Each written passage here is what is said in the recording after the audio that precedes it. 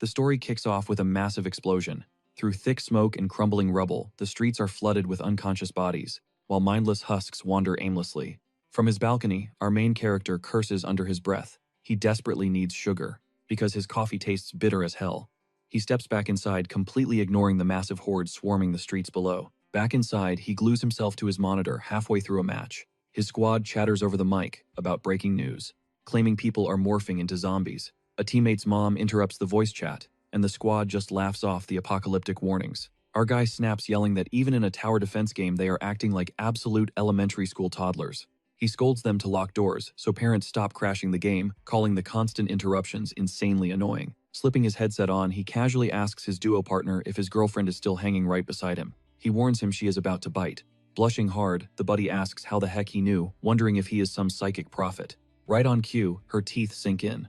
The guy stares at her confused, asking why she randomly stopped moving. But as she glares back, she is already mutating into a rotting, undead freak. His teammate screams in pure terror, begging the monster to let go. He screams for backup, but our protagonist just ignores him, relentlessly pushing the final tower to clutch the absolute victory. Seconds later, he rips off his headset, hyping up his glorious win. Suddenly, frantic knocking echoes alongside his neighbor's desperate voice. She begs him to open up quickly. He casually asks what the big deal is. She stammers that she lost her keys. Panicking, she wants to hide in his place because a mob of absolute psychos is outside, tearing people apart. Agreeing to help, he demands one strict condition. She must close her eyes. Obeying instantly, she breathes out a massive sigh of relief, until a lightning-fast strike decapitates her instantly, sending her lifeless body dropping one way and her severed head flying the other. He stares at the bloody aftermath, completely unfazed. He would rather score a system point than risk this girl mutating into a literal monster, a beast he would fight later. He questions his reality, wondering if he is truly Lin Fan. This makes absolutely zero sense. He was no chosen one or overpowered novel hero. He was just a brilliant architect who constantly lost track of his brutal overtime shifts. Stuck in an office, one freak accident later, and suddenly he gets dragged straight into this catastrophic disaster. A literal apocalypse. Sitting there, flashbacks hit him of trying to save a stunning neighbor, yet totally desperate. In a split second, that beauty mutated right before his eyes and sank her fangs into him. He was dying. But death was not the end. It was a bizarre new beginning. The zombie apocalypse survival system had successfully established a mental connection. Then he respawned. Glaring at his glowing status panel, he realizes these rotting zombies actually drop valuable experience points. Snagging one extra point, he wonders if the system is rewarding him. Suddenly, creepy noises echo out. He strides toward the front door. Peeking out again, he spots a nightmare creature casually munching on the dead girl.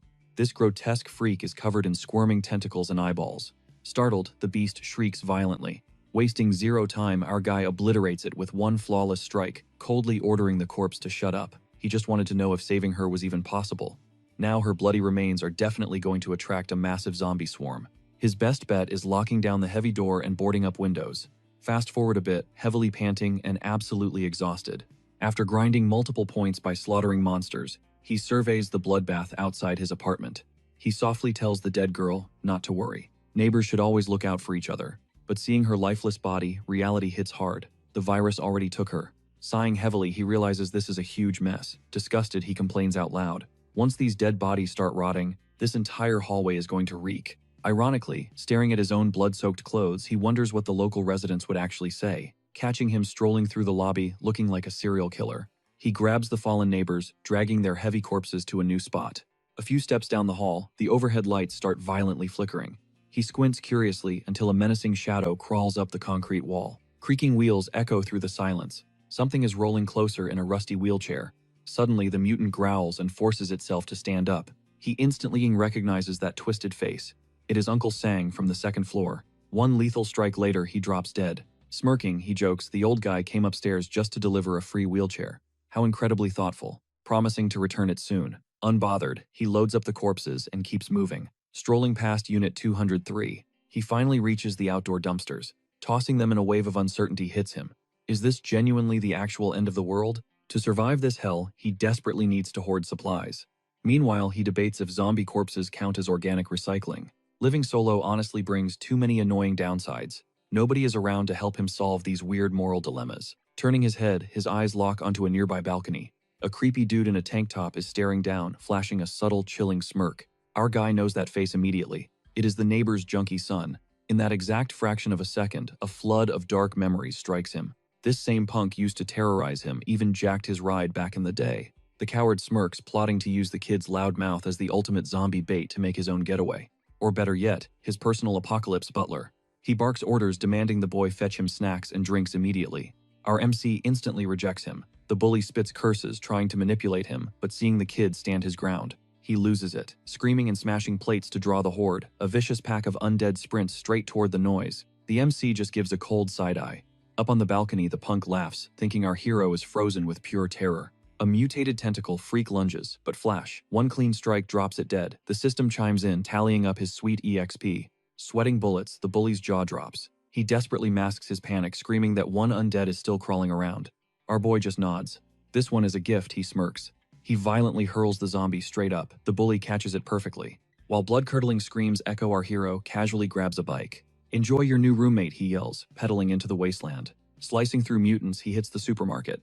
Stacking loot, he sarcastically tells a brain-dead cashier to ring up his massive haul. His master plan: start a farming base and go entirely off-grid. But surviving out here demands way more than a kitchen blade. Suddenly, a deep rumble shakes the ground. A massive bus tears down the street, its roaring engine dragging an absolute ocean of walkers. Blinded by the glaring headlights, our hero flinches. In that split second, a traumatic flashback violently crashes into his mind. The apocalypse fades. He is back in that claustrophobic back seat. Deafening memories echo as his aunt mercilessly screams at his poor father. An endless toxic war, while little him sobbed, clutching a worn-out teddy bear. Her vicious abuse was an everyday living nightmare. "Dump the brat," she shrieked.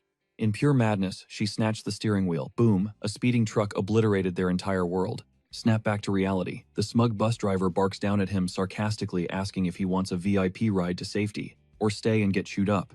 Inside the rig, a brave kid steps up to defend our solo survivor. But the twisted driver snaps, poisoned by the chaotic new world. He brutally kicks the good kid out, leaving him as monster chow. Flooring the gas, the villain cackles at his pathetic kitchen knife. But right then, a wave of pure emotion hits. His mother's dying wish echoing, urging him to be fiercely brave. Lin Fan's eyes glow with deadly resolve, raising his blade. Swish! The weapon slices through the air, shredding the massive tire. The metal beast violently spins out, smashing straight into a steel pole. Crawling out, the tyrant begs for mercy. Rolling up on his bike, our absolute menace of an MC flashes a chilling smile. "Looks like your buddy missed you," he taunts. Out from the shadows, the innocent kid is now fully infected. The transformed boy lunges, tearing into the driver. As the bloodthirsty horde swarms him, karma delivered. Level up, his strength and stamina explode. Cruising down the apocalypse streets, a desperate mother shrieks from a high-rise balcony. Clutching her starving little girl, she drops to her knees, begging. Ever the businessman, our MC offers an apocalypse trade. Shocked by his cold capitalism during Doomsday, she still agrees.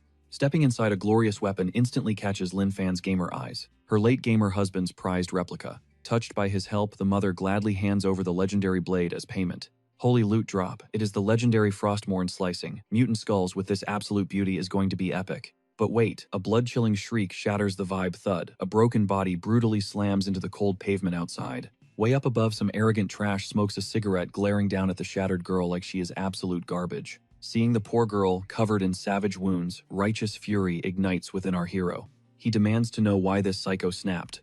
"I am the king of this block," the scumbag sneers. Knowing this lunatic is a threat to the sweet mother and child, Lin Fan carries the broken girl straight up to the 5th floor. The sick villain laughs, assuming our MC has twisted intentions, and taunting them, the coward locks his heavy steel door. Bam! Heavy knocks rattle the frame. He peeks through the peephole and completely loses his mind. The dead girl is staring right back. He collapses before Lin Fan absolutely obliterates the door. Superhuman power shatters the steel. Stepping into the sick freak's dungeon, the hero's eyes turn ice cold. The verdict is death. He hogs-ties the villain, dragging him through the dirt like a stray dog toward the precinct. The psycho just cackles madly, spitting that the law is dead. But a terrifyingly dark smirk creeps across Lin Fan's face. "Oh, you are dead wrong. Justice is still serving." The tyrant looks up, his blood freezing as dozens of zombified cops slowly circle him in the dark. Even undead, these officers are hungry to execute this trash. Cut to the next morning outside the city library. A stealthy squad of survivors hunts for critical medical textbooks. Moving like ghosts, they suddenly jump as our MC casually strolls past, nearly causing heart attacks. Lin Fan just flashes a goofy grin, casually explaining he is just reading up on farming carrots. Baffled by his chill vibe during an apocalypse, the survivors choose to ignore him. But as they scramble to escape, our main character blocks their path. He demands they officially check out the books. Because library property is sacred, the group stares at him, absolutely speechless. Who the heck worries about library rules at the end of the world? Lin Fan introduces himself, offering a helping hand, but they bolt like lightning, convinced his brain is totally fried. He just shrugs and resumes reading. Meanwhile, deep inside a top-secret desert bunker, scientists uncover a terrifying truth. The infected are mutating. This virus breaks all the rules, morphing into something entirely unprecedented. One chilling question remains. Are these monsters merely reanimated corpses, or a dominant new species here to claim the Earth?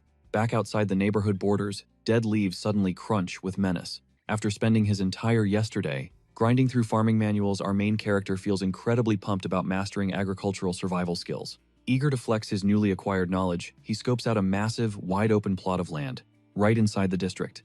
It is the absolute perfect spot to kickstart his farm. But first, he screams at the top of his lungs, broadcasting his personal info and announcing his grand vegetable-growing plans to the world. Instantly, a ravenous zombie horde swarms in, lured by his loud voice. But he does not flinch. He is ready for war. With terrifying calmness, he unleashes a flawless combo, slaughtering the monsters. One by one, every kill instantly racks up sweet system points. With the massacre completely finished, he casually goes back to planting his crops completely unbothered.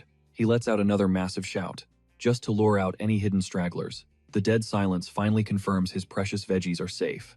Afterwards, he realizes he needs some serious fuel before tackling the heavy lifting. He takes this chance to visit the mother-daughter duo he saved days ago, viciously scarfing down his meal with pure desperation. He absolutely demolishes his instant noodles, apologizing deeply for the lack of fresh groceries in this post-apocalyptic wasteland. The deeply grateful mother thanks him profusely. Hesitantly, she makes a bold request and he instantly agrees. Without breaking a single sweat, stunned, she begs to pack up her daughter and follow him, cheerful as ever. He totally gets their desperate need to relocate. He casually mentions his old neighborhood has crazy cheap rent. Without missing a beat, he whips out his phone to call the landlord. The woman stares, utterly mind-blown by his everyday attitude, while modern society literally burns to ashes. Meanwhile, on a distant rooftop, that ringing phone instantly triggers massive panic among the hiding survivors. The guy desperately answers the call, praying for a military rescue team, only to get casually asked about apartment leases. He furiously hangs up, his face twisted in pure rage, utterly convinced some psycho is making sick prank calls, while humanity rots away. Slumping to the cold floor, he ponders this hellscape. He counts his lucky stars, because their specific compound features a fully operational closed-loop electric security grid. Otherwise, they would be zombie chow by now. Suddenly, the phone shrieks again. He answers frantically, then slams it down. But our relentless main character just redials. He casually explains his housing needs, and the absolutely fed-up landlord dares him to come over to their base. Hyped up, Lin Fan accepts the meetup, promising the mother he will secure them a bulletproof sanctuary to live in. Back on the roof, a sketchy dude slithers up to the boss, questioning his sudden meltdown. He pulls him aside for a dark private chat, laying out the grim reality that their food supplies will not even last 30 days for 15 mouths. Their cold eyes shift toward the elders, resting nearby. The creep whispers a twisted suggestion to just let them perish. They both silently agree to keep this sinister plot a total secret from the group, especially since two of those old folks actually helped scavenge the survival stash. The guy flashes a demonic smirk, telling Chen to just relax. He will handle the dirty work. Next on their hit list, the guys and the unattractive women. They plot to hoard the pretty girls, totally clueless about the incoming karma. Meanwhile, our main character is happily pedaling his bike. Right behind him, a colossal zombie tsunami. He glances back ruthlessly, taunting them to work on their cardio if they do not want to fall apart. As he speeds up, the undead army multiplies. Terrified survivors peek from their barricaded windows, jaws dropping at the crazy kid, joyriding through literal hell. Someone even considers begging for his heroic rescue, but their partner violently shuts the foolish idea down. Muttering that this busted bike wouldn't last, our main character pedaled hard until reaching a ridiculously high-end neighborhood. This was the exact meetup spot with Boss Chen. Glancing back in pure shock, he realized his crazy speed actually ditched the entire zombie horde. Meanwhile, up on the rooftop, some guy is hyping up the crowd. He tells everyone to chill out. As long as Boss Chen is leading, they are totally safe. Even in this apocalyptic nightmare. Off to the side, four elders watch quietly. One of them, Wang Chong, a retired veteran, stares at his weathered hands, tracing the heavy scars of countless battles. He gently grasps his wife's hand. With quiet, heartbreaking dignity, he accepts that their days as protectors are officially over. That last tiny spark of hope, that fragile lifeline of survival, wasn't theirs anymore. In that heavy silence, he realized his final duty wasn't fighting the undead, it was simply walking away. Wei Feng listened silently, nodding in grim agreement. Just then, another elder, Zhou Hyun, a retired master engineer, chimes in, sharing their heavy burden. He exhales a shaky sigh, his voice cracking with a crushing apology, devastated for dragging his own partner into this nightmare. Liang Yang, a retired teacher, straightens up with a fierce, gentle strength, reaching out to offer comfort. Her eyes hold absolutely zero blame. Instead, they blaze with iron resolve. This isn't giving up. It is the ultimate sacrifice from a generation, ready to fade into the shadows so the youth could actually see tomorrow. Meanwhile, that same youth is aggressively taking control. Boss Chen stands tall, oozing a toxic, arrogant kind of confidence. He brags to his sidekick Xia about easily manipulating the whole group, flashing a wicked, satisfied smirk. She praises his terrifying talent for brainwashing the survivors. His charisma isn't a safe haven at all. It is a deadly weapon of control. The traitor secretly plans to ditch the elderly deadweight first, then eliminate the other men, and finally betray Chen himself, claiming all the loot and the gorgeous girls. Stepping up, Grandpa Wang calmly tells the group they don't need to stress. They won't drain the rations or be a burden. Nobody needs to push them. They will just go home and wait for death. But his heavy words hit a brick wall of brainwashed fear. Blind panic spreads through the younger survivors like a virus. They don't see veterans or grandparents anymore. They only see walking zombie bait that could ruin their safe zone. The paranoia is so absolutely insane that just letting the elders walk away feels too risky.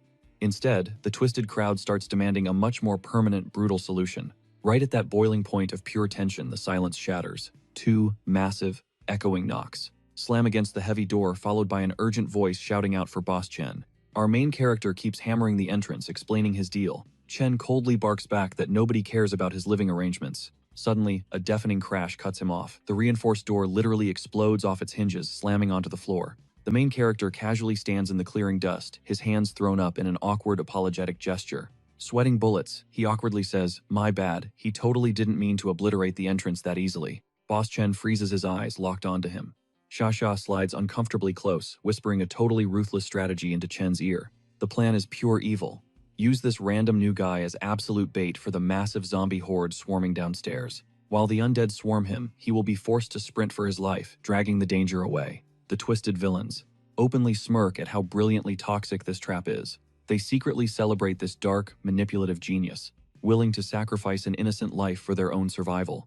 Unbothered, the main character just asks who Boss Chen is. The boss scoffs, telling him to just get lost, the place is all his. Feeling totally relieved, our guy nods. He steps right up, drops a stack of cash as a thank you, and promises to wire the rest later. Chen is left utterly stunned, brain completely short-circuiting at the kid's bizarre vibe. He yells that he can stay forever, just get out of his face. The sinister trap was set. Someone was about to run for their life just so these snakes could hit their goal. Our guy happily thanks Boss Chen, but before bouncing his eyes lock onto one of the elders. He freezes, staring intensely at the old man. He gasps it is Grandpa Zhou. The elder blinks in pure shock that this random kid recognizes him. This was not just some retired engineer. He was the literal legend on TV who stood against foreign nations trying to sabotage their weapon tech. He led that exact strike team, eyes shining. Our hero shouts, "You are a literal hero." The old man stayed completely silent. He just stared at the young hero's hands, gripping his own with desperate, crushing intensity. A dry, hollow chuckle escaped the elder's lips. That single exhausted sound carried so much heavy nostalgia, it practically froze the room's atmosphere. Though spoken softly, his words carried devastating weight. The pure heartbreak of watching everything he built turn to absolute dust. Our main character, however, absolutely refused to let that heavy silence drag on. The utter respect on his face instantly vanished. Genuine dark dread washed over his expression as his eyes locked onto the exit. He gave the elders a brutal reality check. Stepping outside right now was pure suicide. Flashing a tragically resolute smile, the old man dropped a heartbreaking truth bomb. Their clocks were already ticking down to zero. They chose to surrender every last scrap of food and hope to the new generation. Why waste precious survival gear on dying ghosts? In that exact split second, something deep inside our hero completely shattered, only to reforge into pure, unbreakable steel. His previously respectful gaze morphed into something entirely terrifying. His eyes now blazed with a cold, ruthless apex predator energy. This aura shift was so insanely intense that even the bystanders instinctively backed up, feeling a bone-chilling shiver crawl down their spines. Radiating absolute boss energy, our hero extended his hand toward the seniors. He was officially offering them his god-tier unconditional protection. Deep gratitude heavily saturated the room, but it mixed with that toxic, bitter resignation of people who felt like total dead weight. Dripping with tragic sweetness, the elders gently rejected his lifeline. They were totally convinced their fragile bodies would only drag this rising star down. Just knowing a fiercely pure heart still existed in this hellscape, that was all the absolute peace their weary souls needed. But our main character straight up refused to accept their sacrificial nonsense. Flashing a crazy, confident smirk backed by ironclad resolve, he laid down the law. His overpowered stats were more than enough to carry everyone. He casually suggested they crash at his personal turf while they hunted for a permanent sanctuary to lease out. The word rent totally short-circuited the elders' brains. The entire group just froze, trapped in a stunned, jaw-dropping silence of pure disbelief. Slicing through that awkward tension, a sudden laugh echoed out. It sparked a massive realization about this wildly unpredictable young hero. The guy was just built completely different. His savage willpower and unique vibe made him literally outshine every single survivor out there. Zero hesitation allowed. Our main character violently hijacked the room's pacing, radiating an absolutely overwhelming take-charge aura. Rocking a blinding smile and eyes squeezed shut with sheer hype, he locked onto the elders' hands and physically marched them toward the exit. Totally overpowered by his insane youthful momentum, the bewildered group had literally zero choice but to ride his chaotic wave. But lurking right behind this hopelessly wholesome moment, a brutally twisted nightmare was secretly taking shape in the shadows. Mr. Chen instinctively moved to block them, but his shady partner yanked him back, whispering that their sinister master plan was flowing perfectly. Co-op survival was never an option for these snakes. They fully planned to exploit this exact moment to hand those seniors a permanent game over. By purging the weak dead weight on the stairwell, they would aggressively lure the infected horde. Problem solved, hands completely clean of the blood. Hitting the pavement outside our main character, casually reached for his parked bike. But then, the dead silence violently shattered. A deafening crash echoed as heavy clay planters practically detonated against the concrete streets. Right behind our hero, the seniors literally froze in time. Sheer paralyzing terror and massive disbelief violently warped their aging faces. Snapping their heads toward the rooftop, the agonizing truth dropped. Chen Xia and two punks were aggressively bombarding the streets with heavy ceramic pots. Chen barked a frantic order at his lackeys. He desperately demanded they avoid landing direct headshots on the helpless squad below. "Don't you dare accidentally secure a kill," he roared. They were strictly dropping noise bombs to summon the infected horde. Let the undead handle them. Soaking in the toxic command, the thug's face twisted with ugly strain. He hoisted another massive planter high above his skull, ready to strike. His twisted squad watched with sickening, arrogant smirks. They were totally feeding off the panic below, treating this brutal betrayal like a casual video game. Eyes glued to the deadly ledge above, the seniors desperately searched for a reason. But zero logic existed in this level of sheer, unhinged cruelty. One elder cursed out the rotting morals of this new generation. Beside him, the women could only stare, totally paralyzed by raw horror and crushing heartbreak. Locking an icy death glare on the roof, our hero decoded their evil strategy. He growled a warning these scumbags were infinitely worse than they imagined. In that terrifying second, the seniors finally realized they were intentionally pulling the undead's aggro. That sickening realization hit the vulnerable group way harder than any shattered clay pot ever could. Their survival odds plummeted to zero. They were completely sandwiched between the toxic malice of the living above and the flesh-eating hunger of the dead below. But Old Man Chow totally ignored the roof. His wide eyes tracked the massive pile of slaughtered infected littering the asphalt, forcing a shocked question out loud. Did some absolute legend finally find a cheat code to wipe them out? That insane theory sounded mathematically impossible to the crew, yet it instantly synchronized everyone's racing thoughts, making every single head slowly turn back toward our insanely overpowered hero. Our main character awkwardly scratched his neck, flashing a completely clueless expression. Squeezing his eyes shut, with a forced modest smile under their heavy stares, he casually justified his insane rampage. He defensively claimed there was literally no other choice. If he had not completely annihilated those monsters, blocking his path, reaching the rooftop would be impossible. His casual excuse sparked utter chaos. The elders screamed in absolute disbelief, cold sweat drenching their pale, shocked faces. The sheer scale of his epic feat totally shattered their minds. They simply could not process how one kid single-handedly slaughtered that entire zombie horde. Meanwhile, up on the roof, an exhausted teenager frantically yelled at Mr. Chen. Despite tossing everything, they had eerie silence reigned. Beside him, the other guy stared down, completely paralyzed by this terrifying dead quiet. He spotted a massive pile of motionless corpses below. Mr. Chen, refusing to believe it aggressively, shoved past them. He demanded they move aside to see for himself. As he peeked over the ledge, heavy tension suffocated the group. Before anyone could even react, pure horror painted everyone's faces as they witnessed the absolutely brutal scene from the edge. After that ruthless push, deadly silence consumed the roof. Xiao, the culprit, felt zero remorse. With chilling calmness, he simply adjusted his tie, standing tall with a totally defiant aura. Everyone around him stood completely frozen, yet he just glared back with arrogant, carefree superiority. He coldly stated that throwing random trash to bait those zombies had become completely useless. The dead were totally ignoring those cheap sound decoys now. Hearing this dark strategy, Mr. Chen flashed a wicked, knowing smirk. They immediately praised Xiao's twisted genius and ruthless cunning. Down below, the main character and elders jumped as the teenager's body brutally slammed into the pavement. Instantly, savage growls erupted as the monstrous horde mobilized, zeroing in on their fresh prey. The rooftop squad watched pure chaos explode below them. Xiao's twisted master plan worked with terrifying perfection. That bloody trail of fresh meat perfectly transformed the entire zone into an inescapable death trap. Sadistic laughter quickly echoed through the air. They celebrated their dark victory with absolute zero empathy. Panicked elders questioned his next move, yet he reacted with an insane chillness despite the deadly threat. He casually asked an elder if they had any getaway ride to ditch this hellhole. The old man confirmed a car was parked out back. Our hero declared that vehicle was their ultimate escape ticket, since his motorcycle definitely could not carry everyone. But shockingly, his grand escape plan completely excluded himself. Instead of joining them, he bravely marched in the opposite direction. Without glancing back, he threw up a cool farewell wave. While dropping one final order, the elder must drive to their safe zone while he handled this bloody mess alone. The elders screamed in absolute despair, begging him to stay. Desperately trying to save him, they emphasized his young age. They frantically begged him to ride along, promising they would help fight back those flesh-eating monsters. But our lone wolf remained totally unbothered, walking forward. The elders helplessly watched their heroic guardian willingly march into pure hell. The squad accepted this kid possessed absolute god-tier skills and hidden reasons for staying behind. Realizing their best support was just not being dead weight, they followed his command. Facing that grotesque mob, our guy mockingly laughed, calling their sad stamina absolutely pathetic. I have waited forever, and you losers are barely catching up. Those rooftop villains watched in sheer disbelief as the kid willingly strolled toward the ravenous horde, wondering if insane bravery or mind-breaking terror had completely shattered his judgment. But their mocking grins morphed into pure shock when he casually yanked the main gate wide open himself.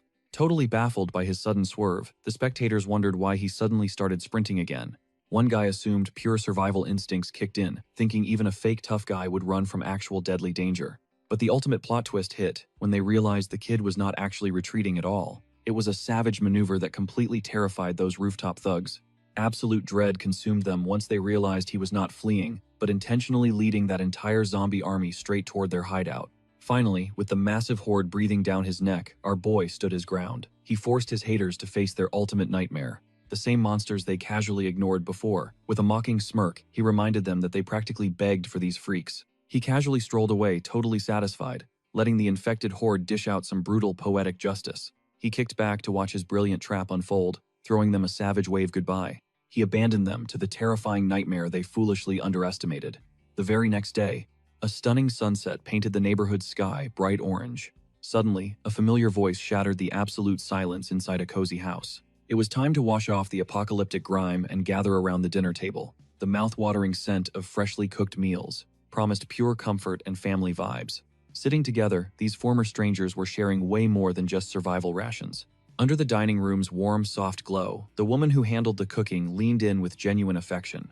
She served a massive portion to Lin Fan. This simple gesture screamed pure hospitality and deep unspoken respect. Her soft words were not just a dinner invite, but a heartfelt thank you for giving them their sanctuary back. Because he stepped up, she and little Feifei could finally lock the terrifying chaos outside and actually embrace the sweet peace of a normal life. From across the wooden table, an elder's raspy voice chimed in. He echoed that deep gratitude, totally admitting that without Lin Fan, all four seniors would be monster chow by now. Lin Fan stayed dead silent, locking his intense, intimidating gaze right onto little Feifei. Feeling the crushing pressure of his stare, the kid froze mid-bite and slowly raised her massive doe-like eyes toward him. She looked totally confused and shy. Then our main character suddenly demanded to know where her school supplies went, because in his mind, a literal zombie apocalypse was zero excuse to skip out on childhood education. While everyone watched in stunned silence, Lin Fan pointed straight at Grandma Liang, a retired teacher whose massive experience was absolutely crucial for the kids' daily lessons. The sweet elder happily accepted the mission. She flashed a gentle smile. Meanwhile, our hero secretly vowed to raid the wasteland for a backpack and textbooks. Poor little Feifei processed this devastating news with absolute horror and total disbelief. Her big eyes immediately welled up with dramatic tears. She desperately looked to her mom for backup, her tiny face totally shattered, wondering how this nightmare was real. Homework was still mandatory during the literal end of the world. However, she found zero sympathy there. Her mother, flashing a perfectly calm smile, completely backed Lin Fan's savage ruling, reminding her that studying was the only thing they could control in this twisted, totally unpredictable, apocalyptic wasteland. Faced with this ultimate family betrayal, the poor kid burst into the most hilariously desperate, dramatic sobbing ever, cursing her terrible luck and calling her protectors totally evil. But honestly, her childish tantrum didn't ruin the vibe at all. It actually made the whole table burst into laughter. Just like that, Lin Fan's Sunshine community officially welcomed 6 new survivors, transforming a once-dead empty ghost town into a warm home packed with chaotic noise and bright buzzing life again. Waving his hand casually, our main character told them to dig in without him. He just needed to take out the trash. Oh, and hunt down some textbooks for Feifei. Across the room, the little girl whined with hilariously over-the-top dramatic energy. She seriously wondered if he had some secret grudge against her. Meanwhile, a few blocks away, the atmosphere felt suffocating. A squad of survivors huddled in dead silence, locked inside an abandoned house. Through the window, a young guy carefully tracked the twitchy, erratic, infected freaks prowling the streets. With lethal precision, he sniped the last few stragglers guarding their perimeter, successfully locking down the danger zone for now. The sniper tilted his head slightly, analyzing the entire battlefield with icy calm. He quickly briefed his nervous squad. He confirmed that the mindless biters roaming the open roads were mostly wiped out. However, that wasn't the real problem. The ultimate nightmare lurked deep inside the grocery stores. Those dark aisles hid mutated threats that made scavenging a suicide mission. The squad's only female fighter dropped a hard command.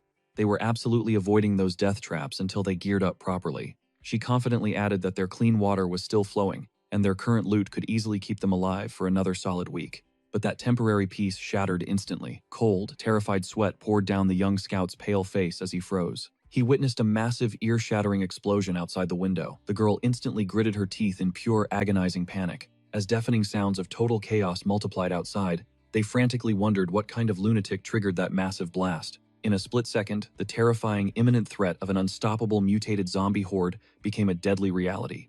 Out of nowhere, a soul-crushing scream for help pierced the air. And right then, they finally spotted the terrifying source of the destruction. This wasn't some random accident. It was pure nightmare fuel. A colossal monstrosity ripped right through the absolute chaos.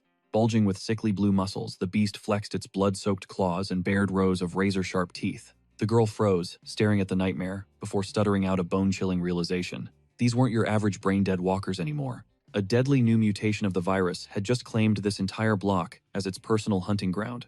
While the beast's roar shattered their eardrums, a blur of motion caught her eye. Smash! A massive metal dumpster slammed right into the monster. She stood there, completely stunned. Staring in pure disbelief, she realized the guy casually dragging that massive dumpster was our main character. Completely ignoring the apocalyptic horror show around him, he actually apologized for the collision with insane, borderline psychotic politeness. Flashing a soft smile, he acted like he just bumped into someone on a busy sidewalk instead of a literal war zone. The entire squad stood completely speechless, absolutely baffled by this weirdo's aura. But instead of panicking, our guy just kept chatting with creepy, unbothered politeness. The girl's jaw practically hit the floor, realizing this was the exact same stranger from the library. Completely ignoring basic survival instincts, her little brother gasped in pure awe, pointing out how the dumpster dude had effortlessly aggroed the zombies. Walking away from the absolute mess, our hero locked his eyes on some lit-up windows, realizing this wouldn't be a straight walk. He had some serious business to settle first. With Feifei, taking out the trash would just have to wait for a better drop-off spot. The atmosphere grew incredibly heavy. High up on a balcony, 4 heavily armed, intimidating thugs were staring him down like prey. Zero sweat on his brow, our guy casually admitted he was literally just strolling around looking for a trash can. That flex hit them with instant brain lag. One of the thugs aggressively nudged his bro, demanding he listen to this absolute nonsense. This random dude was literally risking a brutal death just to do chores. Doing mundane housework during a zombie outbreak felt way more unhinged to them than chucking an explosive barrel into enemy territory. Up on the balcony, the tense silence shattered into loud, mocking laughter. The squad leader viciously clowned on his innocence, calling him a pathetic noob who hadn't grasped the dark rules of this apocalyptic server. However, rocking a look of pure, innocent confusion, our hero dropped a question that totally shattered their tough guy logic. He honestly asked if taking out the trash wasn't just basic human decency. Keeping up his unreal polite NPC energy, he actually offered them a helping hand. That triggered the balcony boss entirely. His arrogant smirk instantly twisted into blazing fury. Spitting pure venom with his words, he delivered one final deadly warning. Just one command from him and an entire squad of ruthless mercenaries would hunt him down relentlessly. It was a straight-up death threat. Yet the hero's reaction was completely unhinged. Showing absolutely zero fear or care, he just hit them with a lazy goodbye and spun around, walking away from the seething squad. That ice-cold disrespect was the ultimate breaking point. Boiling with rage, the boss ordered his men to lure the zombie horde toward the kid, desperate to watch his cocky facade crumble. Safe inside their second-floor fortress, they executed their cowardly scheme. They started screaming and hollering, mocking chants into the streets, desperate to aggro the infected mobs, ignoring that their high-ground safety was a fragile illusion. Suddenly, after all that noisy sabotage, a bone-chilling silence slammed right back down onto the street. Panic set in as they frantically realized there wasn't a single walker left in the entire area. Their brains short-circuited, trying to process where the horde went. Right then, absolute dread crushed their souls as a massive shadow loomed directly over their balcony. Our guy had warned them not to panic. They knew danger was close, but reality was about to hit them like a freaking freight train. When the beast finally stepped into the light, it wasn't some slow-moving zombie. It was a fiercely gigantic, mutated powerhouse, towering over their pathetic squad with bloodshot eyes and a jaw packed with razor-sharp fangs. The monster unleashed a roar that literally shook the concrete foundation. Instantly, all their trash talk died in their throats, replaced by the icy sweat of doomed men realizing their safe house was now their tomb. Down below, our hero paused to watch the carnage unfold. Dripping with absolute irony and unbothered chill, he casually noted that those loudmouths seemed to be bonding nicely with the very monsters they tried so hard to summon. Without another word, he kept walking, escaping the bloodbath. His focus shifted to a brightly lit bookstore pulled in by what sounded exactly like a screaming newborn inside. The pale indoor lighting exposed a scene that finally halted his footsteps, though his stoic expression never even twitched. He locked eyes with a silhouette dangling from the ceiling. A woman. A thick, heavy rope dropped from the rafters, gripping tight around her throat. Despite the grim reality of the noose, endless desperate crying echoed through the deadly silence, pouring out from a tightly wrapped bundle. The dangling figure belonged to a little girl. He locked eyes with the mother's face, a dark mask burying her ultimate agony. One brutal question kept pounding in his brain. Why did this woman take her own life? Leaving a helpless kid behind felt like absolute weakness, a complete and utter betrayal. He awkwardly rocked the infant, desperately trying to muffle her wails before they attracted the bloodthirsty freaks lurking outside. As the baby finally quieted down, his gaze drifted sideways.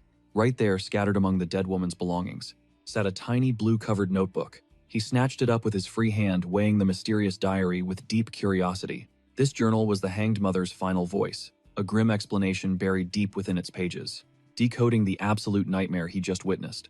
Cracking it open revealed a pure, unfiltered testament of utter despair. The shaky handwriting, traced by starving and frail hands, exposed the tragic truth behind the noose.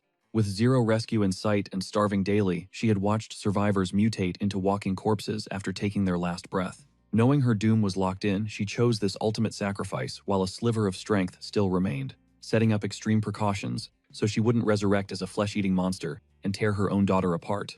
The mother executed a ruthlessly necessary plan.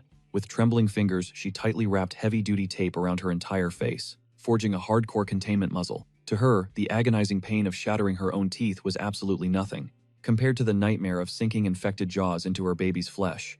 This brutal self-mutilation was her absolute final line of defense. If the virus took over, her deadly weapons would be destroyed before that unnatural hunger could take the wheel. Nearby, a final scribbled note acted as her will. The baby's name was Mung Mung. The mother's last request was gut-wrenchingly blunt. If whoever found them decided the kid couldn't survive this hellscape, she begged them to make the end fast and painless. Her ultimate nightmare wasn't Mung Mung dying, but the horrific fate of being left behind as live bait for the infected swarm. With a heavy, solemn nod, Lin Fan shouldered the weight of that silent vow, swearing to do whatever it took to keep Mung Mung breathing.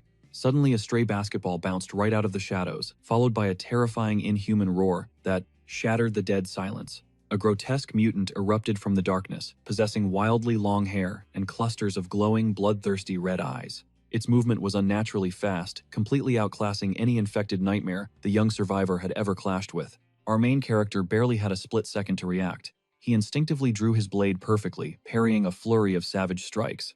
A deeply chilling thought suddenly clicked in his brain. Watching the monster's twisted cunning, a horrifying realization hit him like a truck. This mutant wasn't wandering randomly. It had been intentionally lurking, literally using the crying infant as live bait to lure desperate survivors straight into its deadly trap.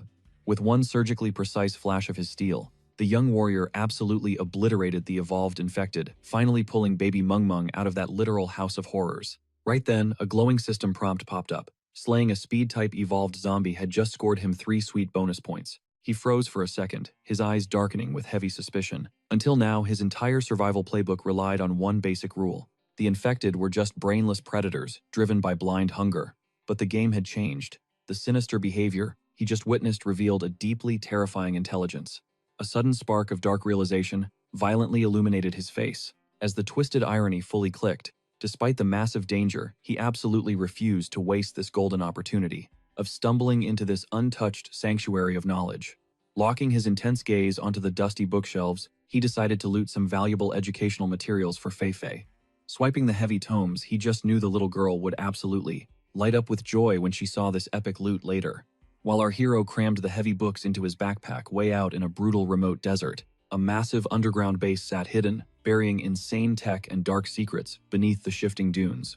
An elderly scientist, rocking a white beard and a monocle, stared at a mysterious object in pure shock. Cold sweat beaded his forehead as he gripped an utterly impossible discovery. His trembling voice, dripping with both absolute horror and insane academic obsession, shattered the lab's mechanical hum. He aggressively questioned if this artifact was actually ripped straight from a mutated infected skull. Across from him, a stern woman in a flawless military uniform firmly gripped a high-tech cylinder. Inside, a razor-sharp blood-red crystal floated eerily within glowing stabilization fluid. She coldly confirmed this crystal wasn't some random foreign object. It was a literal biological core that organically mutated right inside the monster's brain pan, signaling a genuinely terrifying power gap between basic walkers and these heavily evolved nightmare variants. The scientist desperately demanded a full debriefing. The officer explained how Xian, wielding her heavy sniper rifle, took the very first shot of the raid. It was a completely flawless headshot, but then the unthinkable happened. The zombie refused to stay down. Tanking the damage, it flexed an unnatural, terrifying endurance. It took a rapid-fire barrage to totally obliterate its skull before the monster finally collapsed into the dirt. Up until this exact moment, basic survival rules dictated that any walker could get dropped with standard rudimentary attacks. But this freak surviving a point-blank blast, that was a straight-up terrifying anomaly. The bitter truth hit. These weren't just basic walkers. They were evolving into literal demons, way beyond reanimated corpses. The professor's face shadowed over, dropping the grim news that only 2 national bases remained operational, Dragon Palace and Galaxy. He bitterly questioned if saving this rapidly decaying world was even possible anymore, increasingly hostile. But a spark of hope ignited when one of the crew pitched an extra wild theory ripped straight out of pre-apocalypse web novels. She pointed out that those glowing crimson crystals lodged inside zombie skulls were the exact catalyst fueling their evolution. The professor just stared, completely dumbfounded, hearing that their grand survival strategy came from fantasy fiction. Still, a cautious fire lit in his eyes as he studied the blood-red core, wondering if this insane trope could actually work and grant humans overpowered superhuman stats. Meanwhile, hidden safely inside her apartment, a girl knelt frozen by the windowsill. Peeking through the heavy curtain folds, she scanned the ruined streets outside with absolute paranoid caution, her eyes glued to the pavement. She gasped. Someone was out there. Pure shock paralyzed her as she realized that, despite the avenue swarming with bloodthirsty nightmares, a lone guy was strolling through with unnatural, chilling calmness. He glided forward with eerie, zero-stress energy, treating the wasteland like a casual park stroll. What apocalypse! As if sensing the heavy weight of her gaze, the boy slowly tilted his head toward her window, perfectly aware he had an audience, hiding in the shadows. Instantly, her heart flatlined. Pure ice-cold panic hijacked her entire system. She slapped a trembling hand over her mouth, suffocated by one terrifying question. Did that mysterious dude just spot her? While she shuddered in the dark, our main character, casually flexing a massive greatsword on his back, kept his gaze locked onto her hideout without a single ounce of killing intent. A chill thought crossed his mind, matching his breezy vibe. Suddenly, a harsh metallic clank snapped his attention away. Pivoting, he spotted a rogue vehicle with its high beams blazing, parked right outside the police precinct. His relaxed expression shifted into guarded curiosity as a squad of sketchy dudes, straight out of a street gang, piled out. Our guy just watched, casually tossing up a hand to greet them. But that polite wave was pure camouflage. Despite the gap between them, his combat senses spiked. A dark realization hit him as he analyzed them. Regardless of their cover-up attempts or the physical distance, the foul stench of raw violence leaked off them like a blaring siren. Meanwhile, absolute shock completely hijacked the gangsters' faces. Their features twisted in pure, glitching disbelief. They stared down the road, their brains totally short-circuiting at the impossible sight. With flesh-eating hordes swarming the block, it felt like a glitch in reality, a twisted, macabre miracle that some random dude was actually alive and casually strolling the pavement. Standing behind him, a lackey analyzed the threat with zero hesitation, his mind running cold survival math, and instantly suggested wiping the stranger out to eliminate any wildcards. This random guy wasn't just another survivor, he was an unpredictable liability. But before they could strike, cold logic choked out their bloodlust. They absolutely couldn't risk pulling aggro from the massive undead swarms, lurking nearby over some pointless street brawl. A harsh reality check hit them. They weren't here for side quests. They had a massive critical raid assigned by their boss. The absolute terror of failing easily outweighed killing a random guy, knowing damn well that crawling back empty-handed meant facing a brutally horrific execution from their merciless leader. With suffocating tension electrifying the air, the mob stood frozen in a defensive stance, totally torn between their ticking mission clock and the menacing aura radiating off the sword-wielding kid.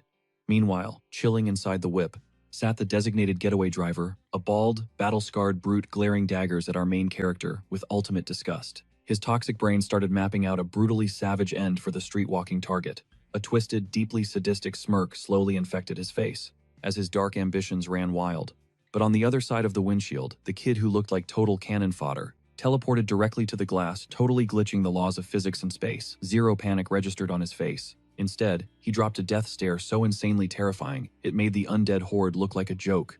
His piercing eyes locked onto the driver, burning with psychotic, unhinged hype, topped off with a wildly exaggerated mocking grin. A grin stretching from ear to ear, a sudden gasp shattered the dead silence. The question demanded an instant explanation for the crazy scene going down, yet the reply dropped with a maddening ice-cold chill. The newcomer barely even glanced their way. He casually flexed that his sudden arrival was no big mystery. He simply rolled up to say what is good, dripping with absolute sarcastic politeness. He instantly flipped the script casually, asking what exactly they thought they were doing here.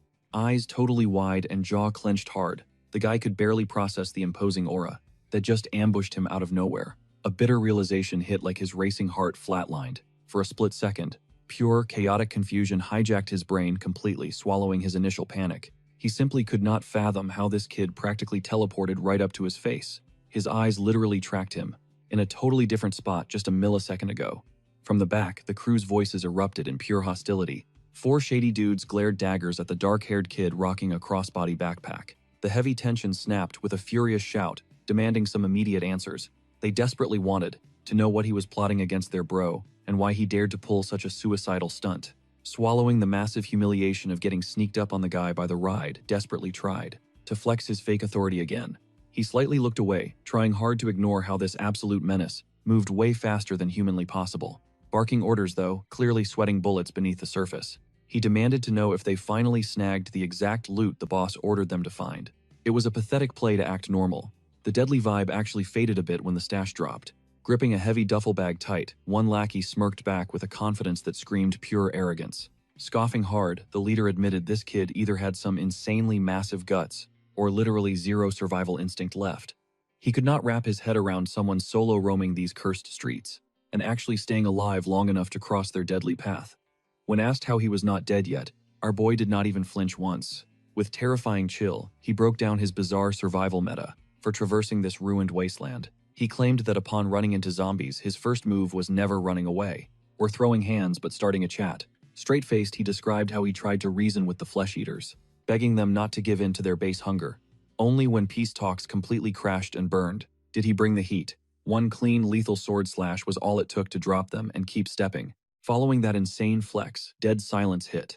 The main character's confession dropped on the squad like a freezing ice bath. The logic was so unhinged, so divorced from this bloody hellscape, that one guy literally questioned his own sanity. Were they staring down a sword god, an absolute psycho, or someone playing on a totally different reality server? For a crew baked in, brutal street rules chatting up monsters was not bravery at all. It was straight up brain rot. One thug finally snapped, ditching his total shock, to go full aggro mode. In a lightning flash, he whipped out his piece, aiming right between the kid's eyes. Smirking like a true villain, he asked if the kid had any clue about the fatal danger, staring right back at him. The whole squad held their breath for the weirdo's next move, but even staring down a loaded barrel, his creepy calm never cracked. Instead of showing any fear, the protagonist narrowed his piercing eyes, dissecting the room with a coldness that instantly froze their veins. Voice smooth but lethal, he totally dodged the death threat to drop one final heavy question. He just needed to know if these 4 goons actually crashed this exact location, simply to loot the weapon stash. The gunman raged out, defending his hustle in this brutal dog-eat-dog world. To him, in a literal apocalypse, stealing was a dead concept anyway. The only rule left was taking absolutely whatever you needed to survive. But before his finger could even twitch on the trigger, a blinding flash sliced the air at superhuman speed. Disrespectfully calm to the very end, the main character apologized for killing the mood. Suddenly, a raw scream echoes out, and another thug yells, asking if he is seriously begging for death. The gunman dropped utterly clueless to his own defeat, leaving everyone shook. If a mere mortal could move with such blinding speed, the driver did not even bother looking back. Their echoing shouts were absolute zombie bait. The grotesque shuffling emerged from the shadows, closing in like a flesh-hungry tide. The crew could only watch the getaway car burn rubber, leaving them totally stranded in a living nightmare. Fear completely crushed loyalty. That coward floored the gas, leaving his squad behind as literal dead meat. He tossed out one final warning to our main character, while the ditched thugs threw a massive tantrum over being betrayed. Our hero just laughed it off. Not even a literal apocalypse could stop these hardcore neighbors from crushing street trash. Chapter 12. Up above, the girl by the window peeked out once again, trying to track down all that insane chaos. She cautiously leaned over the ledge, and her blood ran cold. A terrifying swarm of grotesque monsters had flooded the streets. The sheer volume of infected was mind-blowing. There was zero chance this was just some random coincidence. That crazy dude causing drama earlier, he absolutely triggered this horde. His reckless stunt acted like a massive zombie magnet. Letting out a heavy, stressed sigh, she backed away from the window, sinking deep into her own anxious racing thoughts. What was that idiot thinking running out into a literal death zone? In her mind, that guy's fate was already sealed in blood. By now, he was definitely nothing more than an all-you-can-eat buffet for the walking dead. But suddenly, the dead silence shattered. A sharp tongue click echoed right behind her, making her shriek in pure, unfiltered terror. Floating just inches away, wearing a completely unbothered smirk that defied all logic, was our main character. Not only was he breathing, but his cocky vibe completely crushed her grim theories. Her panic instantly morphed into mind-bending confusion. Eyes wide with raw shock, her brain totally short-circuited. How on earth did this guy scale a 3-story building from the outside? Crouched on the air conditioner with freakish cat-like agility, our hero casually watched the poor girl's absolute mental breakdown. He read the room with cold but caring logic. He totally understood why she was freaking out of her mind right now. He wanted to save her, sure, but he knew she was not mentally tough enough yet to face this brutal apocalyptic wasteland, so he decided to give her some space. He would patiently chill up there in the sky until her racing heart finally slowed down. To win over her trust, he cooked up a seriously weird and unexpected strategy. He made a vow right there. He would pop up at her window every single day just to flash her a reassuring smirk. He planned to show relentless kindness, desperate to prove he wasn't a monster. But that strategy shattered instantly the second their eyes locked in dead silence. Panic swallowed the girl whole, knowing she could never outrun his insane speed. She gripped a hidden blade with one chilling thought. Capture was not an option. Miles away at the Shanshui Gardens in Wan City, a battered vehicle roared. Fresh crimson splattered across its doors, painting a gruesome masterpiece of their nightmare escape. The driver screamed for his older brother, his voice trembling with absolute terror. Meeting his boss, the ruthless mad wolf, Wang Dafu, the driver frantically explained the bloodbath. Dragging his cigarette with terrifying calmness, the boss coldly demanded the grim details. Shaking on his knees, the lackey spilled the whole police station horror story. He claimed rival survivors purposefully dragged a massive zombie horde right to their doorstep. Yet a dark, cowardly secret rotted deep inside the driver's mind. Pure terror had possessed him, abandoning his crew to die. Judgment Day dropped when Dafu, with absolute ice in his veins, smashed his burning cigarette into the driver's forehead. Searing agony melted his skin, but showing weakness meant instant, brutal death. Swallowing the fiery pain, he forced a sick smile, begging to stay useful behind the wheel. Disgusted, Dafu kicked him out. The tyrant then plotted to slaughter every infected in the Villa district, claiming it as his fortress. Hearing about a rival squad raiding the police station triggered his killer instincts. He knew dangerous predators lurked out there. Meanwhile, inside Sunshine District, hope bloomed. An elder worked the soil planning to ask Fan for precious seeds to secure their survival. Grandpas hammered wooden planks into heavy barricades, sweating tirelessly to fortify their safe haven. Indoors, Grandma Liang hovered over little Fei Fei's desk, tossing English books aside. She pushed hardcore math and physics. Only cold, hard logic mattered in this broken world. To reward her grind, Fan gifted Fei Fei a sick backpack from Ice City. Suddenly, a piercing wail shattered their peace. Pulling back his gear, Fan revealed a tiny infant, sobbing its lungs out. Fei Fei's mom froze, asking if it was his kid. Lin Fan sighed. Epic story. Remembering Grandma Shu's hardcore army medic past our hero, begged her to examine the newborn. After a tense checkup, Shu exhaled sharply. 1 second later, and this kid was a goner. She warned against relaxing. The baby's shattered immune system demanded extreme non-stop protection. Fan introduced the girl as Men. Her late mother's blood-stained diary held no last name. Our main character kept her name simply as Men, honoring a fallen mother's ultimate sacrifice. With the elders exhausted and Fan clueless, Sister Lee stepped up, swearing to protect the infant daily. But tranquility always dies fast. A frantic scream echoed. The streets were crawling with infected. Staring at the nightmare, Fan's blood ran cold. He had completely purged this zone earlier. Right as the Sunshine community finally caught its breath, hell came knocking again. Was it actually possible? Had these brainless walkers evolved terrifying new intelligence? A massive gray cargo truck ripped through the avenue, dragging a tidal wave of shambling monsters behind it. Blasting its deafening horn through the concrete jungle, the truck acted like a massive zombie magnet. Safe inside their fortress, our hero and the elders watched the madness unfold on security feeds. An elder warned Fan that this speeding rig had been laying on the horn endlessly. It was intentionally pulling the undead. Analyzing the tactical play, Fan's eyes narrowed with realization. This wasn't panic. It was a calculated decoy mission to clear the zone for heavy looting. Standing in the dimly lit bunker Young, Fan absorbed the intel with deadly seriousness. But tension skyrocketed when a spotter caught a terrifying plot twist happening on the asphalt. The looting squad froze in pure terror as the blaring horn suddenly echoed right in front of them. The getaway truck suddenly swerved, barreling straight toward them. What looked like a solid rescue plan just morphed into a deadly ambush. The driver was luring the infected horde right back. Our main character froze in pure disbelief. A heavy whisper escaped his lips as reality hit. While others screamed betrayal, he sensed a cold, calculated move forged from absolute despair. Inside the cab, the vibe was terrifyingly dead. The masked driver tightly gripped the steering wheel. He sparked a smoke, his mind flashing back to ground zero of this living hell. When society crumbled, he begged his crying wife and daughter to stay hidden securely indoors. Out scavenging, a rabid mob cornered him in an alley until this truck crashed through. 2 ruthless survivors leaped from the rig, slicing through the monsters with absolute flawless precision. They saved his life. Hearing about his family, these so-called saviors promised a safe haven. They offered an escort to their base.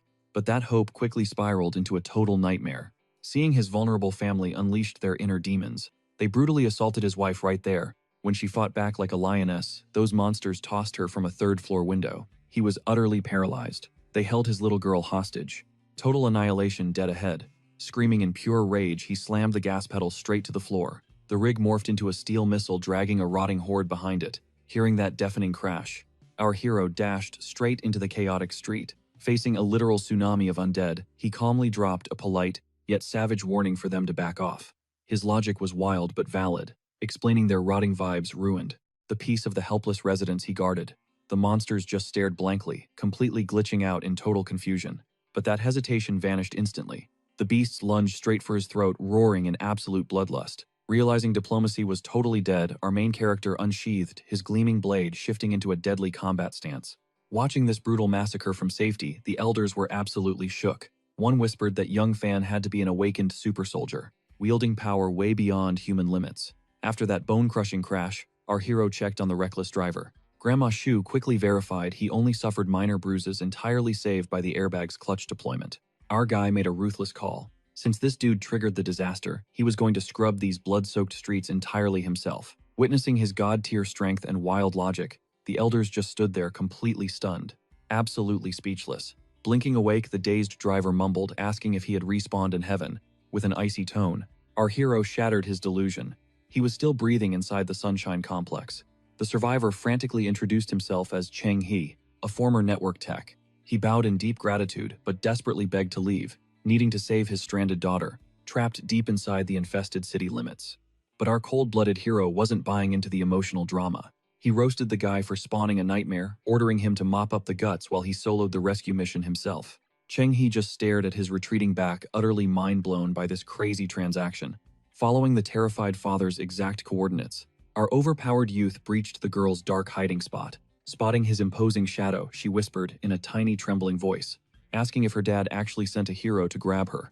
Our guy, keeping an absolutely stone-cold poker face, smoothly confirmed his active quest, gently resting his heavy hand on her head to block out the surrounding terror. The kid just froze in silence, completely baffled that her epic survival rescue was being treated like a casual side gig, but his return definitely did not fly under the radar. Watching from a nearby window, that same girl from yesterday stared in absolute horror, totally mind-blown that our guy was actually dragging a little kid along.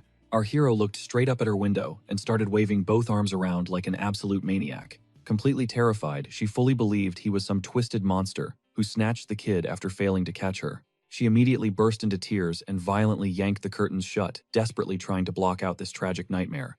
Scratching his head in pure confusion, our guy mutters about how incredibly weird she was acting. He finally guesses that the whole apocalypse probably fried her brain, seriously warning little Ting Ting to stay far away from unhinged people since they are super dangerous. Meanwhile, a couple of dudes inside a nearby truck spot something insane in the distance. They instantly recognize our oblivious hero as that completely crazy survivor from earlier. Our hero stops dead at a storefront. Whoa, these are totally adorable. He snags one doll for Menman and tosses another straight to Tintin. But the vibe instantly shifts. Inside a nearby vehicle, a woman's blood runs cold. She checks the mirror, they are being tailed. A massive rotting horde is right on their bumper. Panicking, she screams at her partner to slam the horn. They need to distract those monsters and save the two guys on the street.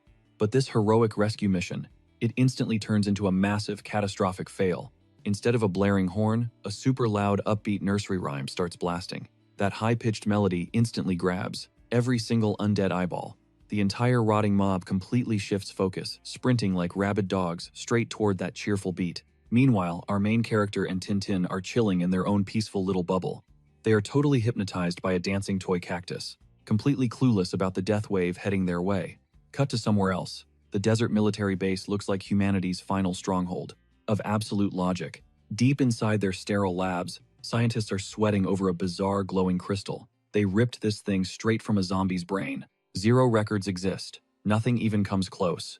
This glowing material is a complete mystery to human history. It is a literal rock of pure chaos that shatters all known science. The lab tech desperately scans the sample's energy output, making a creepy discovery. The outer crystal shell feels sickeningly similar to actual human skin, but its durability, it completely wrecks any known biological tissue. This ultimate armor was specifically designed to guard the power core at all costs. They immediately push this insane intel over to Dragon Palace Base and Galaxy Base, but the radio silence from the other side is absolutely deafening.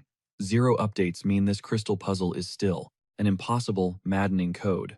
Meanwhile, under the blazing skies of Ciudad Juarez, a lone guy stands on a rooftop edge. He pumps his fist, practically buzzing with new raw energy. His wide eyes scream pure, unfiltered shock. He just realized that the rules of this broken world just rewrote themselves for him. Absolute fantasy is now his hardcore reality. Finding these glowing cores inside the rotting dead, that is his ultimate cheat code for staying alive. It is a god-tier power he only ever read about in web novels, but that insane hype instantly freezes over when the dark truth hits. He literally sacrificed 7 of his own crew members just to snatch this prize.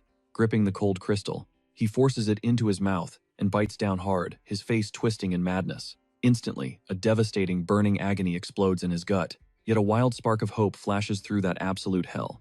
This brutal pain, it is the ultimate proof that a dormant beast is finally waking up inside him. Just as his body hits the breaking point, he aggressively coughs up a massive mouthful of blood. Fast forward past the absolute carnage. A man with exhausted shoulders drops to the dusty earth, pulling tiny Tintin into a tight, protective hug. Catching this scene, young Lin spots our main character and freezes in her tracks. Serious panic flashes in her eyes, locking onto his massive broadsword, and the vicious battle scars ripping through his gear. But despite looking like he just walked through hell, he is just casually chilling. He totally shrugs off the heavy crimson stains, coolly explaining that this entire bloodbath is just some random zombie guts. Watching from afar, one of the elders recognizes the kid's insane combat skills. He instantly signals little Chen to hustle over and drop the payment for such top-tier mercenary work.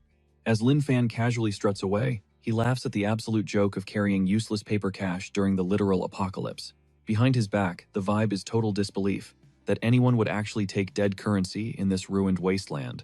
But Elder Wang steps up, dropping some serious wisdom. Paying for goods, that shred of normalcy, is exactly what keeps the Sunshine community alive. It is the ultimate proof of order needed to rebuild tomorrow. The old man admits at first they thought Lin Fan was completely psycho, but now they realize this guy is operating on an absolute genius level. Suddenly, a massive sound shatters the silence. The heavy bells of Sanwar Road's clock tower start ringing out. Sure, it is a massive risk, because it acts like a giant dinner bell for the undead, yet the survivors smile. This deafening noise, it is the perfect distraction for loot runs, pulling the monsters away. Hearing those chimes actually proves that a little bit of humanity still exists out there. Everyone knows 12 noon is the golden hour for raid missions. The scavengers kick into high gear, scrambling like crazy, because they only have a brutal 2-minute survival window. But peace never lasts here. A devastating earthquake violently rips through the concrete, shaking entire skyscrapers. From the pitch-black shadows, a colossal blue-skinned nightmare steps out. Its glowing crimson eyes lock onto the area. With pure rage, it smashes everything completely, wrecking the clock tower distraction. Their one safe window is gone. Staring down this apocalyptic threat, Elder Wang realizes a harsh truth. Stepping up to protect the weak is the only thread keeping humanity from total extinction. He drops a firm, heavy hand on our young warrior's shoulder. Carrying the crushing weight of the entire world, he speaks with chilling calmness. Solo strength is a myth, he warned. No hero is forged to shoulder the world's crushing weight entirely alone. A true alpha doesn't stand isolated. His actual purpose is to spark a massive revolution, becoming the ultimate catalyst.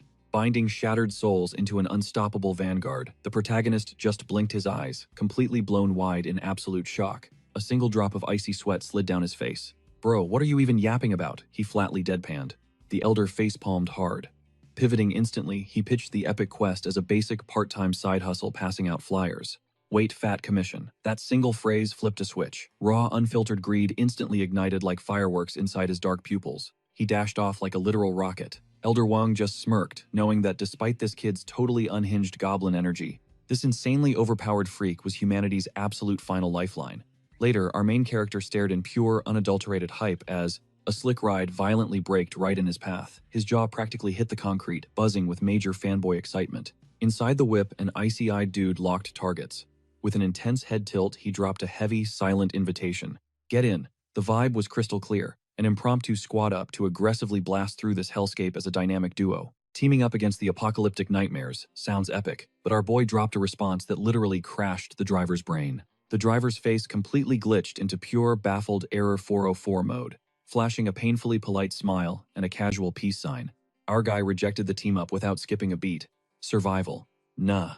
The daily grind never stops, he had work. Bro had strict quotas to meet and a cozy base calling his name, even with death literally breathing down their necks. This lone wolf bowed out with flawless NPC manners.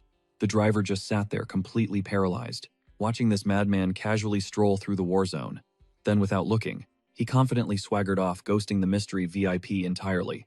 The roaring engine and the screeching metal of the ruined apocalyptic city faded completely into background noise. Our solo-leveling menace plunged deeper into the concrete jungle, rocking that absolute Sigma grind set, totally unfazed, leaving the driver absolutely flabbergasted that anyone would pick a job.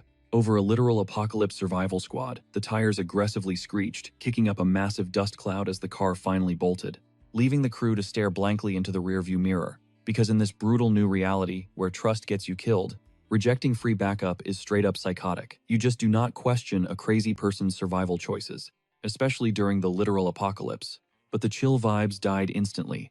Rounding the block, a gut-wrenching static ripped through the air, followed by blood-curdling mutant shrieks. Boom! A massive swarm of twisted, pale-fleshed freaks flooded his path, their bodies snapping unnaturally, sprinting at him with nightmare-fuel speed. Did our boy panic? Absolutely not one flinch. His eyes tracked their movements like a supercomputer. Level up detected, he smirked instantly, clocking their completely insane agility boost. He let out an exhaustingly long sigh. Just another totally boring mob farming session to grind out easy EXP from these zombies. Gotta secure those system points. The clash was violently brief. His glowing blade viciously sliced through the dead zone. Executing flawless god-tier sword arts, black blood painted the concrete in brutal slashing arcs of destruction. Standing dead center of the carnage, he sheathed his weapon. His expression, pure, totally unfiltered annoyance and disappointment. The trash mobs were getting tankier, an evolution trigger had definitely activated. Clicking his tongue, he casually resumed walking. He snagged a few decent item drops, but his danger sense heavily tingled. A massive, oppressive aura was definitely lurking nearby, signaling a boss-level threat was about to drop, but before he could dash forward, a blinding reflection from a skyscraper hijacked his vision. Smeared across the glass in blood-red paint were 3 desperate letters, SOS. The same lone wolf badass who literally just rejected a free ride abruptly slammed on his mental brakes. Staring at the distress signal, he realized his daily grind just entered serious overtime mode. Cut to the penthouse suite apartment 1705 in Building 1. A girl named Su Guang sat completely paralyzed by despair. But hold up, she wasn't your average NPC damsel in distress. At 19, she was an elite-tier dance prodigy. mastering ballet and classical forms with elegant movements that defied basic human physics. Back before the sky literally fell and society completely collapsed into a mutant monster playground. She was a rich Chibol princess on easy mode. That massive wealth acted as a shield during the initial apocalypse outbreak, buying her time with a mountain of stockpiled premium loot. But the countdown started, and her food bar was flashing red. Cabin fever was heavily melting her sanity. That painted SOS was her final desperate lifeline to a completely shattered world. That didn't care about fame, only her flesh. But the real psychological horror dropped on day 3, a chillingly familiar voice. Her manager's voice echoed from the hallway, whispering sweet promises of a safe zone that felt totally impossible. However, Su Guangguan's survival instincts flared up much faster than her fading hope. Creeping toward the peephole, she spotted a total nightmare in the hallway. Her manager wasn't alone. Her younger brother, Liu Bing, was there. A notoriously lazy, heartless gambler with a rotten core. Liu Bing had always given her serious creeps back in the day. Now twisted by the apocalypse, that unsettling stare had mutated into pure demonic hunger. Su Guangguan instantly stumbled backward, realizing the true monsters outside weren't just brain-dead zombies. Meanwhile, down on the bloody streets, our main character gripped his heavy blade. He was completely clueless about the Floor 17 drama, but that desperate SOS signal demanded an immediate rescue mission. Ice cold, after slaughtering the infected horde, he marched straight toward the building entrance. Upstairs, the terrified girl kept retreating in absolute horror, knowing perfectly well that if Liu Bing found her stash or her body, it would be game over. Pure dread washed over Su Guangguan. Her top-tier beauty, once a massive flex, now just painted a massive target on her back. Scumbags would use any pathetic excuse to snatch her up. Down inside the Floor 10 apartment, the atmosphere felt utterly suffocating, reeking of damp decay and the metallic stench of pure terror seeping through the cracks. The two brothers lurked silently in the pitch black, dodging the windows where blood-soaked streets reflected the apocalyptic chaos outside. Their voices barely even registered as a faint, ghostly whisper, swapping paranoid theories about Su Guangguan's dead silence. Suddenly, their hushed murmurs instantly flatlined. They froze completely in place, utterly terrified that a flesh-eating zombie was lurking right outside. Bang's savage knuckles smashing against the thick wood completely shattered the dead silence. This wasn't some polite, casual neighborly knock. It was the frantic, chaotic pounding of a man entirely consumed by pure anxiety. Every single explosive strike carried massive waves of desperation. Our main character flexed his tense, iron-like hand. Veins aggressively popped under his skin from the sheer impact force. His eagle eyes stayed locked on the peephole, hunting for any tiny shadow or faint footstep. As agonizing seconds ticked by, with zero response, his mounting worry mutated into a bone-chilling, catastrophic dread. Glued to the floor with her back slammed violently against the wall, Su Guangguan desperately shrank into a tiny ball. Hugging her trembling knees in full defense mode, she flinched as those thunderous knocks echoed through the room like literal gunshots. A deep, imposing voice muffled through the heavy wood, urgently demanding to know if anyone was actually alive in there. Blind panic fully hijacked her vocal cords. She let out a desperate, echoing scream, begging him to back off. Out in the hallway, the vibe was completely different. That chaotic, wordless screech instantly triggered massive alarm bells for our hero. Hearing her agonized wail, he assumed she was under brutal, life-threatening attack. His momentary hesitation vanished into thin air. Eyes turning lethally dark, his hand tightly gripped the massive sword strapped to his back. Screw being polite, time was officially up. Standing still meant a literal death sentence for someone trapped inside. Without a second thought, the main character channeled his explosive power. Boom! He unleashed a devastating, armor-shattering punch right into the entrance. The reinforced wood completely splintered and caved in. Hallway light violently flooded the gloomy trap as he stormed inside. He locked eyes with the stunned survivor who stared in absolute shock. Adrenaline totally spiked as she aimed a trembling knife at him, swearing she would end her own life before being taken alive. Suddenly, our hero's intense battle glare melted into pure shock as he finally recognized her face. While she kept shaking in terror, he lit up like a massive fanboy meeting his ultimate idol. He quickly introduced himself as Lin Fan, just a local rental agent. He swore on his life he meant zero harm. He frantically explained he was just responding to the SOS signal. He was just doing a standard wellness check. He then sincerely apologized for absolutely obliterating her entire front door, explaining that her dead silence made him think monsters were tearing her apart. Despite the goofy fanboy routine, the girl stayed fully armed. Her mind raced in pure disbelief. Could a normal dude really one-punch a heavy-duty security door? Meanwhile, our hero just stood there, framed perfectly by the shattered doorway, his imposing silhouette glowing against the hallway lights pouring into the dark room. She kept her guard up, dead silent. Yet her defensive stance shifted slightly after seeing his highly genuine, non-threatening face. A spark of pure victory flashed through Lin Fan's mind. That exact trusting expression he desperately wanted was finally cracking through. The vibe had totally shifted. Her stone-cold emotional armor was finally starting to crumble to pieces. Gripping some random real estate flyers in his hands, his voice dropped into a super smooth, incredibly protective tone. Playing it totally casual, he dropped an ultra-specific housing recommendation with a hungry, ambitious glint in his eye. He casually dropped the bomb that the current tenants living there weren't just your average everyday survivors. He wasn't just pitching a basic safe house. He was offering her an exclusive VIP ticket to an elite sanctuary. Tracking her every micro-expression, he prayed this luxury pitch was the ultimate bait. Our main character fired up his sales mode with legendary renewed passion.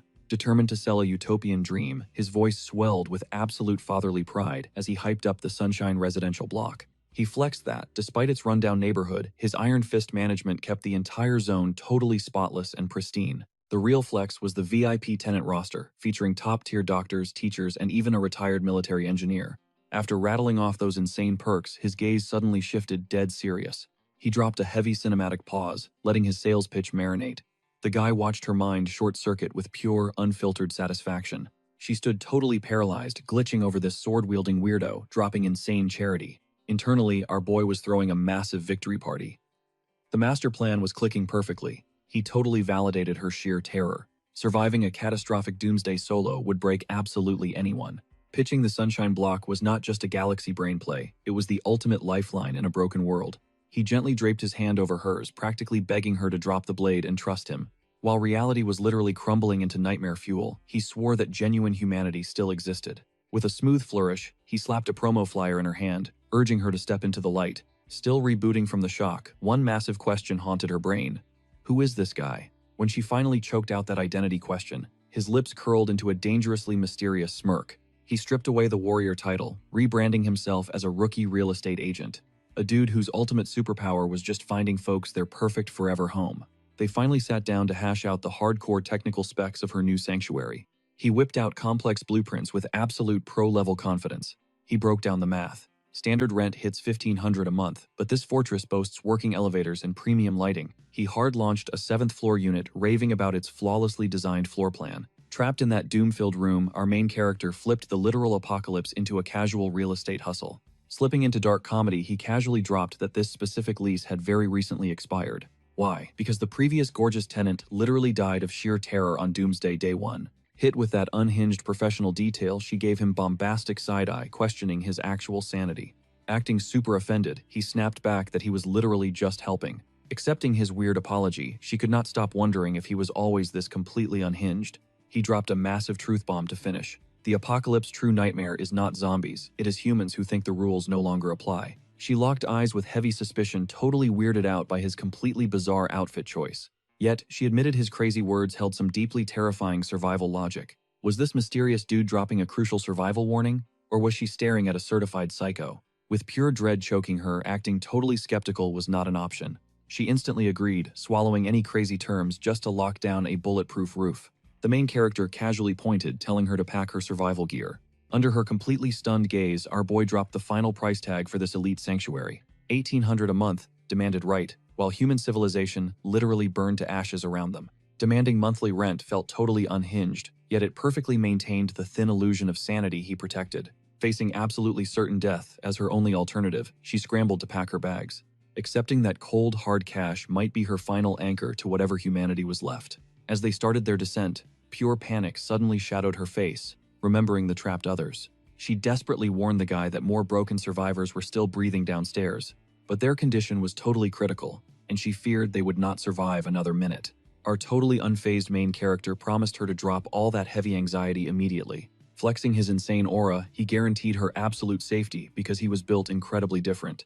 The tension spiked dangerously when a local thug suddenly blocked their escape, flashing cold steel. This hostile punk made it brutally obvious they were not escaping. He aggressively screamed at our boy, barking that taking the girl was not happening.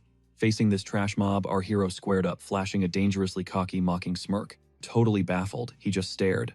What on earth are you blabbering about? His eyes dropped to absolute zero, tossing out one final insanely arrogant dare. How exactly will you make me regret this? He scoffed. Before the thug could even blink, our guy proved his overpowered stats were no joke.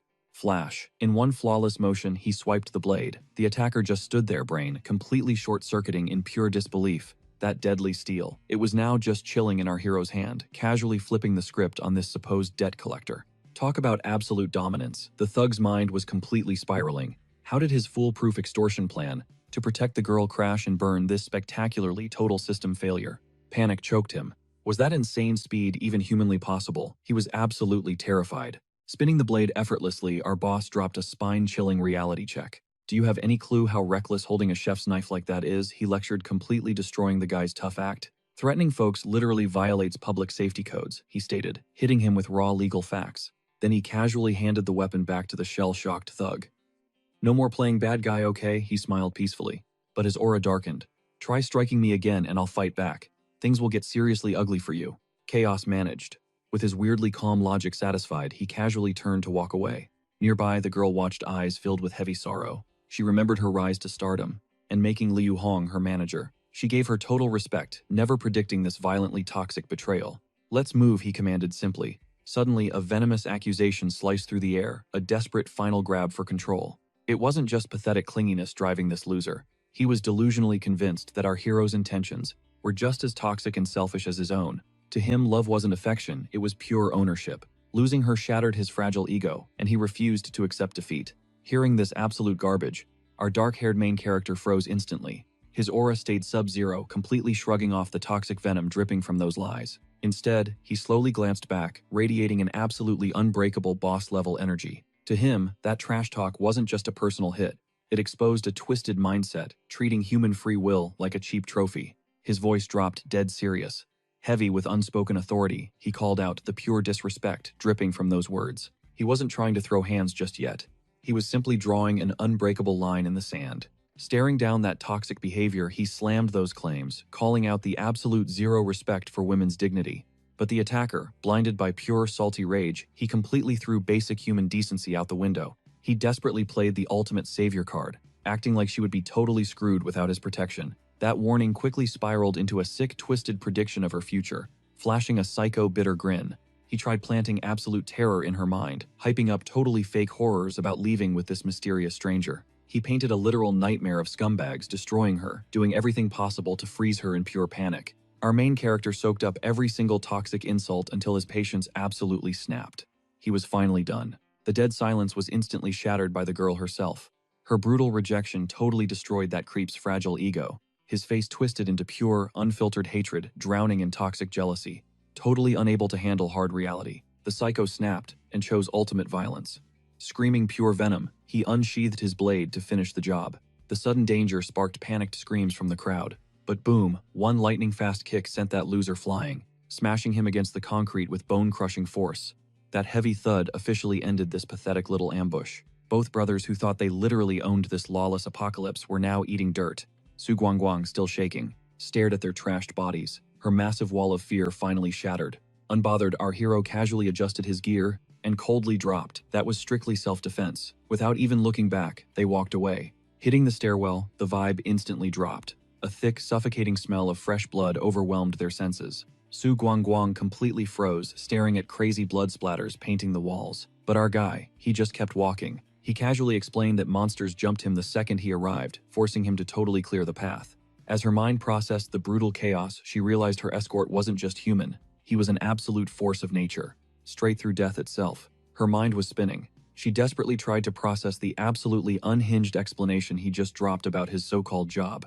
Inside the real estate office, her brain practically short-circuited. She literally could not stop. Comparing this whole setup to those crazy modern Korean dramas, where totally average characters secretly hide massive, overpowered warrior identities. As they navigated the dead, empty streets together, her suspicion absolutely skyrocketed. To her, seeing a random civilian geared up like a boss was completely absurd. Our main character just shrugged it off, explaining that the world's rules had totally flipped, and raw survival forced him to level up way beyond his basic-looking exterior. He dropped the bomb that his actual main hustle was security, basically keeping the local neighborhood safe. A side quest the actual residents literally paid him for. This massive plot twist left her completely stunned, freezing in her tracks, while her brain buffered through the shock. Suddenly, the puzzle pieces clicked, and she went into full-blown hype mode. In her mind, she was literally staring at a hidden Dragon King, an insanely overpowered warrior, using boring daily grind jobs as the ultimate cover for his true legendary identity. 100% sure she unlocked the ultimate secret, she burst into a triumphant laugh. Our guy just stared at her with massive cringe. while a giant anime sweat drop slid down his face at her total crazy energy. Meanwhile, the older guy smirked watching. Fan pull up with a brand new girl, dropping some classic old-school dad wisdom. The old-timer joked it was about time the kid realized that his prime years were meant for charming up cute girls. Chuckling, he warned him not to fumble his best stats, because Father Time stays undefeated, and once your health points drop, that youthful energy is gone. The girl instantly turned tomato red, awkwardly dodging eye contact because of the old man's zero filter. The grandpa kept his roasted speech going, telling the kid to picture how seriously depressing it would be, getting stuck in his shoes, just regretting the past. He painted a hilarious picture of his own dark future, imagining an old dude trying to hit on 20-somethings. Inside our hero's head, that cursed future self literally spawned, a super frail, bald version of him trying to impress a girl, with a weak, shaky smile. The imaginary rejection hit like a truck, with her totally exposing their massive age gap, basically saying they would not date in any parallel universe ever. Thank God that super cringe vibe shattered when a familiar voice called the whole squad for a massive feast. Inside the dining hall, Lin Fan finally dropped the formal intros. Lin Mei and her kid Feifei, the tiny girl, welcomed their new guest with massive hype, dropping brutal honesty that made everyone in the room blush hard. Su Guangguang's heart totally melted, answering back super sweetly. The squad bonded fast as the elders hyped up the visitor, praising Fan's massive win in taste, totally relieved he survived another run. Sister Lee pushed the new girl to keep eating, because out in this apocalyptic wasteland, starving was basically the only guarantee. Right then, Su Guangguang realized that during the literal end of the world, basic stuff became god-tier loot. This dinner was straight up a miracle, totally defying the brutal wasteland outside. A massive wave of peace washed over her, finally soaking in the cozy vibes of finding a hidden safe zone inside the ruined city. But that super wholesome moment totally crashed. When someone asked about the water supply back at her old base, the grandpa promised he was just doing the math, since clean water was basically the ultimate cheat code for survival. She dropped the intel that tap water was still fully drinkable back home, though she was terrified a random zombie might dive in and poison the tanks. Until now, the whole squad survived only on the rare purified water Brother Lin farmed for them. Hearing the water plant was untouched literally changed the entire game. The veteran guard instantly guessed there were still other players surviving at the plant, secret heroes keeping the lifelines running. The squad locked in a mission to scout the plant, later refusing to abandon any survivors. Lin Fan locked onto the new quest with absolute zero hesitation. Gulping down his food, he geared up to deploy. The girl quickly asked the old man if Lin Fan was a literal super soldier. The grandpa just flashed a mysterious smirk, totally dodging the question, wanting her to witness his crazy stats firsthand. Far away under the blinding, brutal sun, the Huang City water plant looked like a massive dungeon made of glass and steel. Inside the main control room, the vibes were incredibly dark. The zone admin Huang Kai was completely trapped in a soul-crushing, miserable loop. Every single day stripped away his pride. Bone-crushing exhaustion weighed him down, his dead eyes staring into total hopelessness. His only lifeline was his loyal pup barking with stubborn cheerfulness. But Kai was staring down a brutal reality. His limits were completely shattered, trapped between a desperate, cowardly urge to run away and the silent heroism of staying behind. He stood guard over the crystal-clear treasure humanity desperately needed. A sudden bell chime shattered the dead silence. The dog leaped up with human-like resolve, strapped to its back. A harness carried the ringing device. That noise acted like a massive magnet, dragging the rotting monsters away from the gates. Starvation gnawed at Kai constantly, barely held off by stale dog kibble. He knew perfectly well that if the supplies vanished, all hope would turn to dust. He engineered a wild strategy, deploying his furry best friend as audio bait. While the furball sprinted, Kai scrambled to fix the critical machines. But from the pitch-black shadows, a mutated monster exploded into view, a speed-type variant. Moving with sickening agility and an unhinged jaw, it launched into a lethal chase. Cornered, the poor pup let out a terrified whimper. Suddenly, our main character rolled up on his bike, eyeing the freakish creature. With absolute zero chill, he casually dropped a hello, snapping the predator's focus. The second the monster lunged for the kill, a blinding flash of steel sliced through the air with godly precision. The system chimed in, confirming the kill and awarding 3 sweet points. Threat neutralized. He casually strolled up to the trembling dog, asking the good boy to lead him to the survivors. They moved in flawless sync, but as they breached the main room, our swordsman froze, staring at a dead-empty chlorination chamber. The master was actually huddled in hiding, sweating bullets over his furry friend's fate. Suddenly, a total stranger's voice shattered the tension. A colossal, heavy greatsword blasted through the door in an explosion of splinters. Lin Fan announced himself with solid confidence. "Hey, my name is Lin Fan, the security guard, leasing agent and delivery guy for Sunshine Community. I am a good dude." The trapped survivor instantly broke down, sobbing uncontrollably as the reality of rescue hit him. Lin Fan, deeply moved by the guy's insane bravery in defending the water supply, dropped some serious respect, crowning him the ultimate hero of this city. The crushing despair of that bunker was instantly washed away by Sunshine Community's vibrant warmth. Chilling at a round table, surrounded by totally friendly faces, Kai inhaled a steaming hot meal with almost holy gratitude. Between massive bites, horrifying flashbacks hit him of those starving days, where his only fuel was literal dog kibble. That absolute humiliation had pushed his body right to the edge of total collapse. Right before Lin Fan made his epic entrance, Ting Ting's jaw practically hits the floor as she watches the dude absolutely demolish his plate. Mixing pure shock with a hint of pity, she whips around to her bestie, genuinely wondering if this guy had ever tasted real decent food in his entire life. Fei Fei smirks, cracking a joke that the poor dude looks like the literal reincarnation of a rice bowl. While the girls keep whispering, Kai is totally locked in his own universe. Cheeks flushed from the steaming feast, chopsticks moving at Godspeed. To him, that basic bowl of white rice is not just a meal. It is a priceless treasure, wiping away the nightmarish past with every single bite. Our main character watches this chaotic dynamic between the two girls with one eyebrow raised. Totally lost on their squad's pecking order, he grills Fei Fei about their weird nickname logic, pointing out that physically, Ting Ting definitely looks way older than Fei Fei. Leaning in with a barely there whisper, Fei Fei flexes that she has been completely dominating Ting Ting this whole time, so being called Big Sister is the absolute minimum tribute she deserves. Meanwhile, completely blind to these power trips and teasing about his monster appetite, the survivor just keeps happily inhaling his rice. His tiny pup stares at the scene in utter disbelief, thinking to itself how literally just this morning they were both happily crunching on basic dog food. The furball cannot fathom why its master is acting like a starved maniac right now. Finally scraping the bowl clean, Kai awkwardly apologizes, scratching the back of his head and admitting his hunger was just off the charts. His hosts, totally clueless about his recent canine diet, warmly comfort him, preaching that just surviving to eat another meal is a massive blessing in this hellscape. An older gentleman approaches the guy, ready to acknowledge his legendary contribution. He showers him with praise, calling him an absolute anomaly since his hardcore dedication is the only reason they have fresh water to survive this apocalypse. Acting super humble, Kai brushes off the hype, claiming he is just a standard water plant worker, and being locked up in there with zero options, he just did his basic job. But the old man doubles down, insisting that, even if he plays it cool, his solo mission literally saved every breathing soul left in Huang City, because clean water became the ultimate god-tier resource when the world ended. Struck by his pure humility, our main character decides to offer him a brand new destiny. Pitching an invite to the Sunshine Community, he promises to secure a pad truly worthy of a savior. He casually asks if he is ready to move in. Our main character drops a wild plot twist, revealing his side hustle as an agent for Sinfeng Housing, offering to hunt down a top-tier home as a reward for his epic efforts. But the guy just blinks in pure confusion at the absolute insanity of paying monthly rent during a literal zombie apocalypse. The old man steps in, promising that even in these pitch-black times, holding on to the vibe of a normal home is survival. The guy breathes out a heavy mix of defeat and skepticism, his mind completely torn.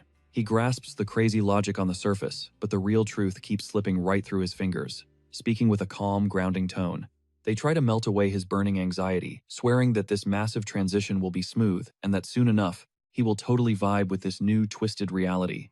Bathed in the golden hour glow, the silver-haired elder, rocking a 1,000-yard stare, drops some heavy wisdom on the young survivor. Old Wang studies the kid, his eyes swirling with deep nostalgia and total respect, confessing that, despite looking like your average NPC, he actually carries a god-tier trait, an iron will to step up when all hell breaks loose. This quiet underdog energy has completely won over the seasoned veteran. He sees that raw urge to charge forward as a massive flex, separating him from the pack. The chat suddenly triggers a heavy flashback for the veteran. Staring at the kid, his mind violently drifts back to his own glory days and a ghost from his past, an old war buddy. That squad mate always gave off a super shy vibe, speaking in low, gentle whispers, proving that weak visual stats constantly hide a monstrous inner strength.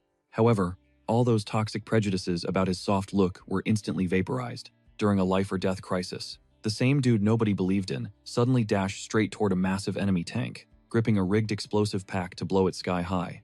That legendary frame was burned into the veteran's mind forever, teaching him that real power always hides behind the most low-key designs. Riding the wave of this epic memory, the veteran breaks down how a person is basically a complex skill tree, not fully visible at level 1. Just like extreme shyness mixing with raw courage. It is exactly this chaotic combo that builds a top-tier survivor. After soaking up these heavy truth bombs, the kid finally clicks with the elder's true role, basically tagging him as his ultimate life mentor. Right then, our main character flashed a sly fox-like smirk and leaned in, radiating an insanely chaotic scammer-level confidence. With a buttery smooth hand wave, he started hyping up his premium real estate deal, knowing exactly which psychological buttons to smash to secure the bag. The young survivor stared back, totally paralyzed by shock and suspicion, heavily overwhelmed by the wild speed of this insane sales pitch, giving him zero breathing room to process the heavy price tag or map coordinates. Our main character dropped a hard-hitting question, aiming to instantly lock down the contract. The main character, his eyes literally glowing, with greedy merchant energy at the scent of profit, totally ignoring the apocalyptic wasteland around them, forcefully reminded him that both hard cash and plastic cards were perfectly valid ways to claim the VIP room. On the flip side, Fan was absolutely spiraling into a massive panic attack, cold sweat, completely drenching his face under the crushing pressure. Inside his head, a violent tsunami of conflicting thoughts crashed hard against brutal reality. Sure, he fully acknowledged this weird guy as his savior despite his completely unhinged and glitchy behavior, and actually wanted to play along. But they were surviving a literal doomsday, a broken world where normal banking systems had completely burned to ashes, and the brutal truth slapped him back to reality. He was flat out broke. As the young hustler waited with starry eyes and greedily rubbed hands, the bald guy's mental tension finally hit its absolute breaking point. Just as the awkward broke boy silence became totally suffocating, a heavy, reassuring hand suddenly dropped onto his shoulder. Old Wang jumped in with a warm chuckle to shatter the cringe atmosphere. He glanced at the sweating guy and, projecting total dad energy, delivered a firm but gentle roasting. Enough of this. You are young and lack a wife to manage your messy inventory, so you just burn cash like a total noob. The bald guy froze, utterly stunned. Without hesitating, the veteran turned his focus to our main character to fix the issue. He announced the rent would be swiped from his own card, explaining that since Fan had locked down a solid gig at the water plant, he could easily refund the credits after snagging his very first paycheck. Hearing the elder's insane backup plan, his brain completely blue-screened. In a nightmare reality where human society was literally rotting away, the mere idea of a monthly salary sounded like a sick troll joke or some glitchy fever dream from the old servers. The delusion that a corporate ladder or a fully functioning water plant still handed out direct deposits was pure madness, especially with undead mobs roaming the streets. But right before he could reject the offer, a heavy question was dropped into the silence, heavily hinting that in this ruined server, the real premium currency was not worthless paper or shiny plastic cards, but the raw combat power to survive and shield your party. Our main character instantly snapped back to his default state, completely dropping his goofy merchant persona. Framed by a bleeding crimson sky, he casually shifted the massive blade resting against his shoulder. Oozing absolute confidence and swagger, not a single tremor of doubt tainted his voice as he flashed an arrogant smirk. Pointing a thumb at his own chest, he casually declared himself a powerhouse, reminding them everyone already knew his strength. Those words did not just flex his insane combat skills, they perfectly explained why he could casually demand rent collection and manage real estate in a literal wasteland. Lin Fan's stats were never just glowing system numbers. They were cold reality, an absolute truth the survivors around him had already swallowed. While the young warrior stood there totally unbothered, resting that massive blade, a serene, dark-haired woman finally voiced the insane reality everyone else was silently screaming. Calling him strong was a massive understatement. She flat out declared that beyond mere strength, he was basically an absolute monster. Hearing that, little Fan's entire crew nodded in silent, terrified agreement. The women watching the scene unfold with soft, collected expressions completely bought into that terrifying description. Meanwhile, Old Man Wang just let out a low grunt, fully processing the sheer magnitude of the absolute unit they were dealing with. For the bald dude, that massive revelation completely shattered his remaining confusion. Staring at the kid and hearing the squad's testimony, he could barely stammer out a few broken sentences. The nightmare apocalypse suddenly hit different under the protective shadow of this total monster. The deal was locked. In this wasteland, raw muscle and protection were the only currencies that mattered. The water plant demanded daily inspections to prevent deadly supply failures. Totally helpless alone, the bald man formally begged Brother Fan, asking if this powerhouse could escort him there every half day. The contract was officially sealed in this brutal new era. One guy's raw power backing another's grind was the ultimate survival meta. Lin Fan, who completely looked like he lost all interest in basic cash negotiations after flexing his dominance, simply replied with a lazy yawn. Stretching out under the burning orange sky, he sluggishly mumbled it was no problem locking in their new squad dynamic. With zero extra hype and totally downplaying his god-tier status, Lin decided his side quests were done for the day. Tossing a casual wave at the crew, he announced his well-deserved nap time while the others kept grinding out the finer details of survival. Under the blazing golden sunset, the entire vibe felt heavily charged with absolute awe. As that lone badass strolled away shouldering his massive blade, they watched him vanish, completely paralyzed by pure amazement. Meanwhile, the bald dude's eyes absolutely glued to the walking legend, radiating that supernatural chill energy just had to shatter the silence. His voice trembled with massive intrigue. To him, that guy's aura totally transcended human limits. It was like his very breathing glitched the laws of nature. Right beside him, the calm elder, with battle-hardened wisdom carved into his features, stared down the exact same path. He dropped some heavy lore, explaining that, when pure apocalypse threatens everything, destiny always spawns an overpowered guardian. Those words silently validated the literal myth walking right in front of them, hitting the newbie with a reminder that even if Fan possessed glitch tier strength, that heroic drive was a blazing spark they all secretly shared. The elder pushed forward his rock-solid conviction, literally radiating a heavy buff of courage into everyone listening. He claimed this mysterious warrior's true origin story was totally irrelevant. He firmly believed a true savior's nature shouldn't be analyzed but blindly embraced as a massive cheat code from fate. Surviving the current timeline mattered most. The Sunshine Safe Zone evolved into their holy sanctuary, planting a rare seed of hope they thought the apocalypse killed. Dropping an epic motivational speech, the elder rallied the troops, demanding every single survivor grind side by side to level up and fortify their base. This was not just some desperate shared craving to simply stay alive, but a vow to honor Little Fan's ultimate vision, syncing the guild's massive grind with their overpowered protector's absolute will. Cutting away from that cozy safe zone warmth, the scene violently shifted to the freezing sterile halls of Desert Base. Hidden beneath a starry void, the massive science hub ran on absolute overdrive, crunching highly classified system data. Endless technical diagnostics flooded the screens. Massive data dumps had finally transferred over from the elite Dragon Palace outpost and the heavily fortified Galaxy base. But one horrifying anomaly flashing from Dragon Palace instantly triggered massive red flags. Their lab coats actually bagged a live mutant zombie. After harvesting the glowing core from its skull and running intense, hardcore tests, the final diagnostics were completely maddening. Zero stat boosts or crazy power spikes triggered, leaving the top-tier brains staring at a glitchy nightmare that completely wrecked their logic despite endless extreme testing. The first tests hit a brick wall. Starved for answers, the lab coats went full rogue with extreme measures. One soldier literally volunteered to swallow the crystal core. But spoiler alert, his brutal sacrifice went totally down the drain because the final report was pure nightmare fuel. The data was catastrophic. The second that crystal hit his bloodstream, his flesh and blood fused into something wildly unnatural. The test subject instantly triggered a violently grotesque mutation. With his blood literally boiling, the guy suffered through 3 agonizing minutes of pure hell before totally bleeding out. Witnessing this absolute horror show, the lead researcher dropped hard facts. Swallowing those cores is a massive, useless mistake. She bitterly declared that our weak human vessels are straight up incapable of handling that insane crystal energy. Shifting focus, the lab started ranking the actual threats. A fresh intel drop broke down the mutated zombies, hyping up the powerhouse types. Based on Galaxy-based data, these absolute tanks pack such an insane explosive punch. They can effortlessly flip a 2-ton truck like a toy. They are literally walking death sentences. Their muscle density is incredibly insane. Regular bullets literally just scratch their thick surface tissue, dealing 0 actual damage. Even a point-blank headshot barely shreds the outer flesh, totally failing to pierce the bone. Meanwhile, the speed-type zombie is literally built for high-speed hunting, rocking 4 wildly ripped flexible limbs that let them scale tall walls like absolute spiders. They can sprint at 90 miles per hour completely, leaving actual cheetahs choking on their dust, stealing the Speed King crown. Finally, the Screamer-type zombie can drop a totally mind-shattering sonic screech, 120 decibels of pure agony, triggering violent nausea and dizzy spells. It acted like a massive, blaring beacon, drawing every surrounding monster straight to its location.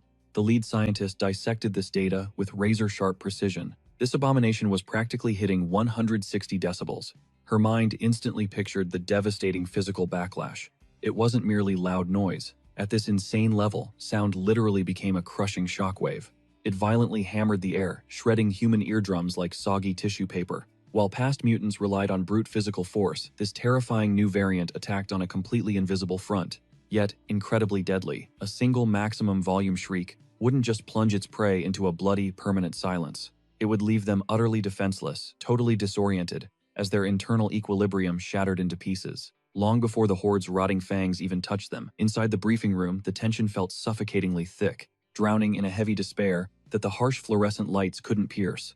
An elderly commander, his eyes exhausted behind a monocle, That seemed to carry the crushing weight of his dark thoughts, mechanically adjusted the lens. Pure helplessness shadowed every wrinkle on his face as he reviewed the grim reality. Humanity was completely cornered, lacking any viable strategy to wipe out the undead plague devouring the globe.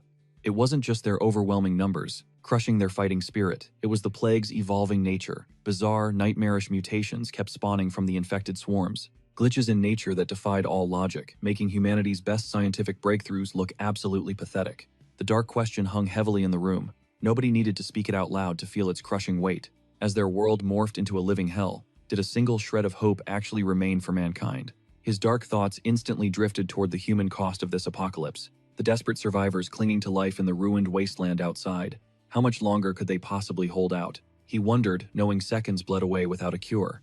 Meanwhile, from a cracked window, a man named Gu Hong stared outside. He was just a soldier, returning home for family leave. A seasoned veteran who served years as a strict third-class sergeant. Who could predict this doomsday? The sun bled into the ruined skyline, staining the clouds a toxic coppery orange. Flashing back to the start, he cursed aloud. Just mere days after he finally made it back home, this apocalyptic nightmare erupted, turning fictional zombies into a horrifying reality. From his high vantage point, he watched his familiar world violently crumble beneath the monster swarm. His current squad holds exactly 5 survivors, total 4 women and 1 other guy. One woman is heavily pregnant, carrying new life in this hellscape, and that lone civilian guy, he's her terrified husband.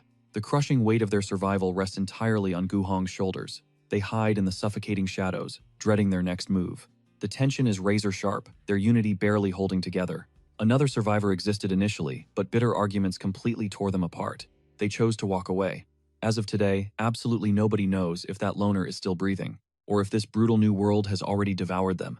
That suffocating aura of despair spikes again. When a nervous teammate quietly asks Gu Hong about the outside chaos, and he replies with dead-eyed bluntness. The ultimate ticking time bomb is the pregnant mother.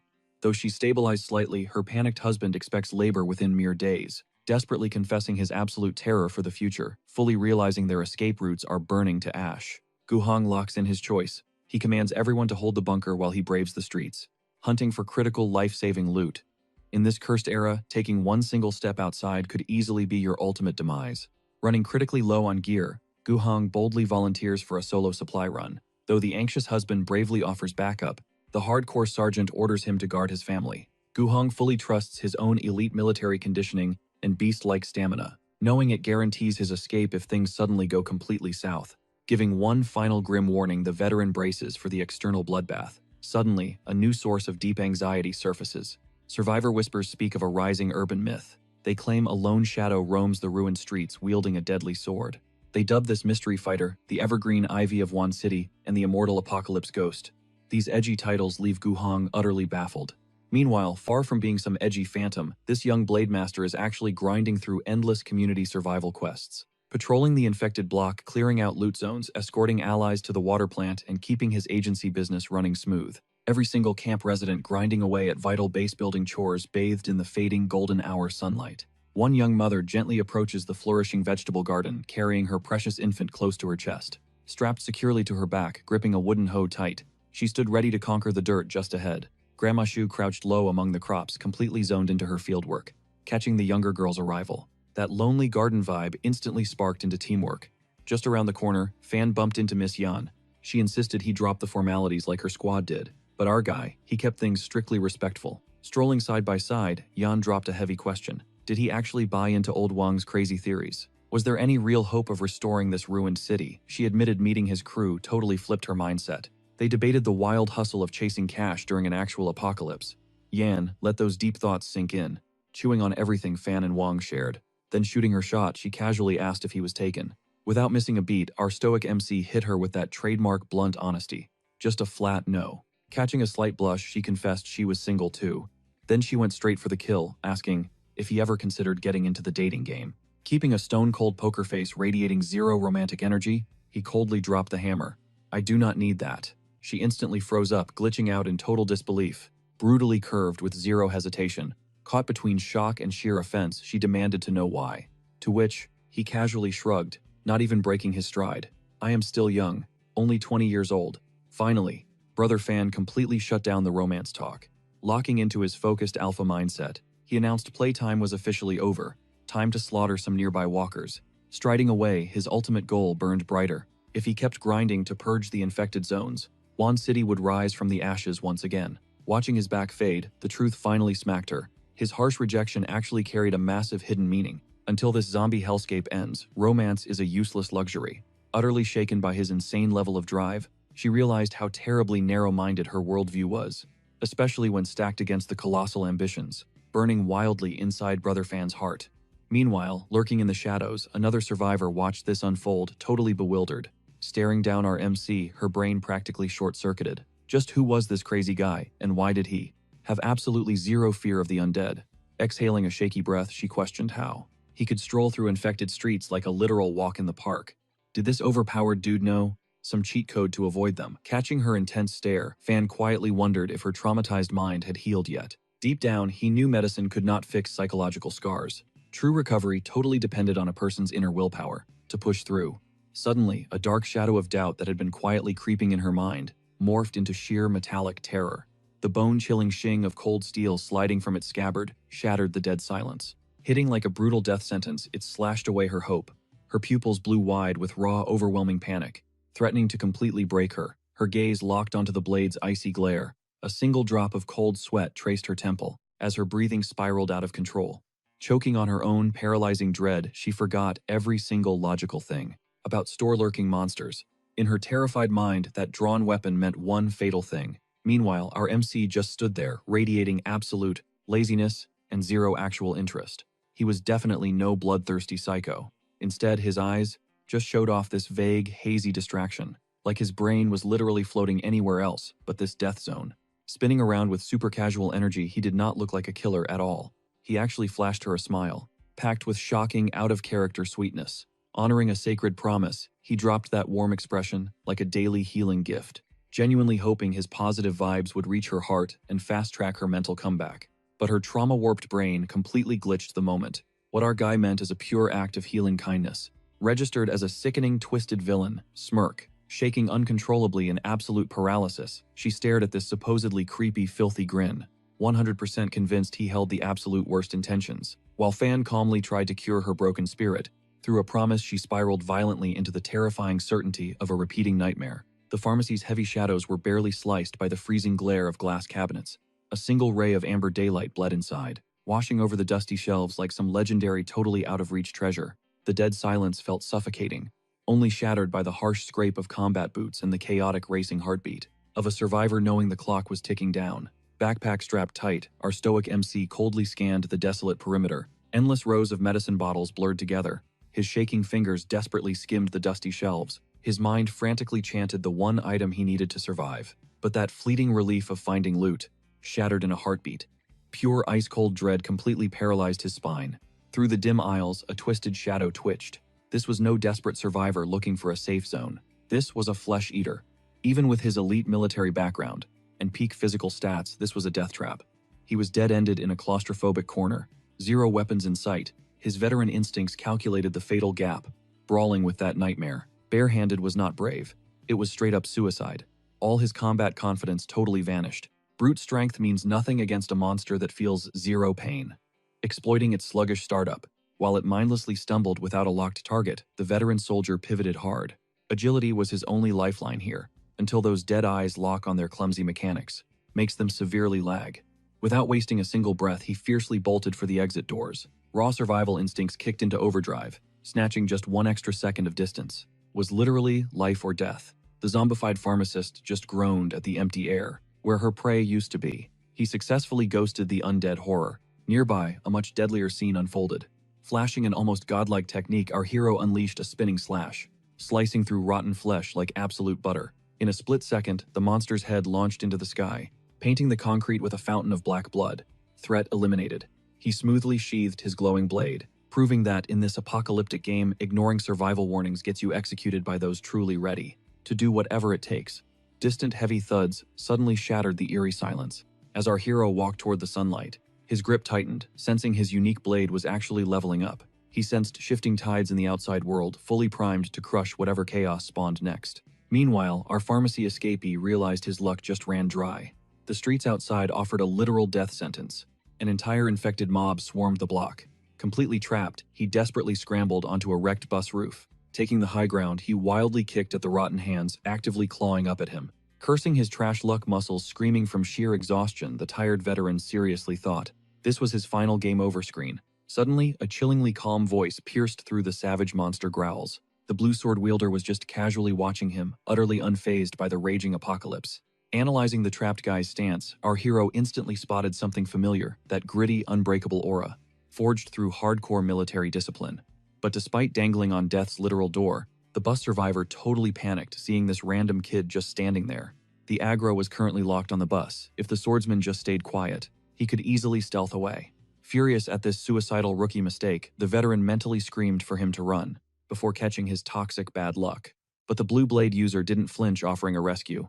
That completely blew the soldier's mind. Flashing an ice-cold smirk, he stated his sword wasn't for blind slaughter. It was strictly for self-defense. The trapped guy watched in absolute pure horror. Sure, this kid was gonna die for nothing, but then a massive tank-class zombie lunged straight at our hero. Without breaking a sweat, he cleanly beheaded the beast instantly, following up with a brutal kick that literally launched the heavy corpse into orbit. The veteran's jaw hit the damn floor. Realizing his squad's most stacked heavyweight couldn't dream of punting a monster that massive, icy sweat rolled down his face. A completely different kind of primal panic washed over him. His eyes blew wide open. Pure shock collided with a crazy realization as adrenaline hijacked his system. Maximum overdrive. The blood-soaked streets felt like they were literally pulsing along with his racing heart. A massive red flag that he was looking at, an absolute anomaly. In that terrifying flash of clarity, the system puzzle finally clicked. He remembered the apocalyptic rumors, the quiet whispers of a legendary phantom. He did not need an army to unleash absolute chaos. That crazy rumor wasn't an exaggeration anymore. It had morphed into a lethal breathing reality. Standing right there was a lone wanderer from the broken streets. His only true companion was the deadly edge of a single blade. The terrified man stumbled backward, feeling his trembling legs completely giving out beneath him. Cold sweat practically turned to solid ice on his pale skin as the warrior's terrifying aura suddenly made absolute mind-shattering sense. Every wild survivor tale violently came to life within the dark-haired youth's intimidating presence. Without waiting for an answer, Lin Fan bent his knees and launched himself upward with a gravity-defying burst, landing smoothly atop the ruined bus. Despite the absolute bloodbath they just left behind, the powerful warrior shattered the heavy tension with hilariously polite, everyday manners. It was exactly like they were chilling at a park instead of a literal death zone. While the broken world worshipped him as an immortal legend, he introduced himself with the super casual vibe of an ordinary dude. Facing this massive confusion and totally failing to grasp why people credited him with these insane feats without any context whatsoever, Lin Fan leaped up onto the bus. The stunned witness watching the young guy easily perch on the vehicle after that effortless jump could only wonder in pure terror if this walking legend was even human. Now proudly rocking the human name, Lin Fan, he casually strolled across the rooftops, vanishing just as fast as the sheer panic he caused. Absolute shock gripped the man's soul as the pieces of this legendary puzzle finally started clicking together in his brain. With a violently shaking voice, he recalled the epic rumors. A lone wolf wandering the apocalyptic streets carrying just one single sword. Right before him, our main character didn't radiate killing intent, but simply stared back with ultimate confusion. The terrified guy stuttered his reply, dropping his name Gu Heng. Now standing nervously on the vehicle beside him, he stared at our protagonist with completely renewed disbelief. As Lin Fan prepared to continue his epic journey, a deeply unsettling question lingered heavily. The main character, keeping it insanely professional for a wasteland, explained he was just doing his part-time hustle for the Xinfeng agency. He introduced himself as a regular real estate agent whose only mission was hunting down reliable tenants. Acting like the apocalypse was just a minor traffic jam, he promised their epic meeting was pure fate, a random crossover while he was scouting. However, behind that cheesy corporate smile, he dropped a razor-sharp comment that totally exposed his insane observational skills. He had instantly clocked the guy's hardcore military background. The stunned man quickly confirmed he was actually still an active-duty soldier. He explained he was just visiting family when the chaotic outbreak hit. However, a dark shadow of doubt suddenly crossed the soldier's mind. He analyzed the mysterious youth who radiated undeniable god-tier power, yet whose goofy way of speaking totally baffled the hardened military veteran. The stranger's whole vibe and dialogue were so unhinged that deep inside his own thoughts, he couldn't help but seriously question the guy's sanity, basically reaching the wild conclusion that this overpowered dude probably suffered from some massive loose screws. So without missing a beat, our main character launched back into his sales pitch with wildly inappropriate enthusiasm. He enthusiastically started hyping up the amazing perks of a residential block called Radiant Sun Community. bragging about its prime location and super friendly neighbors literally trying to close a real estate deal. Hearing that specific name, the soldier suddenly remembered the spot wasn't actually too far away, which made a spark of hope ignite as he wondered if other desperate survivors were actually sheltering there. A blazing spark of hope flared inside him. Finally, the tough soldier reached a highly logical conclusion. Someone flexing such overwhelming god-tier power had definitely saved tons of people. Despite his wacky behavior, he decided this strange powerhouse wasn't a villain. Sold on the crazy pitch, the soldier agreed with fierce determination, shouting that he would absolutely rent. However, right before leaving, he explained to our protagonist that he still had other survivors waiting for him, and that he desperately needed to go back for them first so they could travel to the safe zone together. After a tense while the squad finally reached their destination. Stepping through the massive wooden gates, the soldier proudly announced their arrival with heavy relief. Using a rock-steady voice, he called out to Lin Fan, confirming they finally made it. Among the exhausted newcomers was a visibly pregnant woman. Spotting her, Lin Fan curiously asked if she was the soldier's wife. The veteran quickly cleared the air, stating her name was Yang Hui, a survivor who joined his squad. Hearing this quick clarification, Lin Fan immediately wanted to know exactly where the poor woman's husband was. The whole vibe turned instantly devastating when the soldier dropped the tragic reality check. Yang Hui's husband was already dead. Lin Fan quietly stepped up to the hardened soldier, dropping his voice to ask what exactly went down in that hell. Heaving a massively exhausted sigh, the soldier started breaking down the brutal chain of events. It all kicked off on a cursed day when he was forced to abandon base, to desperately scavenge for medical supplies. Shortly after his departure, Yang Hui and the rest unfortunately collided with absolute danger. Spotting a heavily armed squad of survivors, Yang Hui's battered group desperately begged for a lifeline.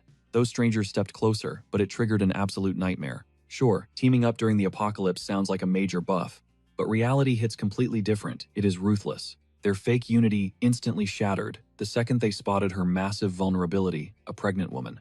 All that supposed teamwork evaporated into thin air. The squad leaders flat out rejected taking her in, growling that they would never carry such massive dead weight. That rescue mission morphed into a toxic ultimatum. If she wanted to tag along, she had to trail far behind, totally left to rot alone. To these guys, an unborn kid was literally just a massive debuff they refused to equip. With ice in their veins, they dropped the absolute verdict. She was completely banned from the safe zone, forced to survive strictly on solo mode. But the next plot twist completely shattered my faith in humanity into a million jagged pieces. Yang Hui's own husband, her ultimate protector, actually joined the escaping squad, walking away with chilling, dead-eyed indifference. He straight up ditched his pregnant wife to save his own skin. The apocalypse literally nuked the most sacred human bonds. I guess you could understand the other three girls fleeing to secure their own survival. But a husband pulling that kind of sick betrayal. Mind-blowing. That coward fully ghosted his family. Stepping back into the camp, dead silence choked the air. The chaotic noise vanished, leaving pure devastation. Amidst that crushing isolation sat Yang Hui, completely discarded. But our main character fiercely refused to abandon her. He stepped up, declaring her and her companion as his official VIP guests, proving that surviving betrayal brings elite-tier backup. But the universe was not done throwing brutal curveballs. An agonizing gasp shattered the quiet. Yang Hui clutched her stomach, hitting 0 HP as intense pain flooded her. Panic skyrocketed past uncertainty. The terrifying reality hit everyone instantly. She was actually going into labor. While the world crumbled to ash, new life pushed forward with terrifying speed. All hope crashed onto Grandma Shu, a hardened military medic carrying their only survival odds. The squad frantically carried Yang Hui inside a busted building. Stepping out to brief the crew, Grandma Shu looked totally grim. The delivery was happening right now, but the setup was pure garbage. The medic warned that this filthy zone was a literal death trap, and having 0 medical loot made this quest insanely dangerous. Barking orders, she kicked all the guys out, drafting Li Mei and Yan Ning for the ultimate support class. Outside that bloody room, the anxiety felt absolutely suffocating. Our hero kept visualizing the worst-case scenario. Spawning a baby in this hellscape was practically a death sentence. Yet, as Yang Hui's screams echoed, the swordsman gripped his blade and stepped up to become her ultimate human shield. While she fought a brutal battle to create life, he locked in to slaughter any monstrous threat lurking outside, making damn sure her agonizing cries would not attract a bloodbath. Ignoring all the red flags, our boy stayed absolute. Danger level literally did not matter. He planted himself at the doorway, ready to execute any nightmare approaching, forging an ironclad safe zone for this miracle. Then suddenly, a newborn's cry violently pierced through the apocalyptic wasteland. This was not just childbirth, it was a legendary middle finger to the darkness. The impossible miracle had dropped, and the squad realized they were actually the heavy carries of hope. With the perimeter locked down, our hero finally exhaled, knowing that against totally rigged odds they scored a massive win. fueled by epic tales of insane military sacrifice. Swearing to protect the weakest NPCs, our swordsman held his frontline position with icy determination. This newborn miracle transformed a simple birth into an epic symbol of hardcore resistance and future glory. After confirming zero enemy aggro, our hero gazed at the tiny survivor, knowing deep down this brutal battle was worth everything. Bathed in a golden glow, the grizzled veteran recalled that legendary memory, with a mix of fierce pride and crushing sorrow. Just 1 kilometer away, the military vanguard locked down a blood-soaked choke point, holding off the monster horde for agonizing hours. Those soldiers unleashed pure hellfire with unbreakable resolve, dying just to protect a single fragile new life. The entire massive war effort boiled down to one nerve-shredding countdown, waiting for that warrior to finally deliver her baby. Countless legends were wiped out on that blood-stained battlefield. But total confusion infected the rookies who just could not compute. Why sacrifice an entire elite army for one tiny kid? Hearing this, General Dawn practically exploded with pure blazing fury. He tackled their doubts head-on. Pure rage boiled because they completely forgot the true reason behind this bloody crusade. Gripping the hilt of his glowing azure greatsword, the lone fighter sat in absolute silence, deeply questioning the brutal reality of this endless conflict. This violent clash totally shattered basic logic. It was a brutal crusade forged deep within his very soul.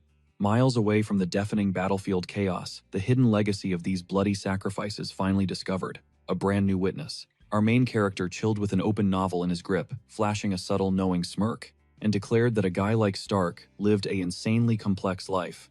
Down the dead, empty street, a heavily armored black truck aggressively rolled toward his spot. Facing their loud interrogation, the reading teen merely shifted his cold gaze upward, radiating absolute unbreakable chill.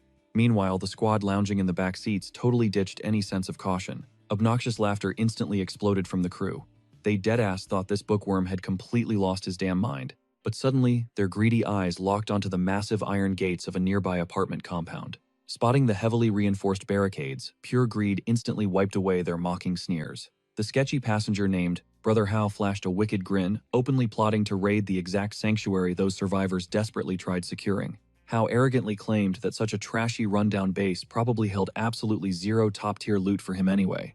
Spotting this supposedly psycho kid hanging around basically proved the raid wasn't worth the deadly risk. Blending toxic ego with street smarts, the squad decided to just roll out. The chick riding shotgun dropped a snarky comment, and right then, the reader's absolute chill instantly shattered. His deadly eyes flared with a piercing golden aura fiercely demanding respect, mutating his entire vibe into straight-up lethal danger. Instead of backing down, the trashy woman barked back, screaming savage death threats. The driver violently flexed his authority by aiming a heavy hunting rifle. In his twisted mind, the apocalypse literally rewrote reality. This brutal wasteland finally allowed him to freely chase sick, twisted thrills that society previously banned. Flashing a demonic smirk, the psycho confessed he absolutely loved hunting innocent survivors, like helpless prey, sadistically toying with them, right before blowing their brains out. Facing absolute death, our boy ice-coldly recited the actual penal code for illegal firearm possession, proving his genius brain still operated on a high-tier logic these savage raiders could never comprehend. Pure shock paralyzed the crew. Instead of begging this kid weaponize the strict laws of a fallen society they thought was completely dead. Brother Hao's ego exploded. He absolutely refused to swallow this kid's mocking disrespect. Aiming his heavy barrel right between the kid's eyes, he violently demanded total submission. But in a literal blink, Hao completely froze, realizing his massive weapon had vanished into thin air. Before his tiny brain could even process the glitch, our main character wasn't chilling anymore. He stood tall, pressing a freshly drawn pistol against the driver's skull with god-tier speed. The 3 goons backing up Hao dropped their jaws in absolute glitching disbelief. They simply could not compute exactly how. Their vicious boss lost all leverage in a microsecond. Totally crushed, Hao realized he screwed up way too late. While Hao's armored truck desperately peeled out, our hero stood frozen like a statue, intensely tracking the approaching zombie horde from afar. Haunting groans echoed everywhere, until a battered old man proudly announced that young Fan had literally saved their lives. Down the ruined blocks, the atmosphere choked everyone with the vile stench of rusting blood and rot. Our hero dashed like a lightning bolt through the shadows, standing as a legendary lone wolf against an endless tsunami of mutated flesh. He absolutely banned any hesitation or exhaustion from his mind. Deep inside the fortress, the vibe instantly flipped into something entirely different, yet equally suffocating. Under the flickering bulbs of a heavily barricaded safe room, time itself basically hit pause. Those agonizing screams definitely weren't coming from the savage monsters roaming outside, but from a fiercely resilient woman, pushing beyond human limits to survive. Surrounded by battle-scarred veterans lending steady hands, she waged her own desperate war. Our hero violently slammed the brakes, his chest heaving as his razor-sharp gaze locked onto the ruined city skyline. This wasn't just some random mindless swarm approaching. It felt way more sinister. A terrifying shift in the aura made him seriously wonder if this brutal slaughter was just the opening act of an apocalyptic nightmare. His eyes blazed with a lethal mix of panic and pure resolve, as the badass fighter fully absorbed this catastrophic reality check. This bloody clash wasn't just about breathing tomorrow anymore. It was about defending that insanely fragile spark of life fighting inside that exact room, where fierce women were literally throwing down against destiny itself. As he tensed up, ready to unleash his massive blade once again, against the infinite wave of darkness, threatening to swallow everything whole, a totally soul-crushing scream violently pierced straight through the thick concrete walls, hitting our main character like a truck. Standing on the freezing asphalt, he froze instantly, lungs burning as he intensely glared at the fortress silhouette. What used to be their ultimate safe zone was now compromised. Zero time for questions. The heavy midnight silence shattered right alongside the glass raining down from above. A top-floor window completely blew out. Through that gaping hole, twisted shadow figures, stripped of everything human, began plummeting from the sky. This was no accident, it was a full-blown raid. Down on the street, our main character watched the nightmare descend. His eyes burned with ice-cold focus, tracking every single second of the breach. From the pavement, he witnessed the monster wave become an absolute avalanche. In a flash, he was completely boxed in. The creatures that dropped, from above, linked up with the shadows creeping out of the alleys, locking him inside a deadly circle. These grotesque freaks sported rotting gray skin and jaws that unhinged at sickeningly unnatural angles, exposing pitch-black split tongues that literally vibrated at the scent of fresh meat. Up on a high-rise balcony that somehow survived the raid, two guys watched the absolute bloodbath below, hearts hammering. Pure anxiety dripped from their battle-scarred faces, with the rookie questioning why his boss looked so completely rattled. The veteran, eyes totally locked on that solo bloodbath down in the streets, openly confessed his darkest fear, admitting that this young warrior was the literal last hope for both of them and the entire city of Huan. Behind them, another survivor swallowed the brutal reality of their nightmare, a harsh reminder that just playing the good guy never wins a real war. He knew rushing down to help was pointless if it merely delayed their inevitable slaughter. He swallowed the bitter pill that acting on pure adrenaline is honestly just a blind, selfish urge. What normal people might label as heroic backup for the main character would actually just become deadly deadweight. The heavy silence dropping after the boss spoke felt like an actual graveyard. Staring at the floor, shoulders heavy with invisible defeat, the rookie gave a tiny nod. This wasn't just blind obedience, it was him swallowing a massive reality check that burned right through his chest. Gripping the balcony railing, his commander's cold hard logic started seeping into his brain like a totally necessary toxic pill. He finally realized his stats were actual trash for this battlefield. If he actually jumped down into that hellscape, his impact would be so ridiculously low, it would change absolutely nothing. Then, from their sniper-level view, the squad spotted a glitch in the shadow wave. A single freaky silhouette stood out against the far skyline, totally breaking the brainless zombie mob pattern.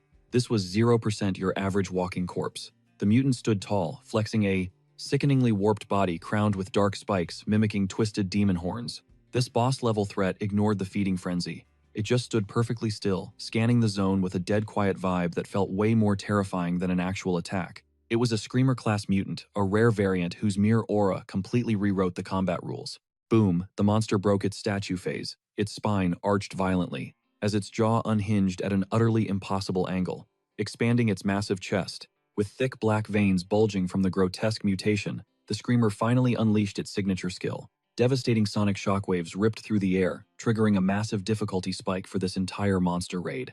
Up top, the squad instantly collapsed, desperately clamping their bleeding ears. As their faces twisted up in pure, agonizing torment, the sonic blast felt like literal sandpaper grinding against their brains. Deep inside the bunker, pure panic leaked through every crack. Fighting through the headache, one girl snapped into survival mode, screaming to soak the cotton and plug their eardrums right now. Their #1 absolute mission was shielding Youngui. Being literally ready to pop, she was the ultimate soft target. This mutant's shriek wasn't just pulling aggro, it was inflicting massive mental debuffs on the survivor squad. And out in the blood-soaked streets, even our boy Lin Fan had his combo brutally interrupted, forced to block his ears as the creature's death wail kicked off a brand new nightmare phase. Lin Fan took the sonic shockwave right to the chest. But unlike the helpless side characters, his gamer instincts kicked in with pure crystal clarity. He shielded his eardrums for a split second, jaw locked tight, but his predatory gaze never snapped off the mutated boss.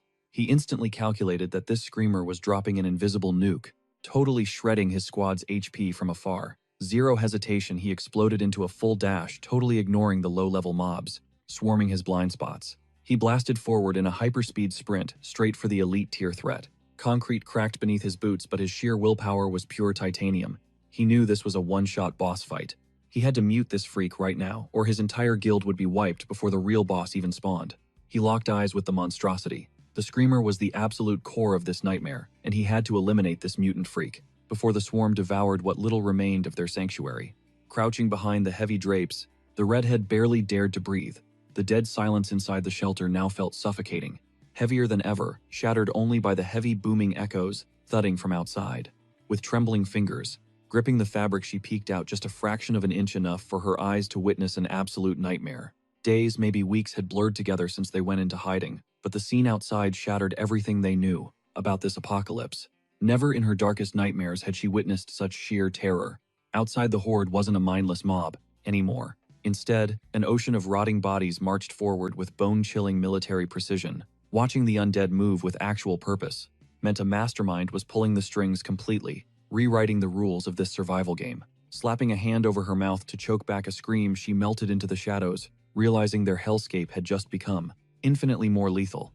Suddenly, an ear-splitting, blood-curdling roar erupted from the darkest depths of the swarm. This wasn't some basic hunger groan. It was a synchronized battle cry, a twisted command surging through the sea of corpses like an electric shockwave. From his spot, our main character watched the chaos, a cold sweat tracing his jaw. His piercing gaze ignored the meat shields, locking straight onto the glitch's source. The horrifying reality that a single alpha mutant could puppeteer thousands was an absolute death sentence for the entire city. His hand instinctively dropped to his blade's hilt, gripping the weapon so fiercely his knuckles turned bone white. But before he could charge into the meat grinder, a firm grip snatched his shoulder from behind, instantly killing his momentum. He froze for a split second. It was Miss Yang. Yanked back behind the safety of the threshold, a suffocating tension dropped between them. He shot her a glare of pure confusion and raw annoyance. He had survival priorities that she recklessly ignored just to tail him. She held her tongue for a heartbeat, her fierce eyes blazing. A flushed crimson of pure adrenaline painted her cheeks as she challenged him. Despite their emotional bond, our hero stood his ground. He knew if he retreated now, the Sunshine Complex would crumble to dust, dragging everyone down with it. He ordered her back to safety, reminding her that Yang-Chi and the survivors desperately needed her to protect that unborn child in this hellscape. Locking his sights back onto the sea of glowing red eyes, Brother Fan firmly planted his feet against the swarm. His final words challenged fate. Then, the sickening crunch of pavement, buckling under a god-tier weight, echoed out. A colossal, mutated foot, pulsing with veins thick as ancient tree roots, slammed down with a shockwave that rattled the very foundations of the city blocks. This wasn't just walking. It was the march of an abomination Mother Nature never intended. Our protagonist stood dead center in the street, totally unmovable. Without warning, the Titan lunged. Its seismic charge shattered the asphalt, violently kicking up a massive storm of concrete shrapnel. Yet inside that apocalyptic chaos, our hero's absolute chill proved this legendary boss fight had only just begun. The behemoth roared, unleashing a world-shattering punch. But pure brute force meant absolutely nothing against our guy's godlike agility. In a literal blink, his enchanted blade sliced the air, painting a devastating trail of blinding, luminous energy that sheared straight through the Titan's armor-plated skin like cheap wet paper. The epic clash ended with a single, flawless strike. But the dark mystery behind this weapon's true awakening was just unraveling. The lone warrior stood silent, trying to process how insanely easy his knockoff sword had just claimed a boss-level victory. He genuinely wondered if simply slaughtering these mutant freaks was forcing the weapon to literally level up, or if maybe a corrupted core hidden inside the undead was feeding the cold steel with every kill. Before he could react, a high-pitched, wildly distorted screech violently tore through the skyline from a rooftop. This wasn't a dying wail. It was a predator's rally call. Instantly, the pitch-black alleyways ripped to life, dozens of rabid mutants, their eyes burning, with that same frenzied red as the fallen titans swarmed out, snarling and trampling over each other. The ultimate horde locked onto our guy, completely blood-drunk on the echoes of combat. Surrounded, a fresh bead of sweat sliding down his face, he tightened his death grip on the blade as the relentless wave crashed forward. Muttering, they seemed to have an infinite respawn glitch. Miles away, terrified survivors watched the pure butchery unfold. One guy shielded too. Little girls pale with horror. A brutal truth slammed into his mind. This level of demonic slaughter isn't something innocent kids should ever witness. They were supposed to have golden futures, meant to live carefree and safe lives. Another witness stood absolutely paralyzed by the swarm's sheer scale, comparing it to a straight-up horror movie nightmare ripped straight out of a nightmare. Past trauma fueled his deep skepticism. To him, whispers of a better tomorrow felt completely hollow against this absolute apocalypse. Yet, amidst the crushing despair, an elder proved hope is never handed to you. It is a blazing fire, kept alive through sheer willpower. As survivors stared down total annihilation, the absolute certainty that hope survives, so long as one soul fights for it, became their ultimate fortress against the creeping shadows. Before their stunned eyes, the warrior stood his ground. He was not just a fighter now. He was a living legend. His overwhelming aura forged their blind panic into razor-sharp determination. Gripping his weapon tight, the veteran dropped some heavy truth forged in pure blood. To him, a short lifespan meant absolutely nothing compared to a righteous crusade. Life is fleeting, but true worth comes from sacrificing it all for a massive world-changing cause. In this ruined reality, dying for hope is never an epic fail. It is the one epic move that brings meaning back to death. With Lin Fan gone, the crushing weight of survival slams onto old Wang, who instantly morphs into the unbreakable backbone of the Sunshine Base. To the rest, his silhouette standing tall screams pure, unbothered calm. He is the ultimate anchor, stopping mass hysteria cold. Yet behind that iron mask, Wang fights mental demons. As an ex-military beast, he knows showing weakness is a fatal glitch. Even as raw terror courses through his veins, he cannot drop his guard for a single second. True badassery is not being fearless, it is locking that fear inside. The tension is suffocating. Wang knows, one slip-up means game over. If his willpower cracks, or his defense crumbles, the entire safe zone gets wiped from existence. Meanwhile, beyond the walls, pure carnage rules everything. Lin Fan shreds through enemies with lethal intent, his blade, carving radiant arcs through the pitch-black night. Swinging at max velocity, he clashes against an infinite ocean of rotting flesh. Despite his OP stats, the endless swarm of zombies is severely draining his stamina. Even for a monster like him, this mega horde is too much. Pure dread sinks deep into his very bones. One wrong step means death. The survival of everyone back home literally depends on his blade never stopping. He glares at the wasteland, desperately wondering if any humans are still breathing. Inside this doomed city, swallowed whole by an endless sea of corpses. Suddenly, amidst the bloodbath, a game-changing tactic emerges. Sniping from the high ground, a squad mate drops crucial intel. One specific, screeching mutant zombie must be the necromancer controlling this infinite mob. The mission is crystal clear. Assassinate that boss monster and the enemy wave will finally crash. Lin Fan, the entire run rests on your shoulders. Smirking at the intel, he locks in tracking that ear-piercing demonic screech. With killer intent blazing in his eyes, he shifts into attack stance. Gotcha, he mutters under his breath. Gearing up for the final boss clash, his aura explodes outward, moving with straight-up superhuman speed. Our main character launches into the sky, soaring above the carnage as his glowing blade slices the wind. That savage first strike proved he was done playing games. His stamina was burning out fast, fueling a dark rage that morphed into absolute unfiltered violence. After that devastating ultimate strike, the chaotic battlefield suddenly dropped into dead silence. Out of nowhere, a glowing holographic system window popped up right in his face, bathing the bloody ruins in a warm neon orange glow. The floating text confirmed the epic kill. The Screamer boss has been completely wiped out.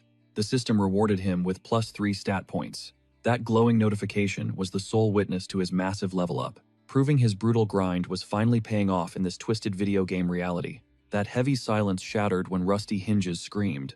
The massive wooden gates kicked wide open, blasting the room with blinding light. A frantic guy crashed through the doorway, gasping for air, eyes completely wild. Dripping with nervous sweat, his face lit up with pure, unadulterated hype.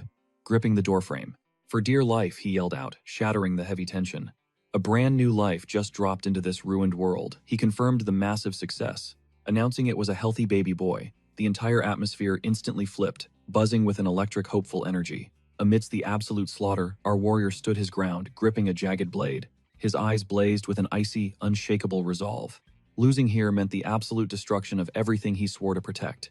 A piercing battle cry shattered the heavy air. Beneath his boots, the blood-soaked earth painted a gruesome picture of the absolute massacre. Suddenly, a heavy hand gripped his forearm, halting his swinging blade dead in its tracks. Blinking away his bloodlust, our guy snapped back to reality as his bald buddy rushed over, looking totally stressed out. The zombie horde had finally retreated. Not a single undead freak was left standing in his devastating wake. Dead silence reclaimed the battlefield, leaving our hero grounded by the heavy weight of the lives he just saved. The crushing quiet felt suffocating. He slowly lowered his weapon, letting the massive adrenaline crash finally wash over him. Realizing his epic rampage actually kept everyone breathing, a soft, relieved smirk naturally tugged at the corner of Fan's lips. Dropping his guard at last, our exhausted hero let his loyal crew rush in to hold him up. Beneath a brutally clear blue sky, he reached out into the empty air, desperately grasping for a piece that had long vanished. The gentle slosh of warm water against porcelain was the only sound piercing the heavy quiet. Thin steam danced in the room, heavily laced with a stubborn metallic scent of fresh blood. Fan's heavy eyelids fluttered open, his bones aching with a deep, bone-crushing exhaustion. Staring blankly at the ceiling, he glanced at the warm bath. His mind drew a blank, only flashing back to the bloodbath.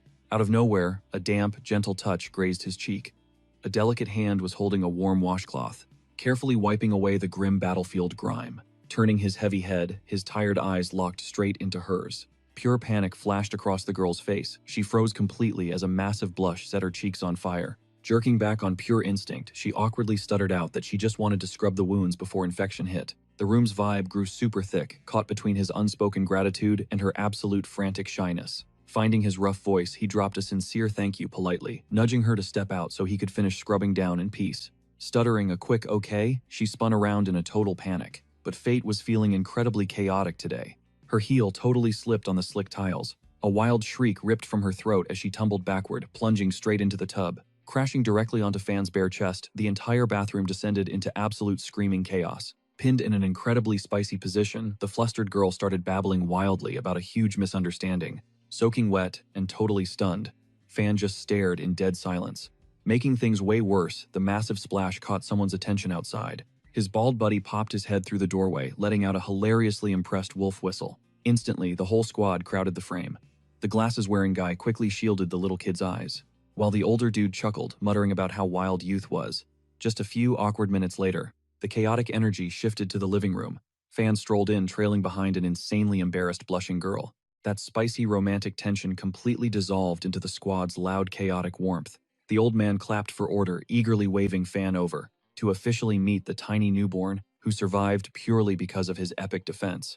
The crew happily shoved him toward the exhausted mother. Though she shyly offered them the naming honors, the squad insisted that sacred choice belonged right there with the actual family. Staring down at the tiny bundle, Fan finally realized his awakened power had a real breathing purpose to defend. The exhausted mother drifted into a heavy silence. There was zero rush to stamp a permanent name on this fragile new life. With a voice barely slicing through the quiet, she decided a sweet little nickname was perfect for this dimly lit safe haven. He would just be her little Yu-Yu. Yet beneath the wholesome vibes, a sharp, bitter tension still choked the crowded room. One of the guys couldn't shake the dark thought that her mind was totally haunted by the absolute trash bag who abandoned her. As Yang Hui hid inside his own quiet bubble, the heavy shadows of past trauma kept bleeding through. Meanwhile, across the house, a girl was loudly flexing about how insanely brave she and Feifei had been. When creepy old Wang threatened to gift them study exams as a reward, Uncle Lin jokingly swore to buy them 2 extra sets. While she completely hyped herself up, poor Feifei literally felt her soul shatter at the thought of academic torture. She started belting out a brutally sarcastic song, roasting her bestie for having such absolute unhinged nerd energy. Totally blind to the melodramatic crisis, Uncle Lin just chuckled at the kids' wildly positive attitude, threatening them with even more homework. The crisp morning sunlight finally bled through the shattered windows. The rhythmic scrubbing of a toothbrush shattered the apartment's dead silence. Fan locked eyes with his reflection, just a fleeting heartbeat of peace before the apocalypse outside demanded his soul. Swallowing a heavy sigh, he hyped himself up for the absolute grind awaiting him today. Stepping outside, he strolled through the park, catching Mr. Wang and Mr. Chow grinding through their morning workouts. He called out their names. They beamed back, hyping up his overflowing morning energy. Walking away, he smirked. Old Wang could literally lead a hype squad. Still, he knew dropping compliments built rock-solid trust. Spotting a maintenance guy, he pointed out a glaring weak spot in the compound walls. He pitched stringing up barbed wire. Every smart tip cemented his flawless, perfect neighbor persona. The guard totally bought it. Turning away, Fan's gaze locked onto the bloody aftermath of battle. These zombie corpses needed clearing fast. Otherwise, this whole block would become a toxic wasteland. Before him, the pavement was a twisted mosaic of rotting flesh, drenched in pitch-black sludge. He shoved the last rotting chunks into a massive dumpster, flexing his aching muscles under the bleeding sunset. But the piece was totally fake. A heavily armored beast lurked in the shadows.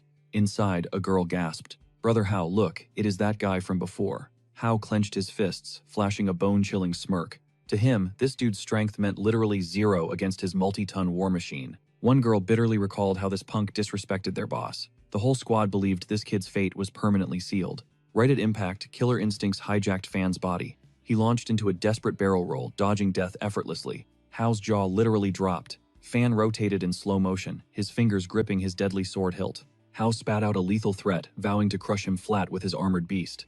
Facing the charging tank, Fan unleashed a devastating downward slash that literally ripped reality apart. The absolute unit of a paramount predator split clean in two beneath his god-tier blade. The crew stared in pure horror at Fan, who just stood there, back-turned blade dripping with aura. The blonde dude lost his absolute mind. "You psycho, did you just slice a whole truck in half?" Fan radiated ice-cold calm. He fired back, saying the real psycho was the one freaking out right now. He claimed zero hard feelings, but the blonde guy's boiling rage needed absolutely no excuse to attack. Voice freezing the air, Fan ordered them to march down to the police station like good little prisoners. Fighting back equaled guaranteed agony. Hao exploded, spitting absolute venom and trash talk. His girl begged him to stop, terrified. That monster standing there was not even human anymore. Hao roared like a wild beast, refusing to fold, and blindly lunged for the kill. But Fan caught the strike, dead in its tracks. The power gap was honestly insulting. Under the harsh streetlights, 4 bodies lay completely hogtied, wrapped tight in heavy industrial cables. They panicked, demanding their destination. Fan deadpanned. "We are heading straight to the police station." A purple-haired girl tried weaponizing her beauty to beg for mercy. Fan instantly rejected her pathetic trap. Eyes practically pitch black, he rolled their makeshift metal prison right into the abandoned city precinct. He mocked them, saying they needed a solid education, but their real teachers were a massive horde of zombie cops. He locked them inside the shadowy compound. The very next sunrise, Lin Fan casually strolled into base, flashing a blinding smile. He needed an extra hand steering a massive tanker truck he casually found, built specifically to wash away the disgusting zombie gore outside.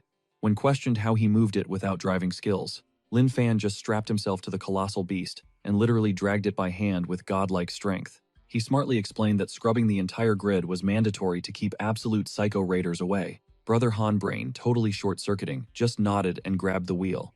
Meanwhile, the old man confidently declared, "Lin Fan is a top-tier guy. His moral compass is flawless, knowing exactly what is right and wrong. So zero stressing over him is needed. Do not treat his survival methods in this hellscape as pure insanity." Honestly, Lin Fan is not crazy. He just hardcore denies the apocalypse is real, making him weirdly relatable. Han drifted into a flashback. Bathed in the bleeding dusk light covering the courtyard, the memory pulled him outside. The old man and Han just stood there. Han tunes in closely. He is finally seeing the real Lin Fan, trying to wrap his head around this powerhouse. Sure, the dude fights like a total maniac, but underneath that savage exterior beats a heart of pure justice. Han remains totally confused though. Cruising down the wasteland road, Brother Han drops a seriously heavy question. Lin Fan just shrugs. Honestly, life is not that different. He was a broke interior designer pulling endless all-nighters. Now he is just juggling a crazy amount of side quests. He explains that security guard is the main gig, but he is also a runner, water tech, and delivery guy daily. Sure, it is bone-crushing work, but that daily grind feels incredibly rewarding because he earns cash and buys exactly what he wants. The vibe shifts instantly when Han points out a dark truth. In this apocalypse, you could literally just steal anything, no consequences. Lin Fan instantly shoots that down. He stares Han dead in the eye. Real loot requires real sweat. Ripping people off is straight up trash. Even if the world is literally ending, right at that exact second, the main character senses a shadow. Something massive is stalking them. Total chaos violently erupts through the dead city with a mind-shattering roar. The sheer force of it literally shakes the concrete foundations, erupting straight out of the pitch-black alleyways. A colossal nightmare steps out, a completely mutated freak of hulking muscles and sick blue skin defying reality. This absolute unit, a giant class walker packing god-tier strength, charges forward, fueled by pure, unadulterated rage. The killer intent is instantly suffocating. The air practically sparks with tension as the behemoth brutally blocks the path, crushing a getaway vehicle trying to escape the slaughter. Lin Fan locks onto the deadly threat immediately. His knuckles turn white, gripping his weapon. This is no basic mob. The horrific viral mutation is glaringly obvious. Sprouting spikes, and an unbreakable endurance that basically turned this thing into a walking demolition machine. Hearing the dire warning about the creature's lethal nature, Lin Fan moved with absolute focus, stepping away from the truck's side, securing the ultimate attack angle. Without hesitation, he reached over his shoulder, gripping his hilt to unsheath his blade, bracing for the inevitable clash as his eyes locked onto the monster with deadly precision. A dark sense of dread washed over his mind while analyzing the battlefield. The main character couldn't ignore how the undead threat was literally mutating. This terrifying encounter served as undeniable proof that evolved variants were spawning with an increasingly alarming and deadly diversity. Meanwhile, miles away from this chaos, at the remote desert base, the situation was pure nightmare fuel. Blaring alarms echoed endlessly across the hangars and circular facilities, as security personnel screamed frantic orders, desperately trying to stop an incoming threat from breaching their perimeter. The assault on the desert base hit a critical breaking point when an evolved variant of colossal proportions completely crashed the scene. This nightmarish creature, a pure strength type zombie, with grotesque pinkish skin and glowing blood-red eyes, unleashed absolute fury against the outer defenses, using a movement packed with insane raw power. It was unbelievable. The monster smashed its massive fists straight into a main battle tank, crushing the heavy armor and flipping the unit like a cheap plastic toy. Overwhelmed by this devastating strike, the ground resistance crumbled, with soldiers scattering everywhere while the beast charged forward, completely unstoppable through thick clouds of choking dust and debris. Deep inside the base's core, the command center instantly became a chaotic war room. The operators, bathed in the eerie blue glow of touchscreens and radar grids, watched in total despair as their systems confirmed the absolute carnage happening outside. Pure panic gripped the technical staff, who desperately scrambled to broadcast an emergency SOS signal before the entire facility completely collapsed. Meanwhile, back in the ruined city, Linfan faced his own brutal survival test against the blue-skinned Colossus. Catching a split-second opening, our warrior launched himself into the air with god-tier agility, soaring high above the giant to deliver a devastating vertical strike. His gleaming blade violently pierced the monster's skull, hunting for that sweet critical hit in its brain. But plot twist, his weapon suddenly hit a bizarre, unexpected resistance deep within the creature's twisted flesh, proving these new evolved variants weren't just physically stronger. They actually possessed a way more complex biological structure that was incredibly hard to destroy. Despite the massive wound depth, the heavy sword abruptly stalled, grinding against an insanely tough biological defense, buried right inside the evolved variant's brain tissue. Facing this insane roadblock, our warrior channeled his entire aura, forcing massive downward pressure onto his weapon. Finally, the sharp blade pushed completely through, triggering a violently destructive energy that exploded outward inside the beast's hollow skull, permanently ending its relentless and terrifying rampage. With the towering Colossus finally defeated, the creature's massive body crashed heavily against the concrete beside the truck, kicking up a huge dust cloud. Linfan landed flawlessly, and with absolute ice-cold calmness, he smoothly sheathed his longsword back into the scabbard, resting across his back. As the deadly threat faded, an invisible system recorded his epic victory, granting him 3 points for successfully eliminating a pure strength type zombie. Hank, rushing over in a total panic to check on Linfan, screamed his name and got a totally chill response in return. A heavy silence dropped between them, broken only by the sheer mind-blowing shock, plastered all over the man's face. His usually rock-solid eyes blew wide open with a mix of wild confusion and a raw vulnerability he rarely ever let slip out. Noticing this super weird reaction, his partner, the dark-haired youth with perfectly calm eyes, stared back with genuine curiosity. He leaned in just a little bit, completely shattering the awkward tension. The main character asked if something was wrong. Hank snapped back instantly, quickly looking away and waving his hand to awkwardly brush it off, even though his heart was literally hammering. But deep down, his mind was an absolute tornado. He just couldn't stop processing those crazy words he just heard. He brought a shaking hand up to his temple, drowning in deep thoughts that dragged him back through years of brutal combat discipline. Ever since he originally joined the military, nobody had ever said those words to him, since he was always the one speaking them. An ironic truth sitting super heavy in his chest. He had always been the ultimate human shield, the immovable powerhouse for everyone else. But right now, standing in Linfan's insane presence, that whole dynamic had completely flipped. He recognized the overwhelming god-tier reality here, dealing with the monstrous strength Linfan actually packed. When this kid promised to protect him, it wasn't some empty polite flex or a basic support gesture. It was an absolute unquestionable fact. Suddenly, the armored rig slammed its brakes to a stop, dragging a massive trail of dust and debris behind it. Inside the rig, sheer disbelief hung heavily in the air as one occupant, voice breaking from pure shock, he urgently flagged down his commanders outside the armored rig. Electric tension choked the air. One squad member, visibly ticking from a previous jab and the sheer pressure of the moment, exploded into an angry rant. Meanwhile, chilling in the driver's seat, the veteran with dead eyes and a vice grip on the wheel, locked onto the dude outside. His battle-scarred face showed zero panic, radiating nothing but ice-cold analytical caution. Hopping out of the transport, the mounting stress sparked a quick beef. Wendy, looking totally done, snapped at his squadmates to drop the stupid nicknames and start respecting him as a real man. But that distraction evaporated fast. The driver, a rugged survivor with features chiseled by hellish battles, stared down at the asphalt with piercing suspicion. The truth hit them instantly. completely shattering their initial theory into pieces. The walker they spotted earlier took an arrow to the leg. This corpse right here, totally flawless. From the waist down, its killer delivered one flawless, lethal strike straight to the dome. Their makeshift autopsy just made things way creepier. This definitely was not gunplay. The massive gash screamed that a razor-sharp blade sliced clean through the skull. The insane thought of someone actually fighting this monster, face-to-face in a straight-up melee duel, absolutely blew the squad's collective mind. Before they could spiral down that crazy rabbit hole, the crimson-haired boss in the back seat barked the order to roll out. Seconds later, their armored beasts rumbled into the Sunshine residential zone. The drive exposed a freakishly spotless neighborhood. The streets were totally wiped clean of the usual apocalyptic wreckage, practically screaming that some hardcore survivor had been playing janitor. Upon hitting the main gates, heavy reinforced steel and tactical base upgrades basically confirmed a highly organized and defensive faction lived inside. Even with this epic find, nobody in the rig felt safe. Suffocating dread completely lingered instead. The squad leader stayed frosty, painfully aware that in this brutal new world, the thin line between loyal friends and fatal threats was basically a ghost. Traumatic flashbacks of fake innocence hiding.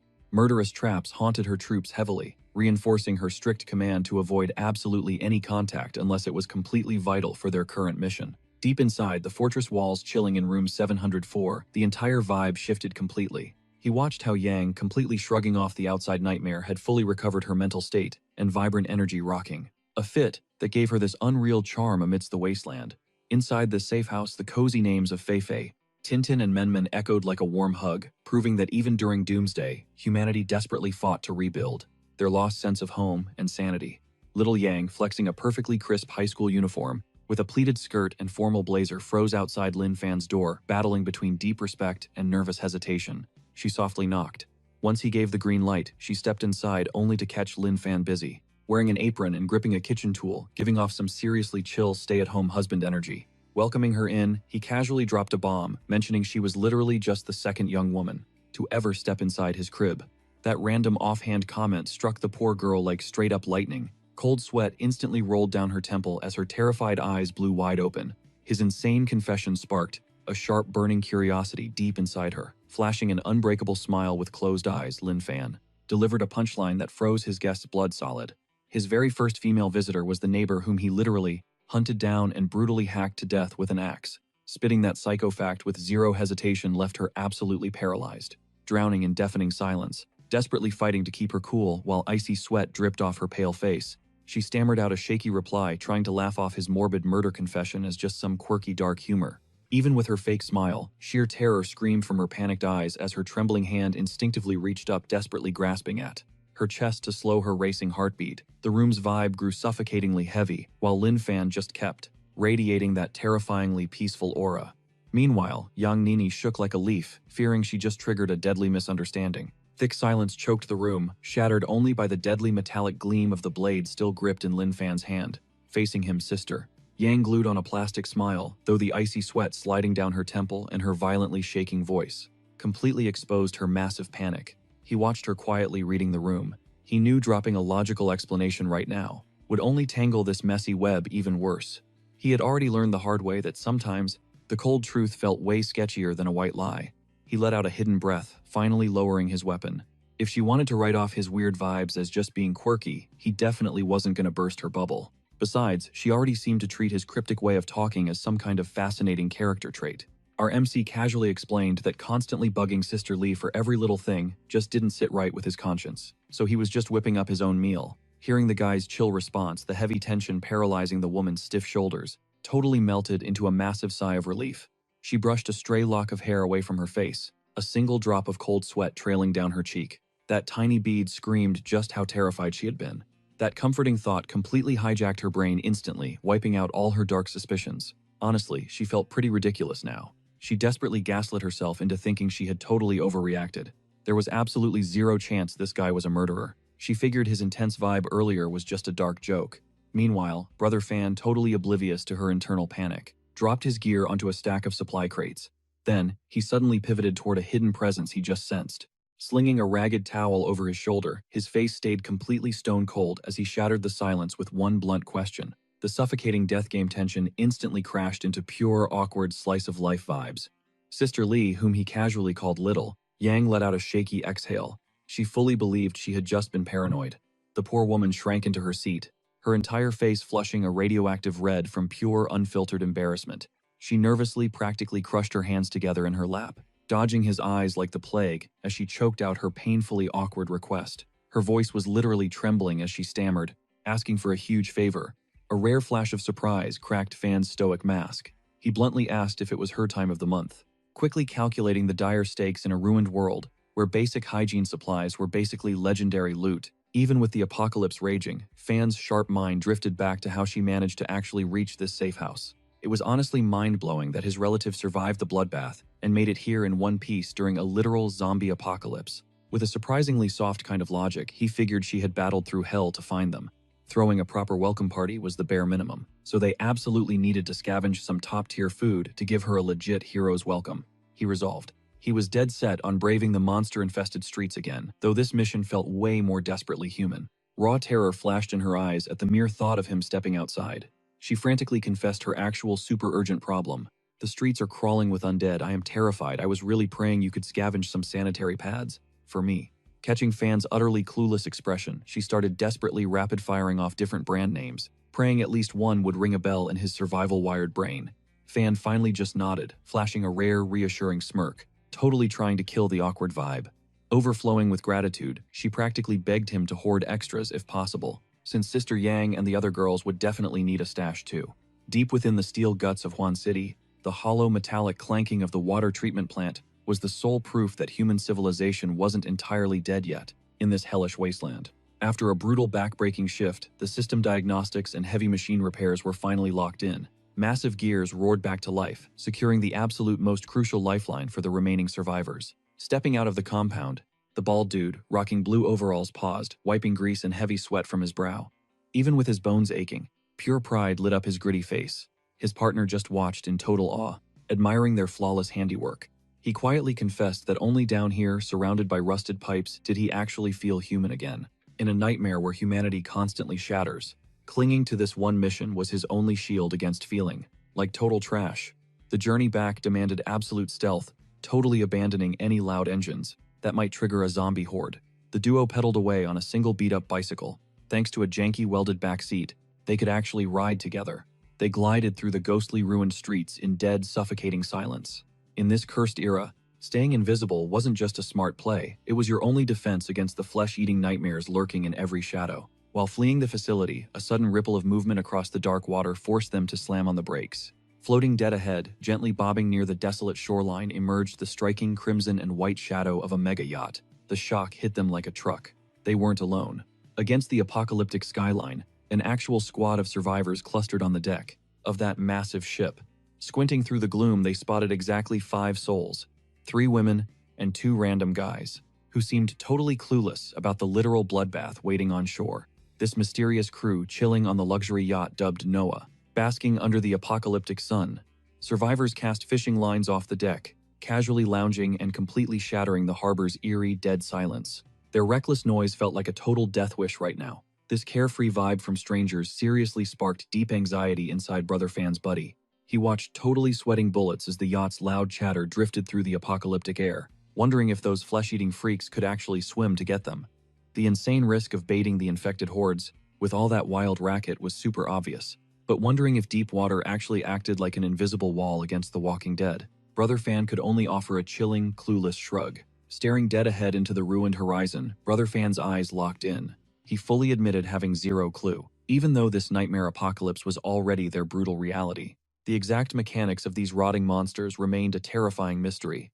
They only knew these freaks dashed fast, possessed explosive raw power, fatal bites, and an absolutely unquenchable thirst for fresh human flesh. As their bike sped away across the massive bridge structure, Brother Fan silently pondered the insane luck of those strangers. If the river water could actually be purified for drinking and the fish offered endless free food, their floating fortress was practically god tier. If rumors proved true, and those infected zombies literally could not swim, those lucky yacht survivors could definitely outlast the literal end of the world. As the bike blurred past, they soon hit their prime target, the Xinhua bookstore. Our main character ordered his loyal partner, Wang Kai, to stand guard outside and absolutely scream his lungs out at any hint of danger, while he darted inside like a shadow. Inside, it felt hauntingly peaceful, surrounded by towering shelves of human knowledge. Now completely abandoned by a dying world, Lin Fan scavenged intensely until spotting his exact prize. Although initially planning to snag just 2 test prep kits, he wildly grabbed 10 extra copies. Clutching the heavy books and thick papers, he cracked a warm grin, imagining little Feifei's epic reaction, knowing she would probably bawl tears of pure joy receiving them. Sighing softly, he realized how incredibly precious it was that kids still held onto their fierce love for studying. Even during these pitch-black times, their risky supply run then shifted toward a baby gear store, for infants called the Family Maternity Chain Store. Once again, our hero ordered his buddy to watch their back outside while he breached the entrance. His main mission was saving Yan Qi, a fresh survivor at the Sunshine Zone, who felt too embarrassed to beg for the crucial supplies her newborn baby desperately craved. They eventually rolled up to a massive superstore. Sticking to their strict safety protocol, Lin Fan breached solo, while his anxious partner held the perimeter outside. Though his friend low-key stressed over their crazy heavy loot pile, warning him their bags were literally about to burst. But that eerie grocery store silence shattered in a split second. While our hero stacked up a shopping cart, a twisted shadow crept through the aisles. This supposed safe zone instantly morphed into a terrifying, deadly death trap, as a blood-eyed, split-tongued mutant freak suddenly locked onto him, violently crashing his entire epic rescue mission. The aisle's dead silence evaporated completely as a twisted nightmare stumbled out from between the dusty shelves. The crimson-eyed zombie hissed with its freaky split tongue, but Brother Fan instantly snapped into action with deadly godlike precision, executing the grotesque threat in one fluid strike, maintaining a crazy, ironic calm. He casually promised to pay for the loot and return the cart, before dipping out. Brushing off the insane danger as another lurking beast dragged itself through the meat section, they instantly clashed. The horror wearing a blood-soaked apron, hinting at its past life as a butcher lunged forward with razor-sharp claws swiping, totally ruining the loot run and forcing Brother Fan to counterattack before this narrow grocery aisle transformed into a blood-soaked dead-end graveyard. But suddenly, the heart-pounding tension shattered in the most mind-blowing way. Glancing up sharply, he realized those terrifying monster footsteps actually belonged to a frantic little kid sprinting for his literal life, his tiny knuckles turning ghost white from gripping a small loot bag so incredibly hard. His breathing was totally erratic, a sharp, panic-filled echo cutting through the store's graveyard silence. The boy froze dead in his tracks, his small face twisting, in absolute panic. With raw survival instincts flaring like crazy, the kid refused to drop his guard. His fierce eyes scanned the towering adult with heavy suspicion and cold judgment. In his brutal world, pure terror was never a weakness, but a sharp survival tool. As the man spun around, gripping his pitch-black combat blade, bracing himself to clash with the approaching infected horde, the little survivor swallowed a super bitter thought. But time for overthinking literally just ran out. From the pitch-black shadows deep inside the store, those gross gurgling moans erupted into absolute roars. Pure frenzy. A nightmare tidal wave of disfigured mutants charged forward with blood-red eyes and unhinged snapping jaws. They swarmed, the undead charged with blinding rage, shattering the dead silence with their blood-curdling shrieks. Facing this tidal wave of monsters, the kid gritted his teeth and sprinted right behind him. The swordsman stood completely unfazed, acting as the absolute final shield against the ravenous hunger of these mindless husks. Through the terrified kid's eyes, the entire world had practically shattered into pieces. His wide eyes, locked in paralyzing shock, perfectly mirrored the absolute slaughter unfolding just feet away. Right before him, pure brutality flowed with terrifying perfection. A lone survivor gripping a pitch-black blade, sliced right through a monster's neck with flawless machine-like precision. This massive horde of walkers was literally just a speed bump against his overwhelming aura. Surrounded by flying crimson and electric sparks, the warrior remained chillingly calm. His razor-sharp focus heavily contrasted with his insanely savage strikes. There was zero wasted energy in his swings, and absolutely zero fear on his face. He moved like a grim reaper who had danced this bloody waltz 1,000 times. From a distance, the kid watched this massacre with pure horror and absolute awe. His mind was completely blown.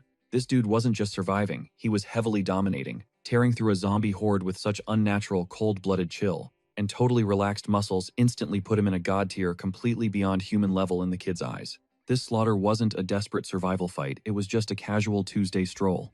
As the chaotic battle echoes faded, a suffocating heavy silence completely took over. The main character slowly turned toward the tiny shadow hiding in the back. His exhausted eyes still burned with a freezing boss-level intensity as he locked onto the trembling kid. Completely traumatized by the hardcore bloodbath he just witnessed, the boy felt a freezing drop of sweat slide down his face. Fan's crushing aura was honestly just as terrifying as the monsters. This apocalypse totally didn't care if you were brave or a coward, and it definitely gave zero passes to innocent kids. If fully grown hardcore veterans were dropping like helpless flies out here, a lonely kid's survival rate was absolutely rock bottom. At that moment, the massive power gap was insanely clear. One was a cold-blooded Grim Reaper, and the other was just easy prey in a seriously messed up world. The little guy literally shaking in his boots, and clutching a bag for dear life could barely even make eye contact. The crazy killer intent leaking from his savior felt way heavier than the zombie horde they just wiped out. I just came out here scavenging for some food. The kid stuttered out pure terror, dripping from his shaky voice. The main character stayed completely dead, silent for a second, intensely judging the tiny defenseless figure standing before him. Deep down, a really dark reality check hit his mind. He knew damn well that in this cursed hellscape, even peak-level adults were constantly fighting just to see tomorrow, meaning a solo kid's odds of living were practically 0%. The main character locked eyes and asked the boy if he was riding solo using a blunt tone that secretly hid a tiny bit of genuine street-smart concern. The kid nervously nodded before dropping a quick, respectful bow of deep gratitude. But despite the kid's super polite manners, trying to just say thanks and run off completely alone, our badass hero physically couldn't just let him walk away. He thought it was mad suspicious for a literal child to be casually roaming a monster-infested supermarket all by himself. Right as the little guy spun around to bail, the swordsman shot his hand out and strictly ordered him to freeze. Instantly, the kid tensed up on high alert. Sure, this absolute beast just saved his life, but his survival instincts were screaming massive stranger danger toward this random killer. The tension heavily spiked as the boy froze in his tracks, panicking about what this overpowered freak could possibly want from a weak target like him. While trekking through the creepy dead alleys, the warrior actually tried breaking the awkward silence. Finally learning his tiny companion's name was Gu Chen. Hearing that exact name instantly triggered a super bittersweet flashback. He vividly remembered the rich boss of Xinfeng Realty, another guy named Gu, who seriously ran out of plot armor, and tragically mutated into one of the flesh-eating freaks he had to permanently put down. Out of pure, silent respect for the fallen, the swordsman recalled how he personally made sure the guy's gruesome remains weren't just left rotting out there, in the open streets, tossing them into a dumpster for a proper send-off. Now, walking under the wildly unpredictable, dark sky, this totally mismatched duo pushed toward the safe zone, weirdly bonded by a dead man's legacy and the desperate, fragile hope of surviving.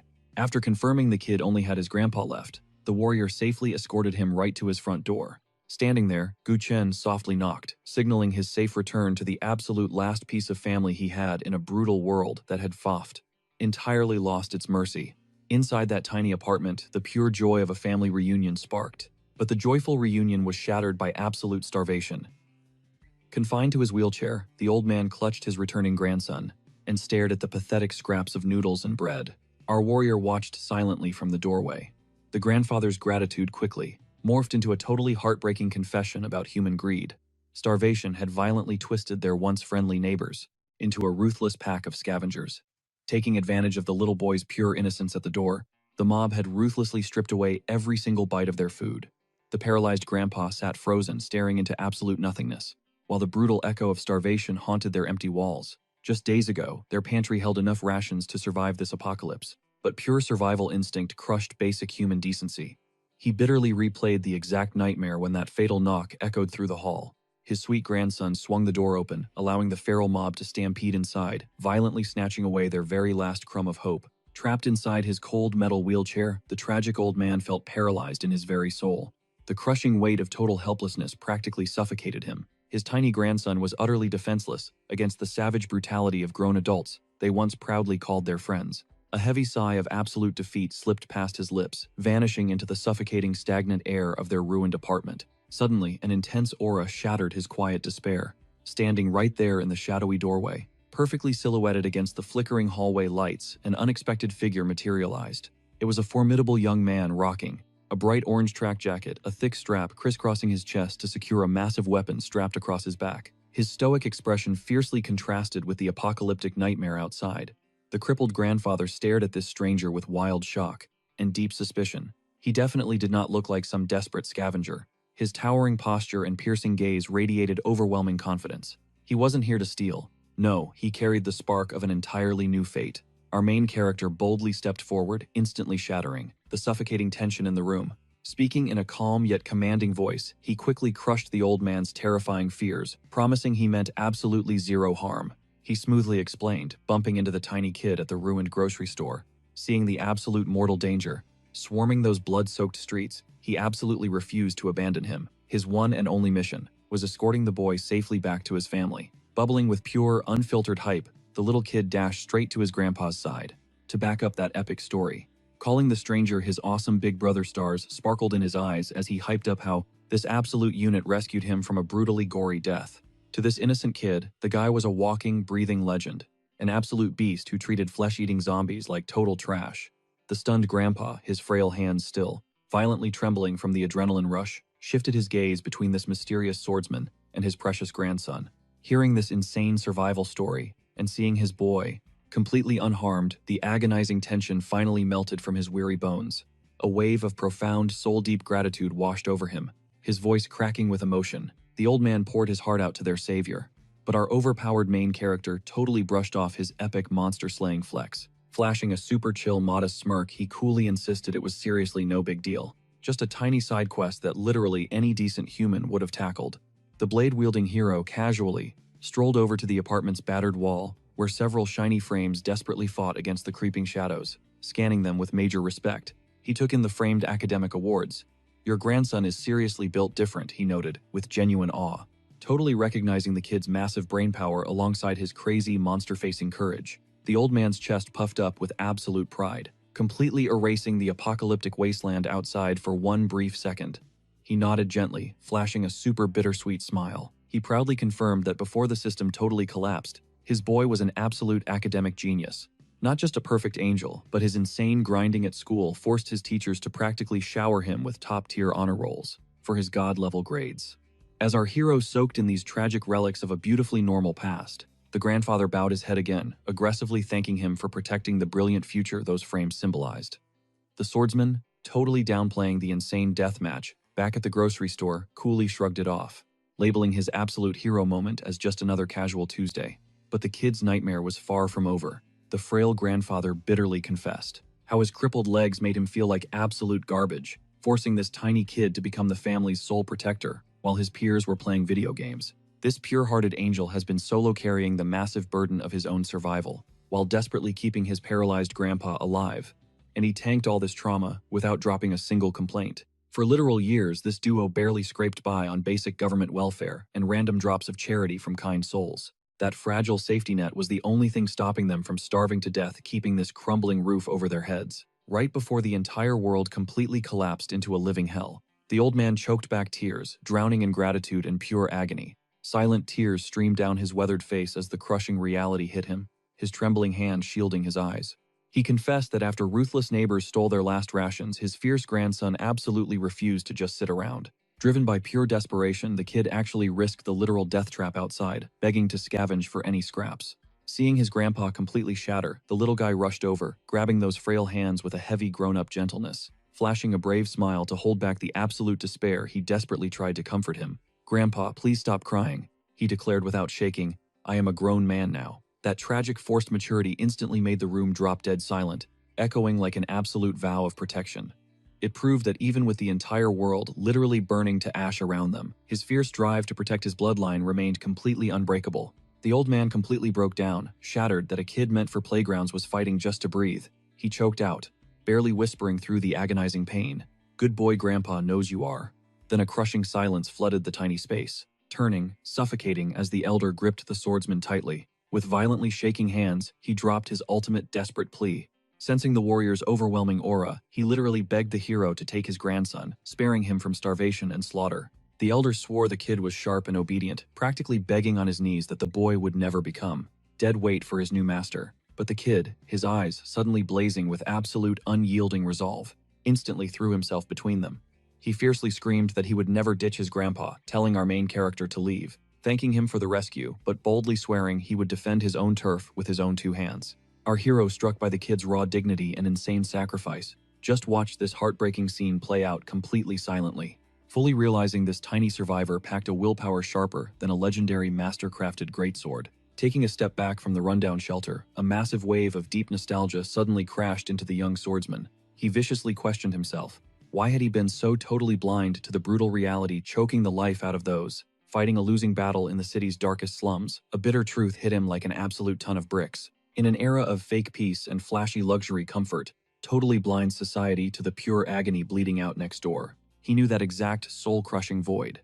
It wasn't just some vague idea, but a literal suffocating weight crushing his lungs. Every single time he walked into a pitch-black empty room, staring into the kid's teary eyes, he didn't see a stranger, but a flawless mirror of his own tragic origin. That stabbing agony and ultimate isolation only known by outcasts with zero family, to claim as their own flesh and blood. Surviving countless freezing lonely winters taught him this trash world never gives a damn about anyone else's trauma. So, flashing a look of pure, almost royal resolve, he locked in a fate-changing silent choice. He would completely seal his own trauma in the darkest abyss of his soul, swallowing his own massive grief entirely, masking it behind an ice-cold, calm face, just so the rest of the world, and especially this broken duo right here, could actually keep their fragile happiness alive. That hardcore vow sparked a simple but world-shattering move, flashing a rare, genuinely warm smile that completely defied his dark thoughts. He looked straight at little Si-Chen, calmly ordering him to pack up all his gear. This wasn't just relocating, it was the epic dawn of a brand new life. 0 people left behind. They were hauling Grandpa straight to a totally secure sanctuary. Flooded by this god-tier offer of a real home, the duo could only choke out a massive "thank you," finally restoring their stolen peace. Screech. The rusty metal door ripped open violently, slicing right through the suffocating dead silence of the hallway. Lin Fan stepped out like a total boss, his massive legendary greatsword strapped to his back, rocking his signature iconic track jacket. Right on his heels, the kid carefully pushed the battered wheelchair, carrying his exhausted grandfather. Suddenly, a menacing shadow leaked from the corridor. A massive thug with brutal scars and snake-like calculating eyes totally blocked their escape path. Smirking with a toxic, soulless grin, he dramatically threw out his hand like a cheap villain, mocking them with purely fake, dripping concern, asking where they thought they were escaping to. The hallway instantly froze solid. Lin Fan's new rookie took a bold step forward, his face completely twisting into a hardcore mix of pure terror and boiling rage. He leveled a shaking finger straight at the thug, desperately looking at Lin Fan. Choking on his own, furious outrage, he screamed that this garbage was the exact rat who just robbed their last scraps of food. Our protagonist didn't even flinch, locking his terrifying gaze onto the scavenger. His eyes narrowed into an aura of absolute lethal ice. The street thug, suddenly realizing his fake nice guy mask was totally shattered, arrogantly stood his ground, completely clueless. He just stepped into the absolute kill zone of a predator who literally never grants second chances. As the killer tension in the hallway spiked to critical levels, the old man in the wheelchair dropped his gaze, his cracking voice. Heavy with bitter exhaustion, they finally exposed their tormentor. The man standing before them was no stranger. It was Kianji, a longtime neighbor, hiding a deeply sinister past. The grandfather exposed Kianji's criminal life. He thrived on theft and shady street deals, even doing hard time behind bars. Fresh out of prison, he crawled right back. Instead of changing, he became a jobless parasite haunting their streets, just waiting to prey on innocent people. The old man painfully recalled Kianji's sick deception. Back then, the thug showed up crying at their door, faking absolute helplessness, playing the ultimate victim. Using perfectly rehearsed lies, he begged to borrow just a handful of rice to survive. Moved by pure pity, the young grandson felt terrible for the miserable-looking neighbor, completely blind to the trap, making the fatal mistake of unlocking the door. That pure act of kindness became Kianji's strike zone. He weaponized their empathy, twisting it to brutally snatch away the little they had left. The grandfather choked on bitter memories, remembering how Kianji exploited their generous hearts before. The scumbag had knocked, faking total starvation and swearing he just needed a cup of rice to stay alive. Si-Chen, the innocent grandson, totally fell for the act.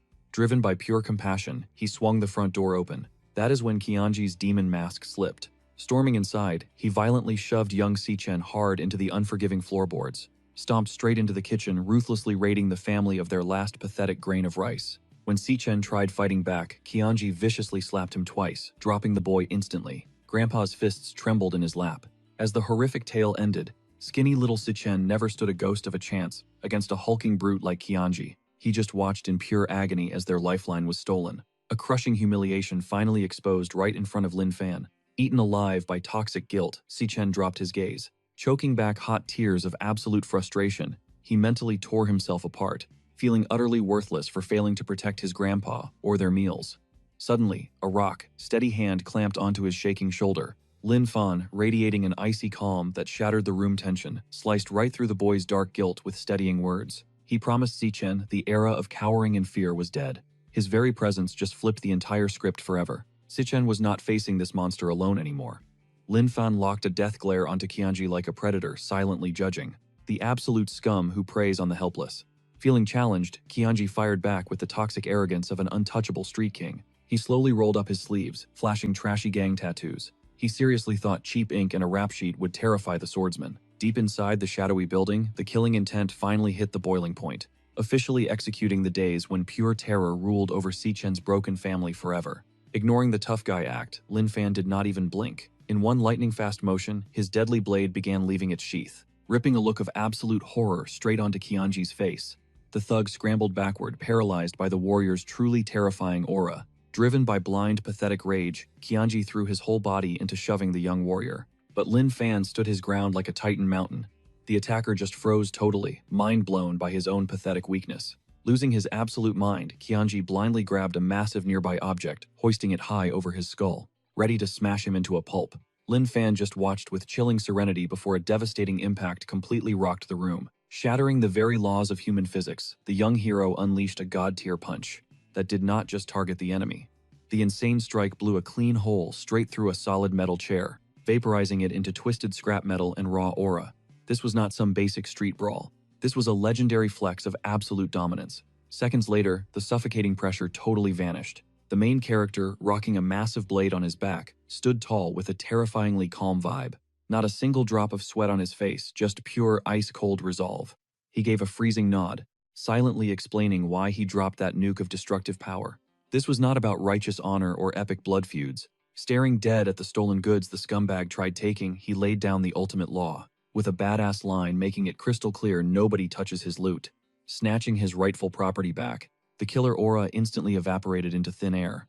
The main character flashed a bright, totally carefree smirk, hoisted the rescued grocery bags high, and signaled his cool exit with a casual flick of his monstrous sword. Resting the loot on his shoulder, he casually strolled like a shopper coming from the grocery store.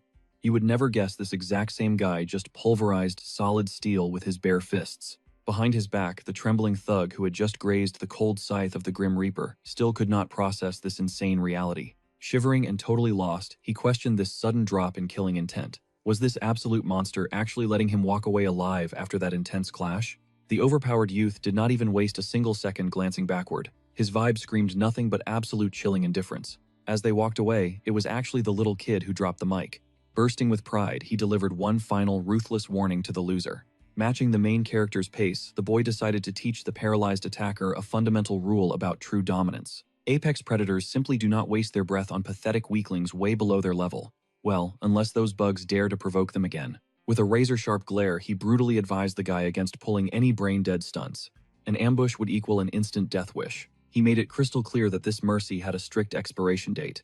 Meanwhile, under the harsh, blinding light washing over the courtyard, the piercing screech of rusty iron gates announced the squad's victorious return. Little Fan confidently took the lead heavily, pushing forward. He hauled a battered shopping cart overflowing with precious scavenged loot. Stuffed boxes and heavy bags literally represented extra days of breathing in this hellhole. Behind him, a heavy cloth-wrapped blade served as a grim reminder.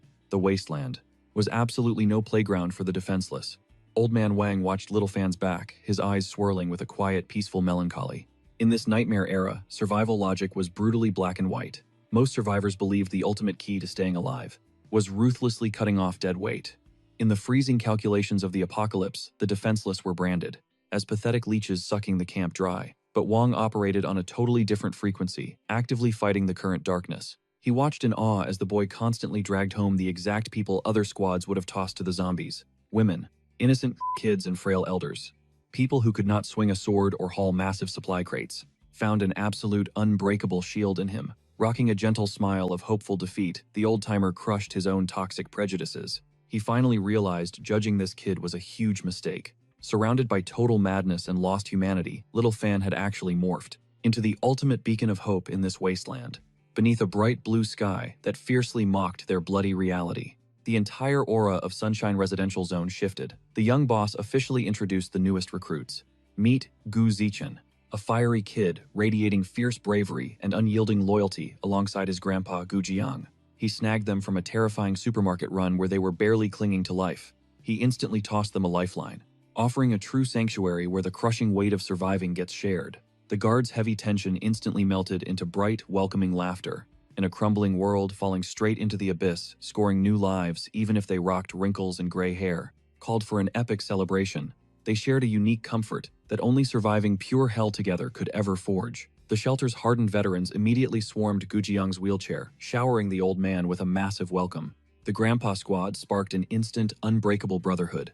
79-year-old Huang Chong and his ride-or-die buddy Zhou, Ayun hitting 69, casually dropped their titles, going strictly by Old Huang and Old Zhou.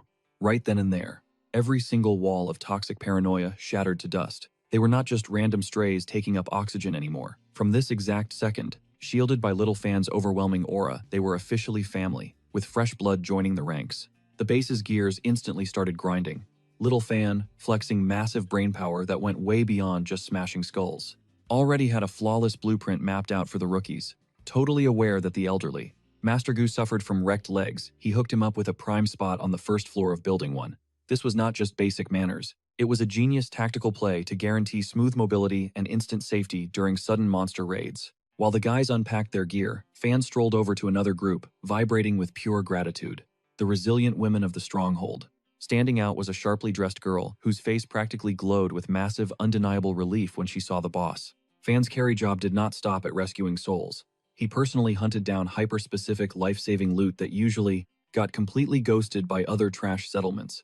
Fan casually tossed her a packed bag of essential feminine care products, dropping the detail that he grabbed plenty for both daylight and nighttime survival. The girl clutched the precious drop, overflowing with intense, heartfelt gratitude. In this brutal tiny pocket of a ruined earth, securing medical packs and obsessing over everyone's physical health hardcore cemented the vow. Sunshine Residential Zone definitely was not just a concrete box keeping the nightmare beasts out. It was a legitimate sanctuary, where basic human dignity reigned as the ultimate Tier 1 priority. Her massive thanks over the supplies smoothly shifted into a wildly personal chat. The revelation hit her hard.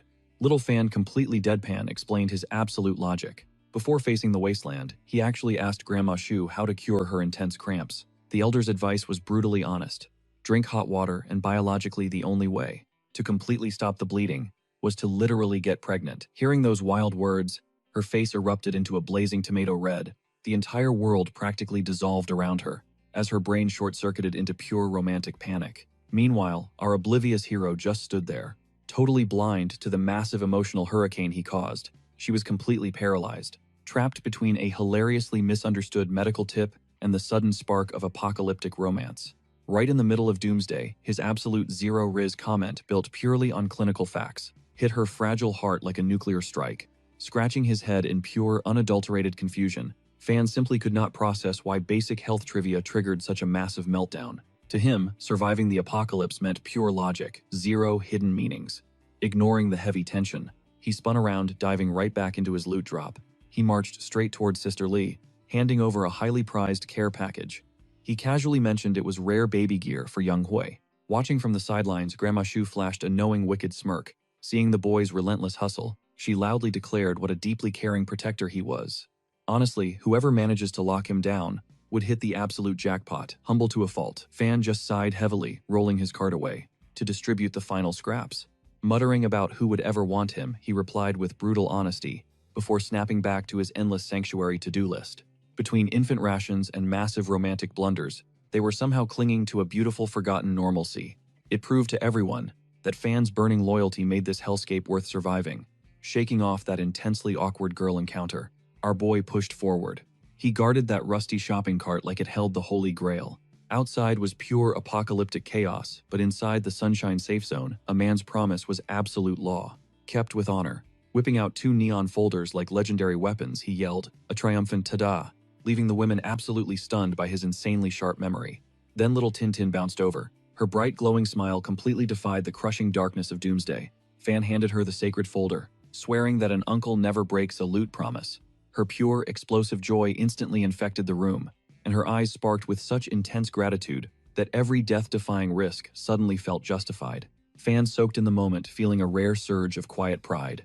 His supply cart was running completely dry, but his people's morale was skyrocketing off the charts. As the blood-red sun dipped below the horizon, he geared up to drop the final legendary items. He knew deeply that in this haven, he wasn't just a scavenger, he was the absolute protector of their daily sanity. But this next drop hit different. Spinning toward Feifei, he unleashed a terrifyingly cheerful grin, slamming down a massive, heavy grimoire. The ultimate boss fight. A complete 5th grade math Olympiad survival guide, staring at her absolute horror. He laughed maniacally, telling her not to cry from happiness. Because once she conquered this beastly textbook, he would absolutely hunt down a dozen more. Inside the Sunshine Base, staying alive wasn't just about slaughtering monsters at the gates. It was about forging the next generation to rebuild humanity, one brutal math equation at a time. Fan proudly warned Grandma that the new genius kid was joining their squad. An elite scholar with a hardcore addiction to studying, the poor little girl's soul completely shattered inside, terrified of surviving an academic hell with those two tryhards. Next morning, the peaceful dawn was violently shattered by a rapid, frantic knocking at his base door. Groaning from the shadows, our hero mumbled, instantly sensing exactly whose aura hovered outside. Ripping the door open, he found Sister Lee fully geared up and vibrating with energy. An absolute shock given the ungodly hour, rocking a chaotic bedhead and violently scratching his neck in true main character fashion. He could not hide his utter confusion. With his eyes still glued shut from deep sleep, he desperately scanned her face for clues about this sudden dawn raid, completely caught off guard. She finally dropped the bombshell. It was little Feifei's birthday. Her eyes shimmered with desperate hope, masking a heavy shadow of anxiety. She leaned in to request a massive favor, knowing he was the only cheat code to make this day flawless. The word birthday instantly snapped our main character awake, his brain sparking with what he thought was absolute genius. Radiating pure comedic energy, he hyped up Feifei's insane grind, crowning her the ultimate academic weapon of their entire generation.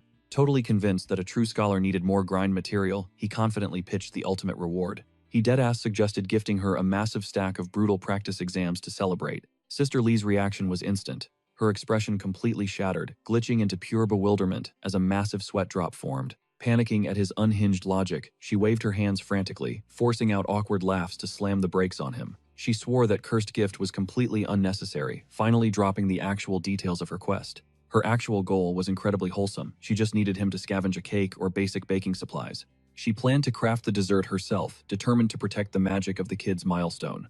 While our guy accepted this bakery quest, still secretly thinking some math books would perfectly buff the cake, the camera panned away. The scene immediately hard cut to a suffocating pitch-black room, hidden deep within this shattered world. A pink-haired survivor named Su Xiaoxiao lay paralyzed, completely drowning in an ocean of toxic thoughts. In her broken reality, the simple joy of birthday cake felt like a forgotten lore. With dead eyes carrying the weight of infinite exhaustion, she cursed her existence inside this never-ending apocalyptic hellscape. While others handled wholesome neighborly quests, she was just spawning into another brutal daily nightmare that completely refused to fade away. It ruthlessly crushed her the second she woke up. Exhaling heavy defeat, she dragged her body up. Nothing else to do anyway. She mumbled darkly, dragging her feet toward the massive window. As she ripped back the heavy drapes, the harsh sunlight didn't just expose the floating dust, it suddenly illuminated a terrifying, completely uninvited presence. This shadow violently shattered her isolation, perfectly timing its strike the exact millisecond the blinding rays hit the room. Our main character materialized with a completely chill smirk, dropping the most casual greeting ever. Hello. The jump scare was critical. Xiao Xiao's eyes practically popped as her heart redlined instinctively, scrambling backward in pure terror. That initial shock instantly mutated into freezing fear, mixed with hardcore survival mode.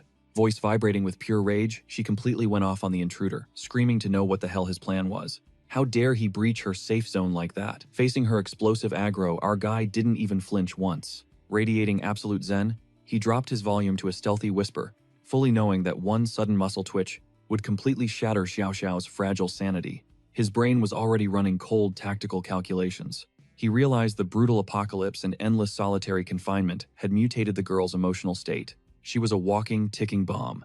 One wrong vocal pitch meant game over, flexing god-tier professional-level patience. He broke down the lore behind his break-in. He wasn't playing the villain, he was on a legendary side quest. A 10th birthday party for a tiny survivor he was protecting. Sounding super gentle, he asked Xiao Xiao for a retro favor. He needed a custom-crafted cake for the milestone. Surrounded by total ruin, this insane request hit so weirdly that the room's entire aura glitched. While Xiao Xiao's brain lagged, trying to process baking inside a doomed wasteland, he stayed extremely frosty, praying that dropping the kid's name would successfully hack into the remaining shreds of humanity. That the end of the world hadn't completely deleted from the influencer's soul. The absolute audacity of his request left her brain dead and totally blue-screened. While he poured all his stats into keeping a low pacifying vocal frequency, just to avoid triggering her, the words 10 years, little girl, and cake violently orbited her mind like lost ancient relics. She could not compute why this random NPC was chillingly discussing toddler parties in the middle of a literal wasteland, or why he was treating her like a spooked mob. Inside her head, that blinding panic rapidly evolved into icy survival logic. Xiao Xiao speed ran her dialogue options. She instantly imagined the invader, forcing a full base raid, a brutal scenario that would dramatically spike her threat level way past the red zone. Cornered, between raw fear of this stranger and the devastating penalty of refusing the influencer locked in a totally desperate endgame move. Ignoring his intensely scanning eyes and her own crashing mental servers, she fired off a micro-response. That instantly hard-locked her fate. Dropping just one word, Xiao Xiao practically spawned the cake, officially dragging herself into a forced co-op mission. Stepping up to grant a birthday wish in a broken world where blowing out candles was dead history. Su Xiao Xiao dropped her shocking confirmation, but the room did not chill out. Instead, an unexplainable, suffocating tension instantly swallowed the entire space. Instead of backing down, the mysterious guy just stood there, flexing an insanely chill vibe. He dropped a basic question that used to be normal, but in this ruined wasteland, it sounded like a straight-up sick joke. That question hit Xiao Xiao right in the face like freezing ice water. Peeking at the intruder through the curtains, she gripped the fabric tight. Her face screamed pure shock, while massive red flags flooded her racing mind. Cash was absolutely worthless now, and human life was the only real currency. Seeing him act so polite honestly gave her major creep vibes. Xiao Xiao seriously started doubting this dude was just some random messenger delivering good vibes. He was clearly playing a dark game with rules she could not even grasp yet. That cake was just a quick lie to stop him from searching her spot. Now it became the core of a toxic mind game. A deadly game where the true price of things remained a total mystery. Inside her head, old world logic violently crashed straight into the brutal reality of the apocalypse. She even started wondering if this creepy stranger was simply messing with her head. He was completely playing her, feeling boxed into a corner and desperate to escape this mind-bending standoff. Xiao Xiao decided to pull the plug. Her swift gesture screamed pure resignation silently, begging him to just leave already. She brushed him off with icy indifference. Value currency, or the item itself, meant nothing. She just wanted out. Our main character took her answer in stride. With the exact same casual vibe he brought in, he gave a faint smirk. Xiao Xiao froze in her tracks, watching his silhouette fade down the dark hallway. Absolute disbelief nailed her to the floor, utterly shocked that such a nerve-wracking clash had wrapped up so casually. It felt entirely surreal. The deal was officially sealed. But for her, the burning mystery behind this guy and his true endgame had only just sparked. Pale sunlight barely pierced the thick canopy along the Chao River just outside the ghost town of Huan City, which loomed silently on the horizon. Moving under the deep forest shadows, our main character marched forward, effortlessly resting a fishing rod on his shoulder. It practically glowed in the dappled light. As he neared the riverbank, dark thoughts clouded his mind. The brutal reality of their wasteland hit him hard. Fresh meat at the local markets had rotted away ages ago, becoming a mythical luxury after surviving so many hellish days of the apocalypse. But today was no ordinary day in the wasteland. It was Feifei's birthday. The kid was dead set on his mission. She absolutely deserved a taste of fresh food today. Mixing wild hope with bitter doubt, he tightened his grip, glanced at the empty rattling bucket in his hand, and thought back to that crazy investment he made a while ago. He could only pray that this high-end gear, which burned a hole of over 200 yuan in his pocket, would finally pay out today and let him drag home the ultimate birthday feast. Suddenly, Fan's quiet isolation was brutally shattered by a shocking yell slicing through the wind. From the steel deck of a heavy riverboat cruising by, a frantic guy pointed aggressively at the muddy shore, losing his mind over spotting an actual living survivor out here. The massive vessel ground to a halt right in front of him, totally crushing the peaceful vibe with its looming shadow. Leaning over the rusty railing, the rugged crew sized up our main character. Their eyes screamed pure suspicion and wild curiosity. They barked at him, demanding to know what he was doing out in the open. Our main character, keeping his cool without skipping a single beat, casually threw up a hand in greeting. His shockingly chill response bordered on pure arrogance. Gripping his fishing rod like a weapon, he refused to just play the quiet victim. Flashing a half-smirk and locking his deadpan gaze onto the strangers, he totally flipped the script on them, with a blunt question of his own. It screamed loud and clear he wasn't intimidated. This random clash threw a massive curveball into his chill fishing trip, crashing his hunt for food right into the chaotic survivor's path. The crew's initial shock instantly morphed into harsh judgment and glaring red flags. They couldn't believe their eyes. Spotting a kid holding nothing but a fishing pole, one guy mocked his insane death wish.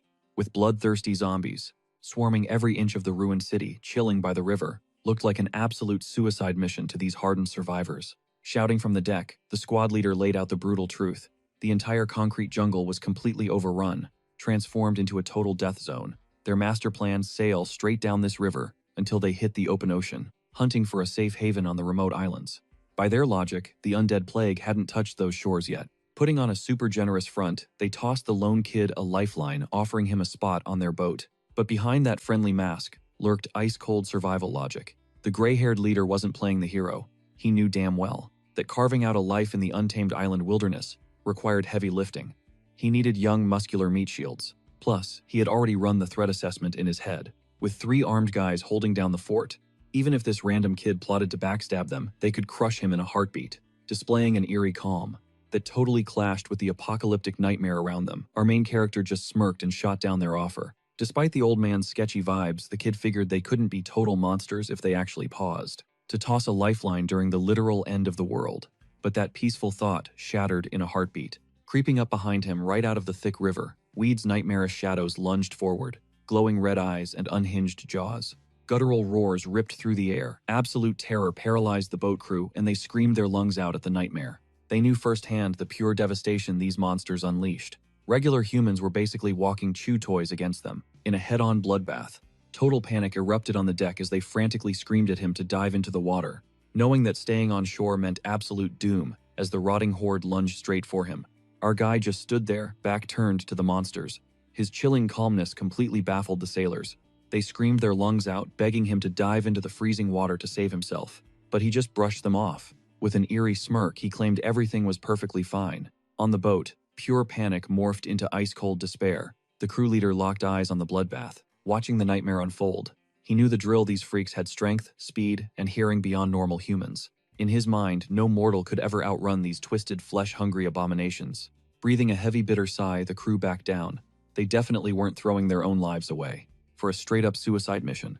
As they geared up to ditch him and leave him for dead, reality shattered in a blinding flash of pure violence. Without even looking back, our main character whipped out the massive greatsword strapped to his back. In a split second, his chill vibe erupted into a lethal dance. What looked like a total death trap for a normal dude suddenly became an absolute zombie massacre. His steel blade ripped through the air with insane power, slicing off heads and limbs in one gorgeous sweep. Pitch-black monster blood sprayed everywhere. Facing this absolute unit, their mangled bodies dropped before even scratching him. The guy they wrote off as dead meat just flexed god-tier skills that totally broke the laws of physics. Back on the boat, dead silence dropped. Only the jaw-dropped gasps of 3 shell-shocked men broke the quiet. Their faces went from terrified pity to absolute mind-blown shock as they watched the epic slaughter unfold. This wasn't just surviving. This was pure, unadulterated madness that blew away everything in this totally ruined world. Our protagonist casually rested his massive blade on his shoulder, practically radiating swagger amidst the bloody chaos. Flashing a cocky smirk, he tried to calm the totally freaked-out audience watching him. But the crew's fragile safety shattered when asked if they were actually going to set up camp on the islands. Their answer was brutally honest. After the main city collapsed, staying put was basically begging the Grim Reaper. Their crazy do-or-die plan, sailing straight for the legendary shores of Illapur. If luck was on their side, the deep waters kept those brain-dead freaks totally off their sandy beaches, giving them one desperate shot at a reboot. Their teary goodbyes were kept super brief, silently praying everyone would make it out alive. Deep gratitude quickly shifted into a seriously chilling final warning. The ultimate advice for anyone staying behind: get the heck out of Wan City before it's too late. That place was a total dead zone. As this apocalyptic nightmare dragged on, the endless zombie waves just multiplied. Meanwhile, basic loot, like food and water, morphed into hyper-rare drops that nobody could find. For the absolute units still throwing hands, the best strategy was to bunker down deep inside the highest mountain peaks. That brutal terrain was the ultimate cheat code. Those rotting walkers totally sucked at climbing steep, jagged cliffs. But chit-chat time instantly expired. A bone-chilling demonic roar ripped through the sky, signaling the mega-horde's arrival. Running away was officially off the table. Hardcore survival mode was instantly unlocked. Any hyped-up optimism instantly evaporated facing this brutal reality check. This wasn't just a random squad of stragglers. It was a suffocating, never-ending ocean of decaying flesh, buried in that sea of rotting faces and glowing blood-red demon eyes. Our hero finally realized how deeply screwed he was. The enemy numbers were just too insane for human defense. Chilling safely on their getaway boat, the peanut gallery watched their absolute worst nightmares come to life. The sheer volume of undead freaks totally overwhelmed the main character's combat limits, despite his epic god-tier skills. The swarm's relentless mob tactics were grinding him down through pure, exhausting attrition. Sighing in heavy defeat, the boat crew swallowed the bitter pill. It was way too late to pull a rescue mission now. They bitterly watched an S-class powerhouse go down. If only this total badass had partied up with them from the start. He would have been the ultimate carry, but now only the crushing silence of heavy regret lingered. As the boat drifted away, the bloody shoreline chaos slowly fading into the misty, horrifying distance. Deep in the shadowy gloom of room 204 at the Sunshine Complex, heavy exhaustion and pure despair choked the air. Lying completely paralyzed on the bed, staring blankly at the ceiling, the woman finally shattered the dead silence with a heartbreaking question. It was a desperate plea. Her pale fingers gripped the bedsheets tight. Deep down, she knew. The monsters hadn't breached their door yet, but this suffocating dread, it was eating her alive. Tomorrow felt like a terrifying void. She was absolutely certain this broken world held zero hope. Sister Lee wasn't having it. Hoping to spark some life into her shattered spirit, she grabbed the mother's trembling hand. Her grip was warm, a literal anchor in this apocalyptic nightmare, she whispered back, her voice laced with pure determination. Who says these kids won't grow up strong? But honestly, Lee was hiding her own devastating scars, forcing a brave smile. She looked down at the tiny baby in her arms. Little Mung Mung. This kid's backstory was absolute nightmare fuel. Lin Fan had dropped the brutal truth. In a final desperate move, her birth mom strapped the infant to her own chest. Then, she ended it all. A tragic sacrifice, so anyone might find her. A sliver of a chance in this decaying world. Giving up simply wasn't an option anymore. Locking eyes with the grieving mother, she dropped a hard truth. Hope isn't a luxury. It is sheer survival. Here at the Sunshine Shelter, every single person is a foundational pillar. We hold each other up. Because even when hell freezes over, you grind through the pain. Not just for yourself, but for these helpless kids counting on you. Lee knew that dark abyss way too well. Once upon a time, the trauma almost swallowed her whole. She was literally one step away from ending it. But then she looked at her own daughter, Feifei. Suddenly dying felt like a coward's way out. Their fates were eternally locked. She had to level up mentally, be her kid's ultimate shield. And right at her lowest point, destiny brought Lin Fan crashing into her life. The apocalypse literally felt less suffocating around him. He wasn't just some random survivor. The guy was walking, breathing hope, a flashing neon sign that humanity was far from over. Staring at him, clutching her baby with a recharged soul, it hit her. Doomsday wasn't the end. It was a brutal, gritty respawn. The hallway fell dead silent, heavy with absolute resolve. An unbreakable vow. Right by the door, the grieving mother collapsed to her knees. Pure submission. Absolute surrender. Head bowed, a blazing fire ignited in her chest. Not from ego, but pure gratitude. Instantly, the Sunshine Shelter evolved. This wasn't just concrete and steel anymore. It was holy ground. The exact spot Lin Fan planted the seeds of their future. Her drive to protect this sanctuary. It hit maximum levels. If the undead came knocking, she'd happily trade her life for these walls. This base was no longer a makeshift hideout. It was ground zero for humanity's comeback. The only zone where surviving actually felt possible. Exchanging a deeply knowing glance, an unspoken sisterhood forged right there. The bond was locked in. A tearful nod to Sister Lee confirmed it. They were in this bloodbath together. Sure, the apocalyptic nightmare raged outside, but inside these reinforced walls, the sheer willpower to survive was absolutely unmatched. Suddenly, a heavy knock echoed, shattering the emotional atmosphere. The door swung open. Enter the main character, totally loaded with today's loot. One hand gripped a heavy fishing net, while the other carefully balanced a literal birthday cake. Grinning like a madman, he announced. The fresh catch was for some hardcore stat-boosting soup. And of course, he didn't forget to bring a huge slice for little Feifei. He actually remembered today was her epic 10th birthday. The woman was left absolutely speechless, completely overwhelmed. With a gentle wave of her hand, she pointed toward the kitchen counter. She'd personally handle the cooking later on, for tonight's feast. Our boy just smirked, gave a confident nod, and stepped into the base totally hyped. To kick off the party, the vibe inside was incredibly warm, a rare moment of absolute peace, completely ignoring the nightmare, lurking beyond their barricades. Bathed in golden hour sunlight, Sister Lee carried a tranquil aura. She cradled a tiny bundle tight to her chest. Like handling a literal holy relic, she showed the newborn to the woman, resting on the sickbed. Flashing a gentle smile, she whispered that the whole squad was rooting for her recovery. You gotta level up your health. This sanctuary needs all hands on deck. Lying there, the redhead just stared. Tears threatened to spill, as an overwhelming wave of gratitude crushed her soul. Even with pure exhaustion chaining down her body, a sudden realization hit her like a literal miracle. To this ragtag survival group, she was just some random outsider who spawned out of nowhere a few days ago. Yet somehow, they protected her with zero hesitation. Humanity's golden spark still survived in this hellish apocalypse. She realized as a single tear traced down her cheek. In a shattered world where absolutely everything had burned, pure kindness remained the ultimate foundation for rebuilding society. Meanwhile, back in the kitchen, our main character was completely stressing over dinner duty. He stood frozen at the counter, awkwardly gripping a chef's knife while scratching the back of his neck in absolute confusion. His eyes darted between the raw fish and his own clueless hands. This tiny slice of cozy domestic normalcy, packed with silly everyday struggles and human warmth, proved that even when the world literally ends, life somehow always finds a way to keep moving forward. Staring down the cutting board, our guy gripped the blade with clumsy determination. He glared at the lifeless fish, desperately trying to mentally download basic fish anatomy. Cold sweat beaded on his forehead over this ridiculously simple, yet totally intimidating boss battle of a cooking task. Suddenly, a warm presence materialized right behind him. She stepped in incredibly close, radiating a soothing aura, and shattered his focus with a gentle, confident whisper. He instantly stiffened up, completely caught off guard by her sudden proximity. But she wasn't trying to flex her skills. Deep down, she was desperately craving some kind of personal validation. With eyes holding a heavy sadness that totally contrasted this brutal wasteland, she confessed she was only a housewife. Sure, her combat stats in this zombie apocalypse were basically zero, but feeding the squad was her ultimate mission. Her soft hands wrapped over his, gently guiding the blade.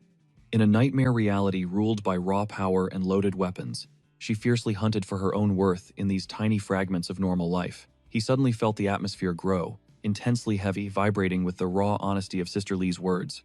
Her magnetic physical closeness mixed with that heartbreakingly vulnerable confession sent massive heat rushing straight to his face. His cheeks immediately burned bright crimson, failing completely to hide his flustered panic as nervous sweat dripped down his brow. Yet despite his internal screaming, her lingering touch kept his heart rate absolutely spiking.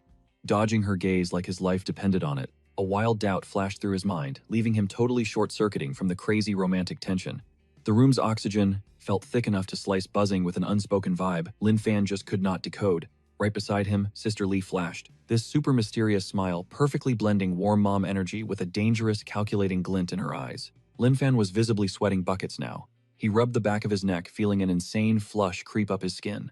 Without waiting for her to speak, he spun around and speed-walked away, basically sprinting for his life. His own heartbeat drummed like a heavy metal concert in his ears. Her soft, teasing giggle trailed after him like a shadow. Meanwhile, outside, the city was practically begging for mercy. Beneath a deceptively perfect blue sky, massive pillars of pitch-black smoke twisted through the dead skyscrapers. The once glorious skyline was now brutally scarred by raging infernos. This chaotic nightmare of a world wasn't pausing for anyone. It was already burning to ash. That brief, cozy kitchen scene was just the quiet eye of an apocalyptic hurricane that was about to absolutely demolish them. Funereal smoke choked the sky above the broken cityscape. What used to be a buzzing metropolis had morphed into a cursed maze of shattered glass and twisted steel, completely abandoned by the heavens above. Down in the gritty trenches of a highly fortified military base, the tension was lethal. A scarred commander in full tactical gear, his eyes forged in the fires of 1,000 unwanted wars, slammed his hands onto a makeshift war room table. His gritty voice ripped right through the dead silence. He wasn't looking for standard military tactics. He desperately needed a genius logic hack to counter the relentless, mindless horde of the undead, currently bashing against their barricades. Standing right across from him, a young tech guy in a snapback and safety goggles felt his lungs collapse. Ice-cold sweat dripped down his spine. The crushing pressure of being the resident genius in a fully glitched-out broken reality was straight-up suffocating. Bitter thoughts violently crashed around inside his brain. Why the hell in the middle of a literal apocalypse? Was this elite killing machine expecting miracles from a gamer whose hands were built for keyboards, not combat survival? He felt like a total fraud, just a random civilian shoved into a savior role when he couldn't even save his own skin. The brutal sun beat down mercilessly, casting massive dramatic shadows across the abandoned pier. A suffocating, dead silent tension choked the air, broken only by the dark water slapping against the rotting wooden docks. The two men stood completely locked in a standoff, facing each other down in a high-stakes conversation that felt infinitely heavier than the scorching midday heat. The rugged veteran with exhausted eyes finally broke the silence, bringing up their former boss. He hyped up the kid standing right in front of him, calling him an absolute cyber network genius, a top-tier intellect who could literally hack his way out of a completely impossible dead end. The gloomy guy stayed totally quiet, keeping up a flawless, emotionless poker face on the outside. But internally, those hyped-up words burned him like acid. The brutal reality was way uglier and far less glamorous than the old man actually remembered, or even wanted to accept.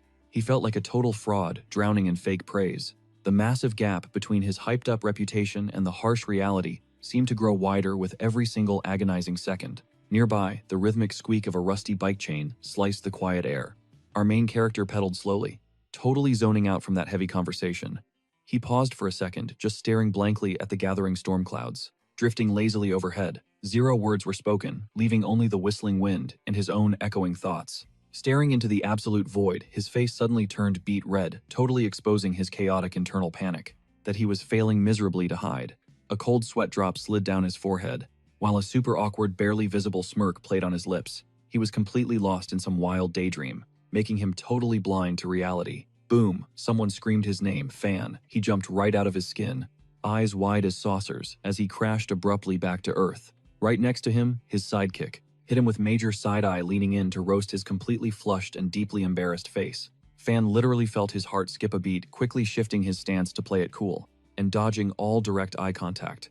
That unspoken question hung heavy in the air, demanding answers.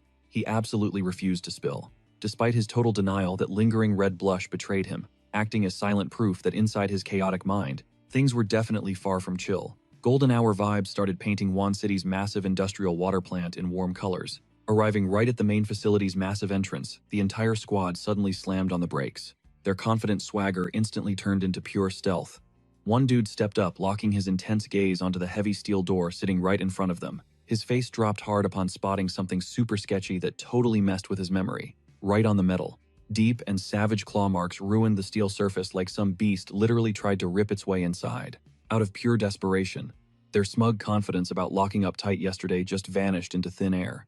You could literally cut the tension with a knife when they realized the gate was cracked, leaking pitch blackness right through the frame. It was totally unlatched, and the gentle breeze was definitely way too weak to budge something that massive, leaving only one terrifying possibility. Standing around outside blindly guessing wasn't an option anymore. With the literal clock ticking down, they had to check the damage and pray the core machinery was still alive, or if the unknown traitor already won. The heavy gate's nasty metallic screech totally shattered the dead quiet silence, ringing out like an absolute death sentence. A massive swarm of grotesque freaks snapped their necks, locking bloodshot eyes, straight at the entrance. Freaking zombies. And that tiny hinge squeak just sent them into a pure, unfiltered berserker frenzy. Deafening, blood-curdling roars literally shook the air, our main character staring down this literal tsunami of rotting undead flesh. Rushing straight at him felt heavy doubt hit him just as violently as the monster's deeply disgusting stench. He explicitly remembered wiping out every single corner of this water plant himself. There shouldn't be one creep left. Breathing. A super toxic realization flashed through his brain as he ripped his blade out. Somebody purposely dragged a fresh zombie horde in here just to set up a totally lethal trap. After a brutally exhausting clash, the hero finally exhaled, confirming the water facility was actually 100% cleared of walking corpses. Seconds later, he bumped into his sidekick, who jogged over to drop his scouting report like a total pro. The guy gave the green light, confirming the whole zone was completely locked down. Our main character just listened quietly, his brain working overtime to analyze the chaos. Seeing his squad was safe and in fighting shape, a massive sigh of pure relief slipped out of his lips, letting him finally drop his guard. Thick tension hung around them as the crew marched right into the glowing sunset. Boom. A crazy plot twist suddenly struck the hero's mind, freezing him dead in his tracks. The terrifying gut feeling that wrecking the water filters was actually just a massive calculated smokescreen, a perfectly executed setup baiting them straight into a dead end. Cold dread spiked through his veins. Without missing a beat, he screamed to abort the mission. They had to pack up and sprint back to the Sunshine Settlement immediately. While his crew and brother CU dashed ahead, he chased after them frantically, yelling at everyone to slow down, desperate to fix this massive screw-up before time ran out. Golden hour sunlight bathed the entrance, as a tiny backpack-wearing girl enthusiastically waved goodbye to the sweet elder Grandma Liang. Bouncing with infectious energy, the kid practically flew up the stairs, dying to get home. From her doorway, Grandma Liang watched her go totally torn between affection and pure confusion. Having patted the kid's head earlier, she just couldn't wrap her mind around the squad's bizarre behavior. Why were these guys acting so fiercely competitive even way outside of school hours? Total bewilderment painted the girl's face as her brain replayed Grandma Liang's parting words. "That see you in a bit," echoed loudly, packing some heavy hidden meaning she couldn't decode. She shrugged it off, trekking homeward. Maybe it was just casual old people small talk. Or maybe the elder just wanted to chat with her mom about grades, nothing major. Refusing to overthink a total nothing burger, she let the confusing thoughts melt away completely. Hitting her front porch, she dropped 2 solid knocks. Running on everyday exhaustion and pure relief, she announced her return. But the second that door clicked open, her fatigue vanished into pure shock. A whole squad was waiting inside. The scene was so wildly unexpected it froze her in place. Her brain totally short-circuited, at the sudden chaos invading her quiet sanctuary. She stood paralyzed, desperately shooting her mom a look that screamed for answers to this crazy setup. Spotting the massive cake, the bewildered little girl innocently asked if it was her mom's special day. But her aunt flashed a glowing smile and gently corrected her. They were celebrating her 10th birthday. She explained how her uncle literally moved mountains to score that cake and throw this epic bash. Just for her. That truth hit the kid like an emotional truck. Her eyes went incredibly wide, completely blown away that she was the main character today. Finally, pure joy exploded in her chest. Tears pooling in her eyes, she poured out endless thanks to her uncle, aunt, and grandparents for this incredibly sweet gesture. Right then, a massive wave of family love completely wrapped around her. The shelter's entire vibe had shifted drastically. Gone were the suffocating non-stop survival tensions and endless guard duties, at least temporarily. The air felt weightless now, dripping with a comforting warmth that Fei thought was dead forever in this dark era. Glancing around the packed room, the chaotic rush finally clicked. CUA and Brother Bing had sprinted like absolute madmen, pushing their limits. Not for some deadly supply run, but because they knew exactly what today was. They needed to beat the clock, desperately wanting to be there to give her the absolute first hug. Fei, drowning in overwhelming feelings, let the happy tears fall as she looked at them.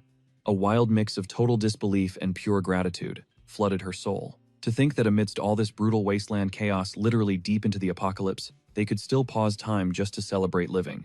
It felt like an impossible top-tier miracle. A festive glow paints the room as the classic happy birthday melody drifts through the air. Lin Fan and his crew share a deeply solemn moment, hands tightly locked together in silence. They squeeze their eyes shut in heavy concentration, definitely throwing a silent wish into the universe. But a creeping shadow of dread threatens their peaceful vibe. A very real, chilling fear lingers that this party's loud noise might trigger some seriously deadly unwanted consequences out there. Sensing the group's spiking anxiety, Lin Fan remains completely unbothered. He stands like an unbreakable fortress, smirking calmly. He casually shatters their panic, promising absolute safety as long as he is standing right there. The party goes on smoothly, completely ignoring whatever nightmares might be lurking beyond that steel perimeter fence. Because that sound was undeniable, a terrifying chorus of starving growls vibrating against cold metal, a fatal warning. The ultimate threat lurked right outside. Yet completely unfazed by the looming death, Brother Fan just calmly turned around. His chill vibe totally clashed with the squad's suffocating panic. The crew's reaction to his insane confidence was instant. Instead of fearing for his life, one guy straight up busted out laughing, completely ignoring how heavy the situation was. Smirking, he joked that Brother Fan would probably go down there and slaughter them all just to hype up Fei's birthday. An armored ride crawled down the ruined highway, completely swallowed by the suffocating vibe of this apocalyptic wasteland. Crawling with infected undead. Inside the ride, the tension was thick enough to cut. One passenger, decked out in military camo, gripped the wheel tight. His partner nervously scanned the dead road through the cracked windshield. Then, out of nowhere, something in the wasteland caught his eye. A lone, mysterious figure stood dead center in the middle of the street. Panic hit them instantly as they squinted hard, trying to see if it was a human survivor or just another brain-dead walker. The air inside the car choked them with raw adrenaline and straight-up survival fear. The dead silence broke when reality suddenly struck one guy like absolute lightning. Eyes blown wide in pure shock. Pointing wildly, he screamed, "Holy crap, I remember him. That is the absolute psycho from the library." His freaked-out squad demanded answers. Shaking, he started spilling details of their insanely weird encounter. From a while back during a medical supply run, he recalled how, in the middle of hell on Earth, this dude was terrifyingly clinging to everyday rules. While they were desperately looting the shelves to survive, he actually yelled at them to check out the books properly. But his crazy rule-following wasn't even the scariest part. It was his dead-eyed calm, claiming he could easily solo 80 or 100 zombies without breaking a sweat. Boom, cut back to the present. That exact madman was casually strolling away across a literal ocean of slaughtered monsters. He did not even flinch at the absolute bloodbath surrounding him. He just brushed the dirt off and casually muttered, "All done, mission accomplished. Just a few more mutant corpses that someone is going to have to clean up later." Brushing off the epic slaughter like nothing, he pushed his annoying cleanup duties aside for later. He had way bigger boss moves to make today. Meanwhile, the suffocating atmosphere back inside the survivor's armored truck was completely hijacked by pure disbelief and heavy dread. The two guys could barely process that a solo player actually survived this hardcore hellscape. In their traumatized eyes, this guy was built different. Seeing him breathing felt like a glitch in the apocalyptic matrix, but their terrified doubt clashed hard with some cold logic. Reading the battlefield, the female lead totally shut down the idea that this survival was just blind luck or pure insanity. The truth was brutally obvious. Even with a fully geared up squad, grinding hard together, Every single dawn remained a soul-crushing fight to cheat death. Facing that reality, there was zero chance some clueless rookie or unhinged fool could survive these bloody streets solo. If this mystery man was still standing, it was not some random fluke. He possessed a terrifyingly lethal power and survival instincts that absolutely nobody in their right mind should ever underestimate. Playing it safe, they chose to keep their distance. The new strat was to hit the next corner and vanish. Engaging this monster was strictly off-limits, being way too dangerously unpredictable.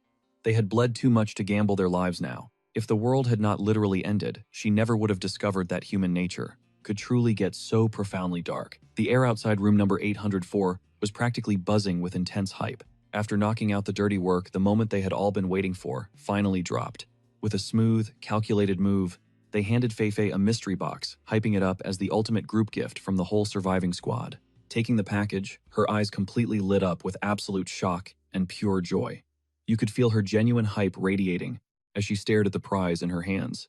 But that massive smile slightly cracked with a flash of cynical doubt, wondering if this loot was actually top tier or just a troll box stuffed with boring high school exams. Beside her, the crew was not having it. They were practically vibrating with excitement to see the big reveal, roasting her with laughs and cheering her on to rip it open. The suspense in the room was so thick that even with Feifei totally second-guessing what was inside, the absolute craving to uncover the truth completely took over. Pure anticipation cranked up the atmosphere, freezing everyone in this breathless, edge-of-your-seat silence. As the girl, heart pounding and hands visibly shaking, finally untied the ribbon, a deeply unsettling mystery awaited. Recent events haunted her mind. His past gifts had left her seriously traumatized. She dreaded this new present. What hidden catch or heavy burden was waiting inside this time? With trembling hands, she slowly popped the lid, finally exposing the mystery inside. Her eyes went totally wide. Her intense fear instantly melted into pure, absolute confusion. Nestled right there in the wrapping paper, no deadly weapons or sketchy artifacts. Just a tiny, harmless toy dog looking completely chill. The sweet reality gently washed over her. His intention was actually pure. Massive relief flooded her chest, completely erasing all her paranoid thoughts. It was literally just a toy. She hugged the plushie with overflowing joy, totally thanking her uncle. Any gift was a total win, as long as it didn't involve the dreaded nightmare of school exams. But her hype instantly died. Her uncle started explaining, flashing a calm, totally suspicious smile. He dropped the bomb. This wasn't a toy, it was a device preloaded with endless recited poetry. While he praised the supposed joy of relaxing to literary lectures, the girl's face completely shattered. Her pure happiness twisted into deep, dark betrayal. Realizing she got totally scammed by an educational tool disguised as a present, the cruel irony hit hard. Thanks to her uncle's sneaky trap turning playtime into a stealthy study grind, she couldn't help but feel entirely played. While the kid bawls her eyes out, completely overwhelmed, our main character jokingly comments that those are tears of joy for studying, completely ignoring her absolute emotional damage. To make things worse, her torment peaks. Another girl, completely clueless to Faye's massive suffering, excitedly begs to recite poems together, flexing her supposed love for poetry. Fei feels totally cornered. It's like a massive conspiracy designed to violently torture her with useless lessons, disguised as fun playtime. She cursed everyone's cruelty. Meanwhile, the busted old repair shop, now a gritty safe house, held the fading echoes of a dead civilization.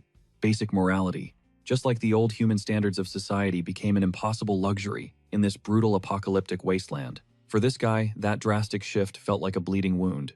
He used to be a simple man, a mechanic finding raw peace in the honest logic of his daily grind.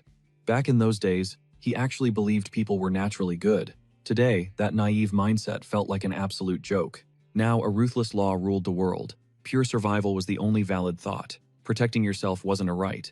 It was an absolute duty. Sitting in dead silence, staring into an empty cup, the crushing weight of reality hit him hard. His worldview hadn't just changed, it was violently shattered, destroyed by the savage truth of what humans would do just to stay alive. The pure evil he witnessed wasn't just chaos. It was a dark mirror showing a terrifying reflection of true human nature, leaving him absolutely terrified of his own kind. Surviving this doomed wasteland wasn't just about raw muscle or hiding in the shadows. It demanded a complete mental reset, and he knew it. If he clung to his soft past, that old empathy and blind innocence would have signed his permanent death warrant. To keep breathing, he had to violently kill the man he used to be. In this new era, age meant absolutely zero for authority. Despite being the oldest, he was reduced to a tech role, purely handling the driving and transport. The real compass guiding this squad was a young woman, everyone called Big Sister. Serving under her wasn't humiliating. Honestly, it was a brutal reality check. In a world where one mistake meant instant death, bowing to someone stronger regardless of age was pure survival. That girl didn't just navigate the roads. She steered their destinies, forging a path right through pure despair, leading them straight to tomorrow, no matter how deadly. This four-person squad forged something that felt like an absolute miracle in this chaos, a true team. They moved with unnatural chill, fueled by the hard fact that whatever hell dropped on them, their squad had their backs. That mutual trust became their ultimate weapon. However, feeling secure never made them blind to the brutal reality outside. After days of staking out the ruins, their escape routes vanished one by one. The map shrank as they spotted the blood-soaked red zones, places where death wasn't just a threat, but a guaranteed promise. Their ultimate rule: dodge the Shinfeng Hotel at all costs. The mangled corpses rotting on its lower floors screamed a brutal warning about the tyrants ruling that hellhole. Fully aware they were basically glass cannons, an unspoken truth hit them. Their survival dangled by a rusty thread, namely old Jian's battered sanitation truck. They knew damn well that without that clunky beast acting as their armor, they were absolute dead meat. Sharing a grim nod, they locked in their final desperate endgame to keep their hearts beating. Inside the cabin, the air felt suffocating, dripping with that gut-wrenching dread that hits right after dodging a total wipeout. The female lead, her eyes like absolute ice, stayed completely unfazed, but her cold words validated their worst nightmares. Shanshui Garden was never a safe zone. It was a literal death trap. She instantly recognized the creep who blocked their path. He wasn't some random mob. He was a top dog for Wang Dafu, the absolute menace ruling Yellow City, the infamous Crazy Wolf. The second she clocked his guild tag, that VIP invite turned into a slaughterhouse ticket. It was a dirty setup to hijack their ride and rip away something far more precious. If they had stepped foot inside that base, it would mean instant game over. The guys backing her up sweated bullets. Crazy Wolf's god-tier threat level wasn't just some urban legend. He was an absolute monster, an apex predator choking out the underworld of Yellow City with iron-fisted tyranny. In this brutally awakened apocalyptic timeline, where loot and safe zones were pure illusions, boss-level psychos like him never fumbled an easy drop. The tension spiked as they realized how massively exposed they were. With her top-tier visuals alone, our female lead practically had a massive target painted on her back in this savage wasteland. God-tier beauty and rare loot were highly lethal currencies. Wang Dafu's filthy claws would never let such a jackpot walk away. Their survival quest was far from over. But the ultimate plot twist: the monsters weren't just roaming the streets. They were lurking inside every so-called sanctuary. Inside the rig, the vibe felt incredibly suffocating, dripping with that heart-pounding paranoia that crushes you right after dodging an absolute massacre. Locking in her icy tactical glare, the female lead stayed frosty, yet her debrief confirmed the absolute horror they just outran. Shanshui Garden was a pure death zone. Beyond the bloodbath of the fallen players, a sickening realization lingered regarding the twisted NPC survivors who actually remained in that cursed domain, hinting they had crossed humanity's darkest boundaries just to stay breathing. Suddenly, the dead silence of the night shattered. As a massive blast erupted, the stagnant air ripped apart as a lethal barrage of shattered glass and concrete, launched like bullets, transforming their entire surroundings into a literal meat grinder of jagged blades. Pure chaos hijacked the scene. The sudden structural collapse wiped out their vision, leaving them completely blind to whatever monstrous power just nuked the area. A suffocating pressure instantly hijacked the atmosphere. The heavy calm right before an absolute boss fight. Hiding deep within the pitch-black shadows, a female assassin tracked their every move, her sniper-like gaze locked onto the breach. It took her exactly 0 seconds to scan the new enemy targets. They were elite grunts for the dreaded Crazy Wolf Wang Dafu. That nightmare realization sent pure ice through her veins. A brutal confirmation that her stealth run was officially over. Just a few yards away, 2 scavengers triggered their ultimate fight or flight mode. Their expressions glitched between absolute shell shock and raw primal terror. Every single muscle fiber coiled tight like a spring, bracing to counter any lethal strike. They locked eyes for a split second, a telepathic confirmation that they were utterly screwed. Suddenly, a distorted loudspeaker echoed through the ghost town, a creepy automated loop begging for scrap metal, busted screens, dead washing machines, and literally any piece of junk tech that could be crafted into survival gear. The driver gripped the wheel, flashing a sketchy smirk that failed to mask his greedy, loot-gobbling nature. He cruised the dead zones, scavenging the corpse of a fallen civilization. Right down the block, a fully geared camo soldier locked onto this bizarre sight, completely mind-blown. While cold sweat dripped down his neck, heavy-duty machinery and home appliances, the basic building blocks of their past lives, were now just cheap currency in the wasteland. The soldier wiped his drenched forehead. Eyes wide with sheer panic, he couldn't deny the waking nightmare unfolding around them. Suddenly, a blood-curdling shriek shattered the heavy dread. The lurkers previously cloaked in absolute darkness erupted from the abandoned concrete ruins, their savage roars violently vibrating across the cracked pavement. Zero doubts remained.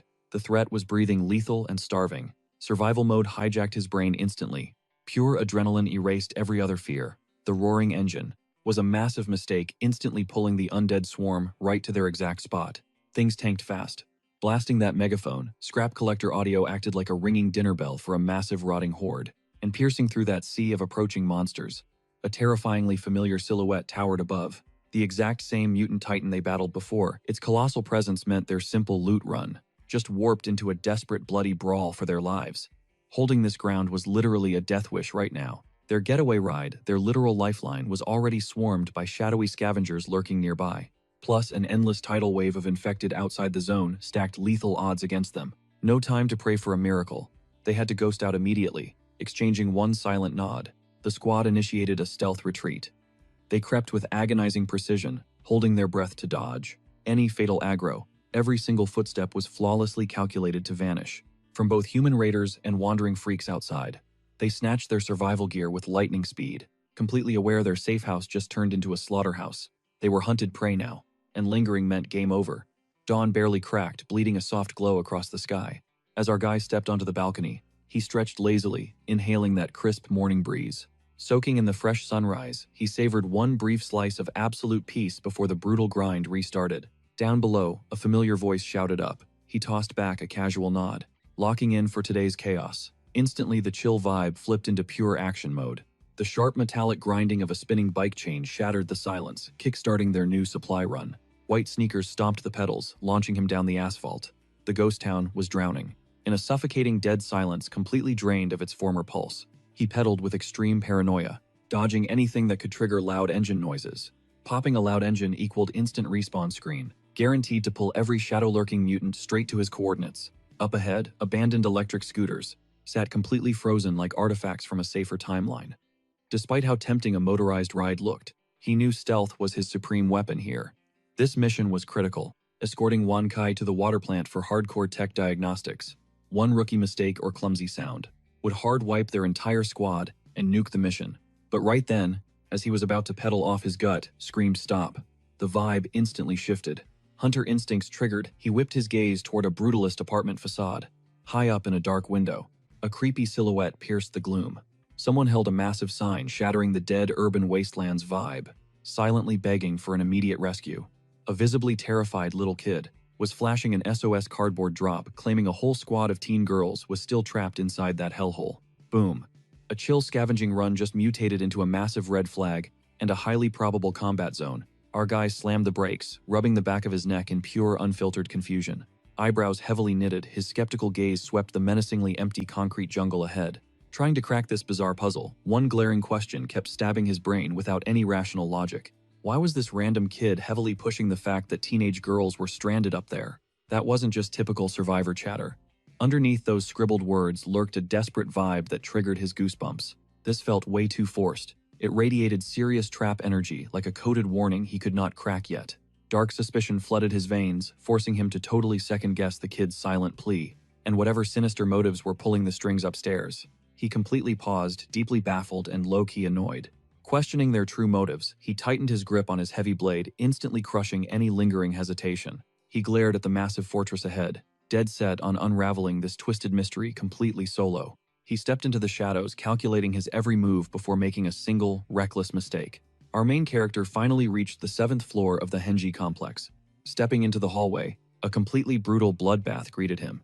Mangled corpses littered the cold floor, the undeniable aftermath of absolute carnage. Scanning the gore, major red flags went off. Seeing this insane pile of slaughtered zombie bodies, there was zero chance a bunch of random kids wiped out this massive apocalyptic horde all by themselves. Totally unfazed by the lurking danger, he marched straight to a battered door and knocked loud. A terrified kid peeked out from the pitch-black abyss inside, desperately begging our guy to enter first, because he was shaking with fear. Keeping his cool, he tried to calm the boy, swearing that even in this hellish apocalypse, kind survivors were still out there fighting. But deep down, his danger sense was screaming. In this cursed world, weird vibes always meant a deadly trap was waiting. He knew instantly this innocent little kid was definitely hiding something wicked. He called out the bluff right away, telling the brat his fake acting was totally pathetic, and asking if he really thought this sloppy, staged little setup would actually fool a veteran. Totally busted but still playing the victim, the kid kept forcing out those pathetic fake sobs while creeping dangerously close. But the absolute second he stepped right into prime striking range, that innocent face twisted into a sick, triumphant smirk. Thinking his helpless prey was finally locked inside his deadly snare, the psycho kid dropped the scared act entirely and lunged, screaming with pure murderous intent. The lunatic was already picturing the gruesome aftermath in his head. Our hero bleeding out against the security door, staring back in utter crushing despair. A bloody fantasy fueling his sick thrill. The room instantly choked with thick, heavy tension. You could practically cut with a knife. Lin Fan just stood completely still, watching his attacker with chilling calmness. Completely unbothered by the deadly strike, with a tone showing zero fear and total casual boredom. Lin Fan casually asked why he was ruining his jacket. The attacker stumbled back, gasping eyes completely wide. His shaking dagger hadn't even scratched Lin Fan's skin, even though the razor-sharp blade pierced cleanly. Right through the heavy fabric, the kid stared in pure shock at the exact impact spot, begging to see blood or a fatal wound. But nothing Lin Fan's skin was absolutely flawless. It was exactly like slamming a cheap toy against an unbreakable fortress of solid titanium steel. Suddenly, a glowing system panel materialized right before Lin Fan, hiding a god-tier truth the kid couldn't fathom. This wasn't normal human durability anymore. This was a transcendent, absolute barrier of pure, unstoppable defense. His crazy system stats proved one simple reality: mortal steel could never leave a single scratch. The punk backed away rapidly, his face twisting in raw panic, as his pathetic reality entirely shattered. That deadly knife felt like a useless plastic toy now. Lin Fan's overwhelming aura needed zero words. His mere existence was an insurmountable wall, crushing the boy's hopes. The air felt dangerously, suffocatingly heavy. Clutching his dagger in pure desperation, the kid was completely cornered by a terrifying truth he couldn't deny. Lin Fan's casual question wasn't just curiosity, it was a brutal combo breaker, destroying his entire fake act. Completely exposed, the brat couldn't even hide his massive shock. His carefully masterminded little death trap crumbled instantly against our main character's sharp instincts. The whole hallway sank into a crushing silence. Out of nowhere, 3 massive thugs cornered Sun Xian, boxing him in with raging lethal hostility, radiating pure, malicious intent. One of the goons, his face twisted in ugly, raw, seething frustration, sneered at Sun Xian's pathetic failure to get the bloody job done like he promised, viciously roasting him for botching the hit and letting their main target survive the deadly ambush. But Sun Xian didn't even flinch at their barking. Suddenly, a heavy metallic bloodlust flooded the air. He simply closed his eyes, taking a deep breath as a wicked, barely there smirk crept across his face. The heavy, sickeningly sweet scent of fresh blood choked the room. A suffocating, unnatural pressure crushed the atmosphere. His fingers instinctively locked around his sword hilt. He instantly realized this bone-chilling aura was not coming from the random goons standing right before him. His gaze snapped toward a nearby room. That sickening energy was bleeding straight through those walls. Suddenly, a violent shockwave of pitch-black energy exploded outward. The sheer magnitude left him completely frozen in shock. The heavy metal door groaned open, exposing a mind-bending nightmare that completely defied all human logic. The space was a literal slaughterhouse. Mangled limbs and shredded remains were scattered across the floor, a gruesome showcase of endless slaughter. The sickening truth smashed into him like a freight train. His eyes widened in pure disgust, pupils dilating with explosive rage as the twisted reality finally clicked. These monsters had been feasting on humans this entire time. A violent shudder ripped down his spine, making his shoulders tremble as pure fury hijacked his mind. Absolutely inhuman, he choked out, entirely sickened by this cruelty. His white-knuckled grip on the doorknob shook violently, not from terror, but from an ice-cold, hyper-focused, lethal rage. Murderous intent poured from his very soul. His gaze burned crimson, completely devoured by a terrifying thirst for absolute vengeance. From the shadows, a weak, trembling voice echoed, a desperate plea.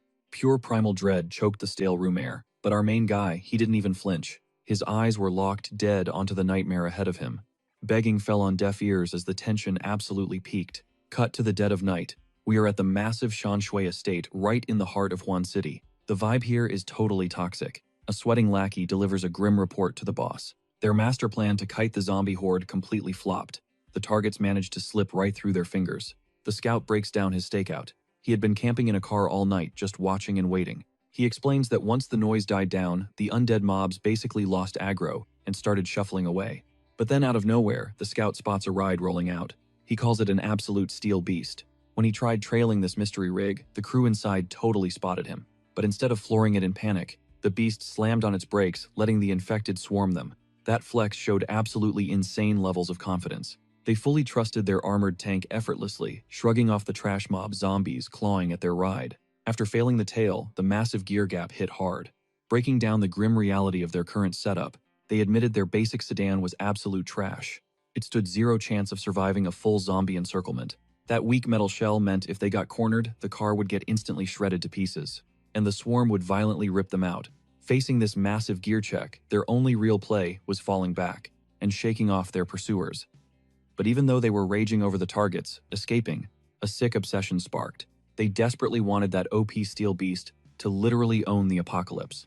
The tension spiked when Wang Dafu, a total savage known as Crazy Wolf, dropped some heavy extra intel. His report flashed a massive warning about a mutated freakish zombie hiding right inside the main horde. He described this monster as an absolute unit, literally built like a walking mountain. It packed god-tier strength.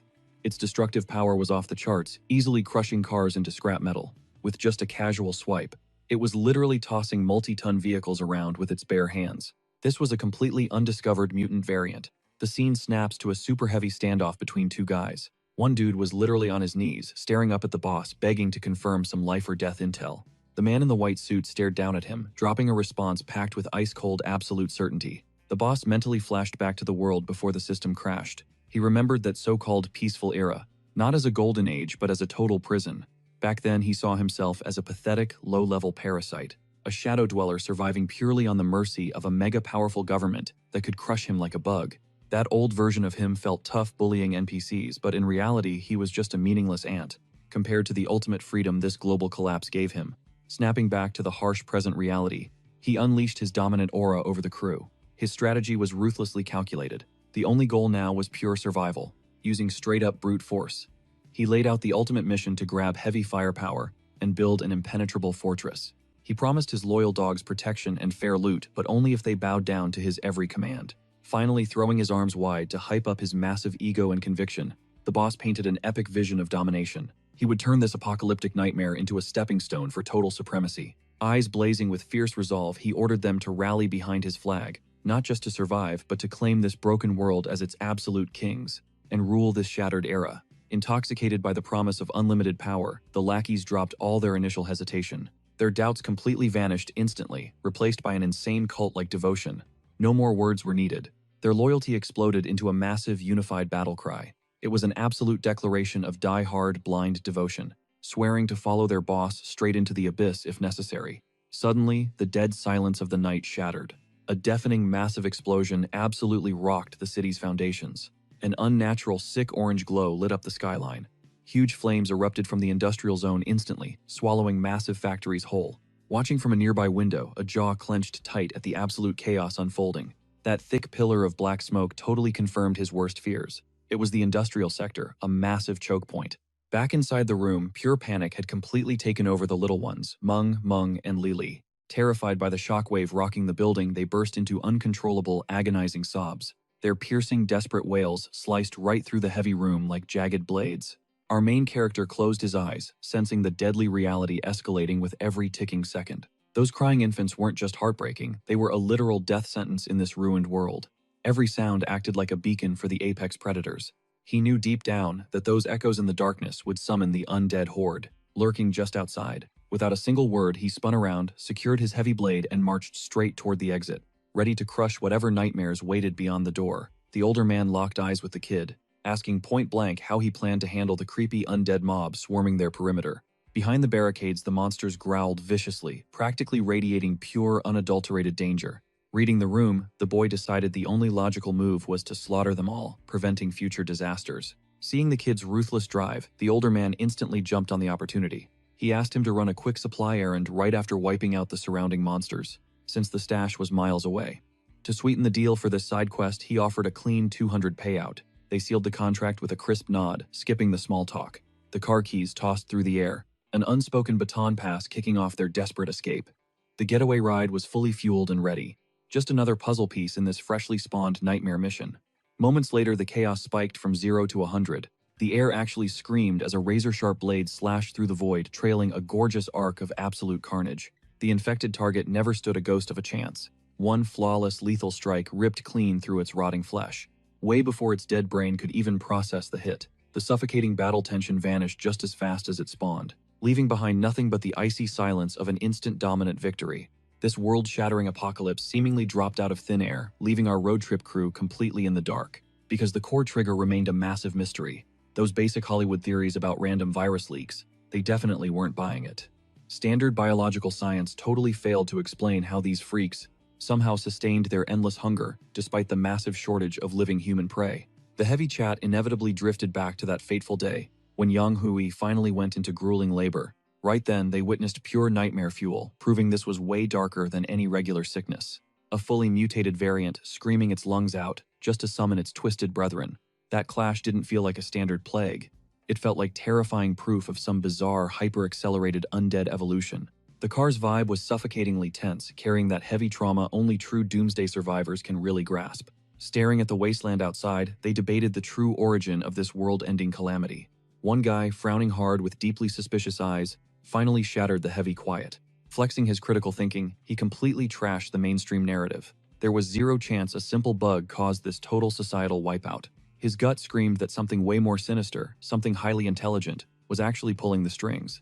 But our boy, radiating unbreakable resolve, completely ignored those wild conspiracy theories. To him, the math was simple. The system crashed, and the only goal was surviving while taking out the trash. He fully believed he would eventually massacre every single walker on this cursed planet. He pictured a distant tomorrow, where wiping out this monster threat would finally let humanity rebuild. However, his buddy instantly dragged him back to Earth, crushing that naive hope with Wan City's terrifying population stats. Boasting over 10 million souls, the sheer numbers were devastating. The living were just a tiny speck, drowning in an infinite sea of walking corpses.